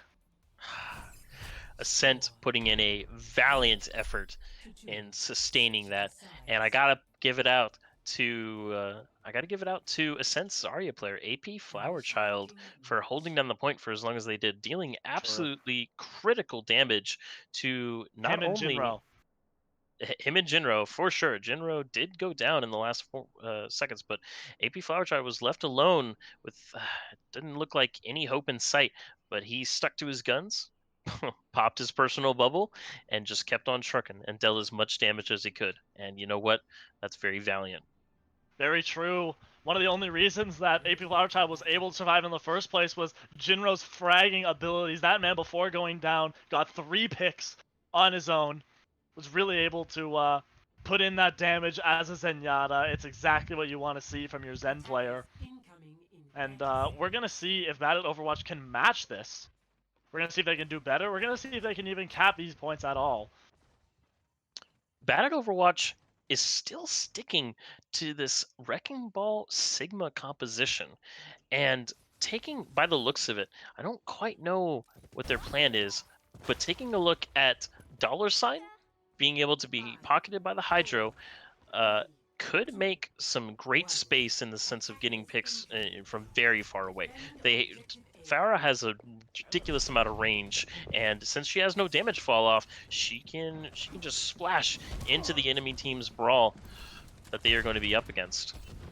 And of course, Zal in the back looking for any picks that they can take advantage of. And it looks like Ascent's just going to give the first portion, or at least the choke of this point for free. Yeah, they're just going to allow Bad Overwatch to kind of take this. They are running that ball signal, which does allow them to take a lot of space, but $, it looks like with just one rocket was able to get two, both supports even, and he's going to get a third with a boop onto Shadow off the edge of the map. Will he be able to get more? It looks like he may, because AP Flower Child is so low. Both tanks are going to go down, and just like that Bad Overwatch, they are going to take this first point. And they're going to have a lofty time bank, probably up close to around that 6-minute mark, just like Ascent did earlier. That Fire Mercy just absolutely cracking open this entire point. Looks like $'s getting set up for the next point, absolutely kicking and ready to get in.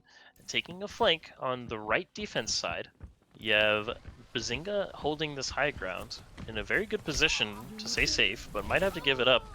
Oh, looks like Hantu finds Hydro before the fight. He's gonna find him, which is a massive pick.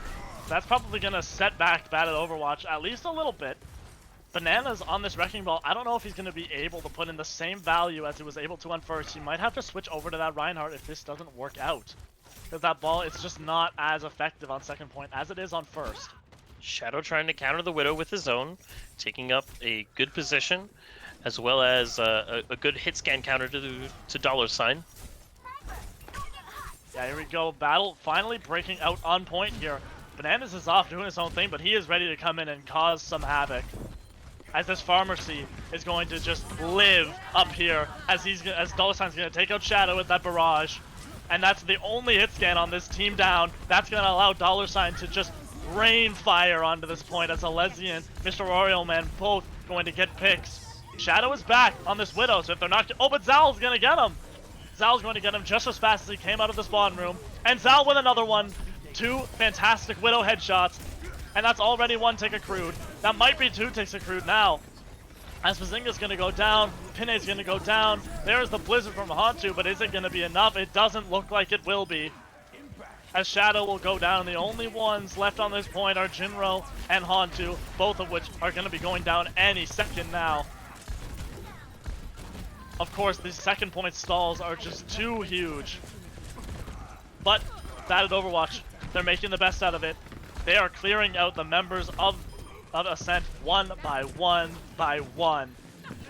Hantu going to touch again, as well as Jinro, but neither of them are going to survive for very long, and the stall is over. Bad Overwatch, they have taken point number 2 with 3 minutes 53 seconds left. Both of these teams were able to complete both objectives with time remaining.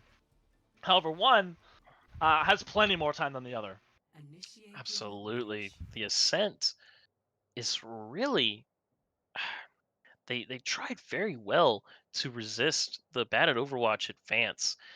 But one thing I found kind of crazy is that they didn't try to counter Bananas as much as I think they're giving him credit for.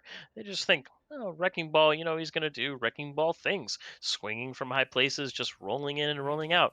But little do they know that his damage stacks up, especially with splash damage coming in from $, being damage boosted by Hydro.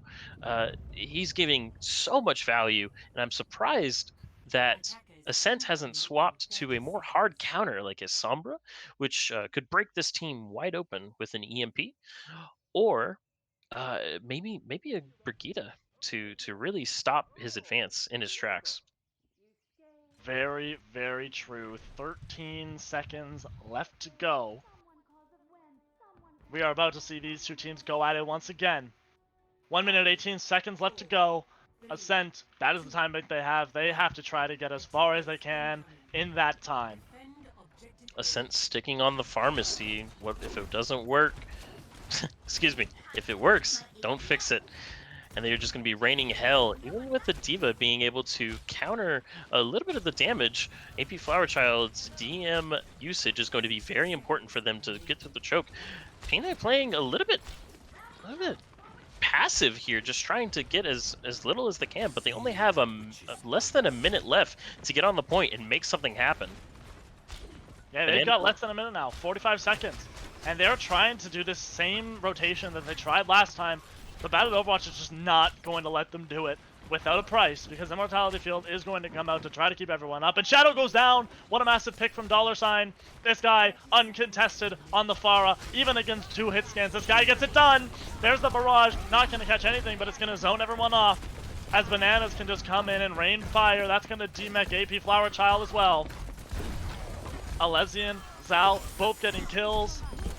Hantu is going to get res, but it's just not going to be enough, as the members of Battle Overwatch are just rolling on through. Is a single member of Ascent going to be able to touch? Jinro will, but there's not a single other player that is alive. Perhaps Pinay will be able to touch, but he won't. That's 0%. A big fat 0 for the side of Ascent in 1 minute 18 seconds, and now Battle Overwatch have 3 minutes and 53 seconds to cap 1 tick.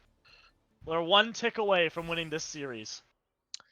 It has been a grueling fight for both of these teams in this series. However, it does come down to this moment. But don't fret, Battle Overwatch. You've got plenty of time banked to work with, play to your strengths, and really, this is enough time for them to get ultimates to overwhelm their opponents. Dumping 6 ultimates into a choke like this could be very catastrophic. I am beyond impressed with the ability to adapt and position from Battle Overwatch. Their name is definitely deceiving because they are playing. I think they are punching above their weight, and they are a good person to be watching out for in this particular series.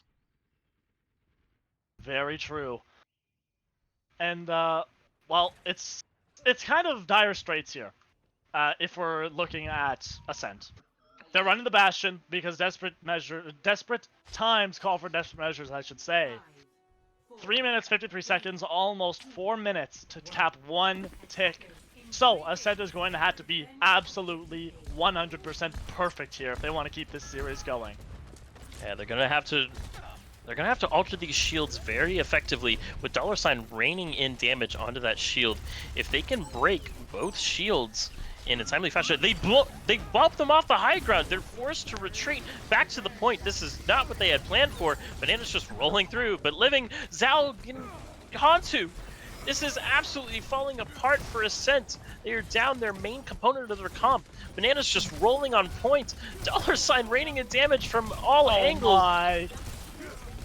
There's just too many angles for Ascent to handle, and their team is getting dismantled. And just like that, they didn't have to eat too far into their 4-minute time bank to capture 1 tick.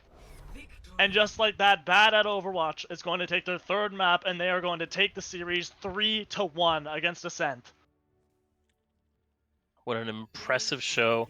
Let's see what Jay Jinro does in this play of the game.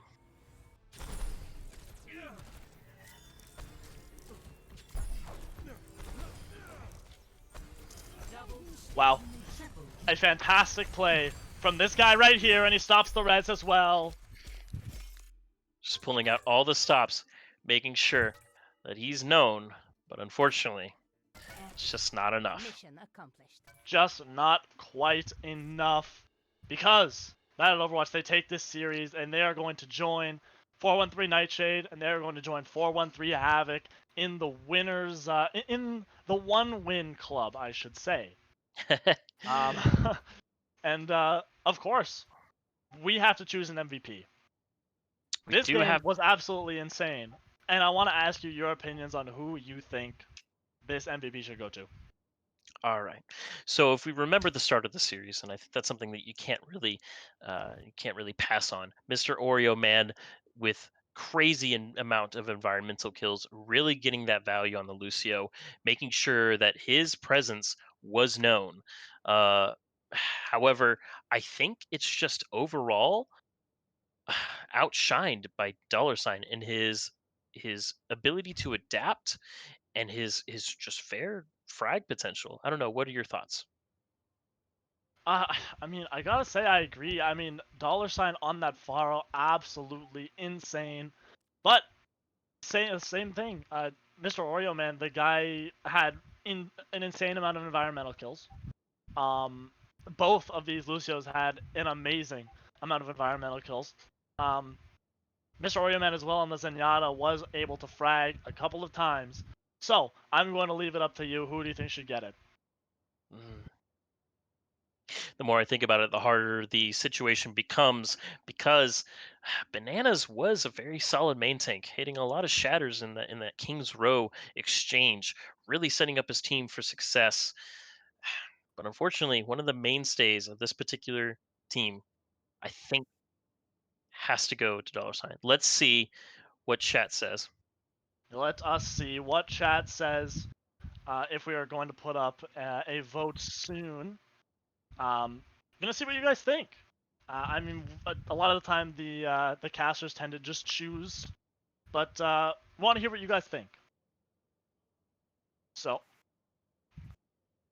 All right, and taking a look at both your opinions and taking a lot of feedback in, I think we're going to go ahead and decisively say that dollar sign is going to be our MVP for this particular match between Bad at Overwatch and Ascent. absolutely. Um, hopefully we can get him in here for. Hopefully we can get him in here for an interview, which would be absolutely fantastic. I think we will be able to. So, he is in here right now. Hello, dollar sign. Congratulations on your Hey, win today. hold up. So we did a weird thing where in the server we renamed everybody. So dollar sign is actually Oreo Man. What? Okay, wait. In the Discord So- server, in the Discord server, we renamed everyone, so it's actually Oreo Man. Okay, We've wait, been so bamboozled. who We've are been you then? bamboozled. Yeah. So wait, okay, so who are you then? I am Hydro. I see. Okay. Drag. So we can probably get dollar sign in here. Dollar sign is Oreo. Okay, so let's get Oreo him it in is. here instead. Goodbye. All good. There we go. Hello. All right, wonderful. I think we actually have the Yeah. real dollar sign here this time, What's up? which is fantastic. Congratulations on your win today, first and foremost. Thank Wanted to ask you a couple of questions, of course. First of all, Sure. how does that feel to get the first win of the season out of the way? Pretty good. I'm actually a fill, so hopefully the roster actually changes next week. But it felt really good, like coming in here and getting the dub. Very Getting good, very MVP. good. I got asked if you were to give if you were to give the MVP to someone that isn't you on your team, who would you give that to? Like, give some shout outs to Probably to your teammates. Bananas or Mr. Oreo Man. Bananas was taking Bananas took a lot of space on the ball and put a really good Ryan with all of his shatters. He hit most of his shatters, and then Mr. Oreo Man did really good with his Zenyatta gameplay and his Lucio and his Bab, which they're all around just really good players. Everything you touched Wonderful. did seem to turn to gold in that sort of situation. And Mhm. one more question from me personally. I was really interested in the comp that you guys ran on Havana. I know that you and Bananas were really working together to just break apart the Ascent backline. How did that comp kind of come to be? Like, and what was your thought process on how that was going to work? Well, so Allison is actually a very good Sigma player, and I've been learning Tracer, and Bananas is a very good ball. So we just decided to put that all together, and then and try to get a comp based around that. So and then we decided to pick apart the other parts of it, which were the Oreo Zone, and the I think it was a BAP. I don't exactly remember, but we try to get a core team around those three components. Absolutely. One thing I would say is that dynamic duo really helped you secure that first point on Ivana, but it also it kind of opened up for a lot of utility on Hanamura as well. Being able to switch into a pharmacy kind of setup with a ball running around. What do you think? Uh, what do you think Ascent was thinking whenever they saw your composition, and how do you think uh, it can be? Oh, well, Um, if you were to coach them, how do you think that it would work out well, in the future? specifically on Hanamura, with the Fire Mercy, so I was holding top right most of the game. I would say as a team, the Ascent needs to play like a Mei. They need a wall off that side so I can't shoot them from, and then they need a speed on our core four because we only have a BAP, and if they have a Lucio BAP, then they'll sustain a lot longer than us. And and then they can get their hit scans onto the high ground and then take me out, and then or either like what they did with Go Main with the high noon, kill the Far Mercy. Similar situations. Absolutely. One thing I do want to clarify. So you are going to be a fill for this team, and you said the roster is going to change. Do you Yeah, think? Do you think that they might reconsider that and keep you as a mainstay throughout the rest of this tournament, or is it going to be? Is it going I'm to be a little bit actually moving into a coaching position on the team, so I'll still be around. Oh, But understood? so me and Mr. wonderful, Oreo wonderful. Man are moving into a coaching position, and then Alazan and Mr. and Hydro are gonna re-establish like a team. So they have tryouts running right now. We have slots opening up. So All right. And with your performance today, I think we've all seen that your knowledge of Overwatch is absolutely on par, if not above, what we're looking for this tournament coming in. And I wish you the best of luck in coaching Bad at Overwatch into yeah. the later stages of this. All right. Yeah. Thank you for bringing me out here. Thank you for hosting. It was a lot of Wonderful. it was a Thanks lot for of coming fun. out. Thanks for the Yeah, good no gameplay. problem. Yeah, Yeah. thank you. Yeah, no problem. All right. All Thank you, right. sir. Yep, no problem. Wonderful. And that being said, that is going to conclude our stream tonight. Uh, very lengthy one today, but I hope every single one of you guys enjoyed that. And before we leave, I just wanted to go through, of course, the fixtures. On Saturday, we are going to be seeing 413 Catalyst versus Potatoes, and we are going to see UAH Charger Blue versus U New Haven Varsity. We are going to be seeing those ones on Saturday. Make sure you tune in. I want the same energy today, like the same energy we had today. Bring it to Saturday. Come out, bring your family, bring your friends, your family, your siblings, anyone. And as well, if we wanted to look at the standings, of course, that newly gained a win in the win column, of course, for Bad at Overwatch. Um, and of course the other three at the bottom of the standings. But the rest, it's only been 2 days so far. We've only played 3 games, so of course all of those spots in the standings are all up for grabs. So that being said, do you have any? That being said, we are going to be doing our giveaway. I do believe right now, if I'm not mistaken. Yeah. So make sure you stick around for that, and we are going to be giving $30 of Blizzard Balance to one lucky viewer. So, I do, yes, so stay around, hit the follow button, and if you are looking to join 413, make sure you visit our website, www.413esports.com.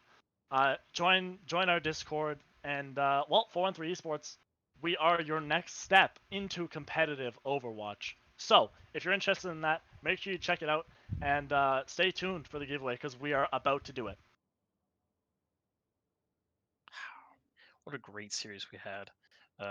Both matches today were very explosive. I'd say that especially from Bad at Overwatch, just the ability to adapt and the team play that they had, their ultimate rotations, really, it was just it was a textbook masterclass on how to flip the meta on its head And with the way that the game is balanced now, they really can get away with a lot of things. Just playing to their strengths and knowing the maps ins and out, so that you can not only punish but rotate in the correct time and make sure that you're getting the most value out of your particular comp. Very true. Very good insight indeed. So, that being said, I think we can get this giveaway started, if I'm not mistaken. In about 30 seconds, we are going to be doing that. So, make sure you stay tuned. Don't go anywhere, because it could be you. Any of you guys in chat, any one of you guys, if you have already hit that follow button, you're eligible. You are eligible for that $30 Blizzard balance giveaway. You can use that for anything in the Blizzard store. That may be loot boxes, or it can be loot boxes. It can be anything of the sort you can buy. I think there's a couple Activision games in there as well if you wanted to go for that. So we are drawing right now.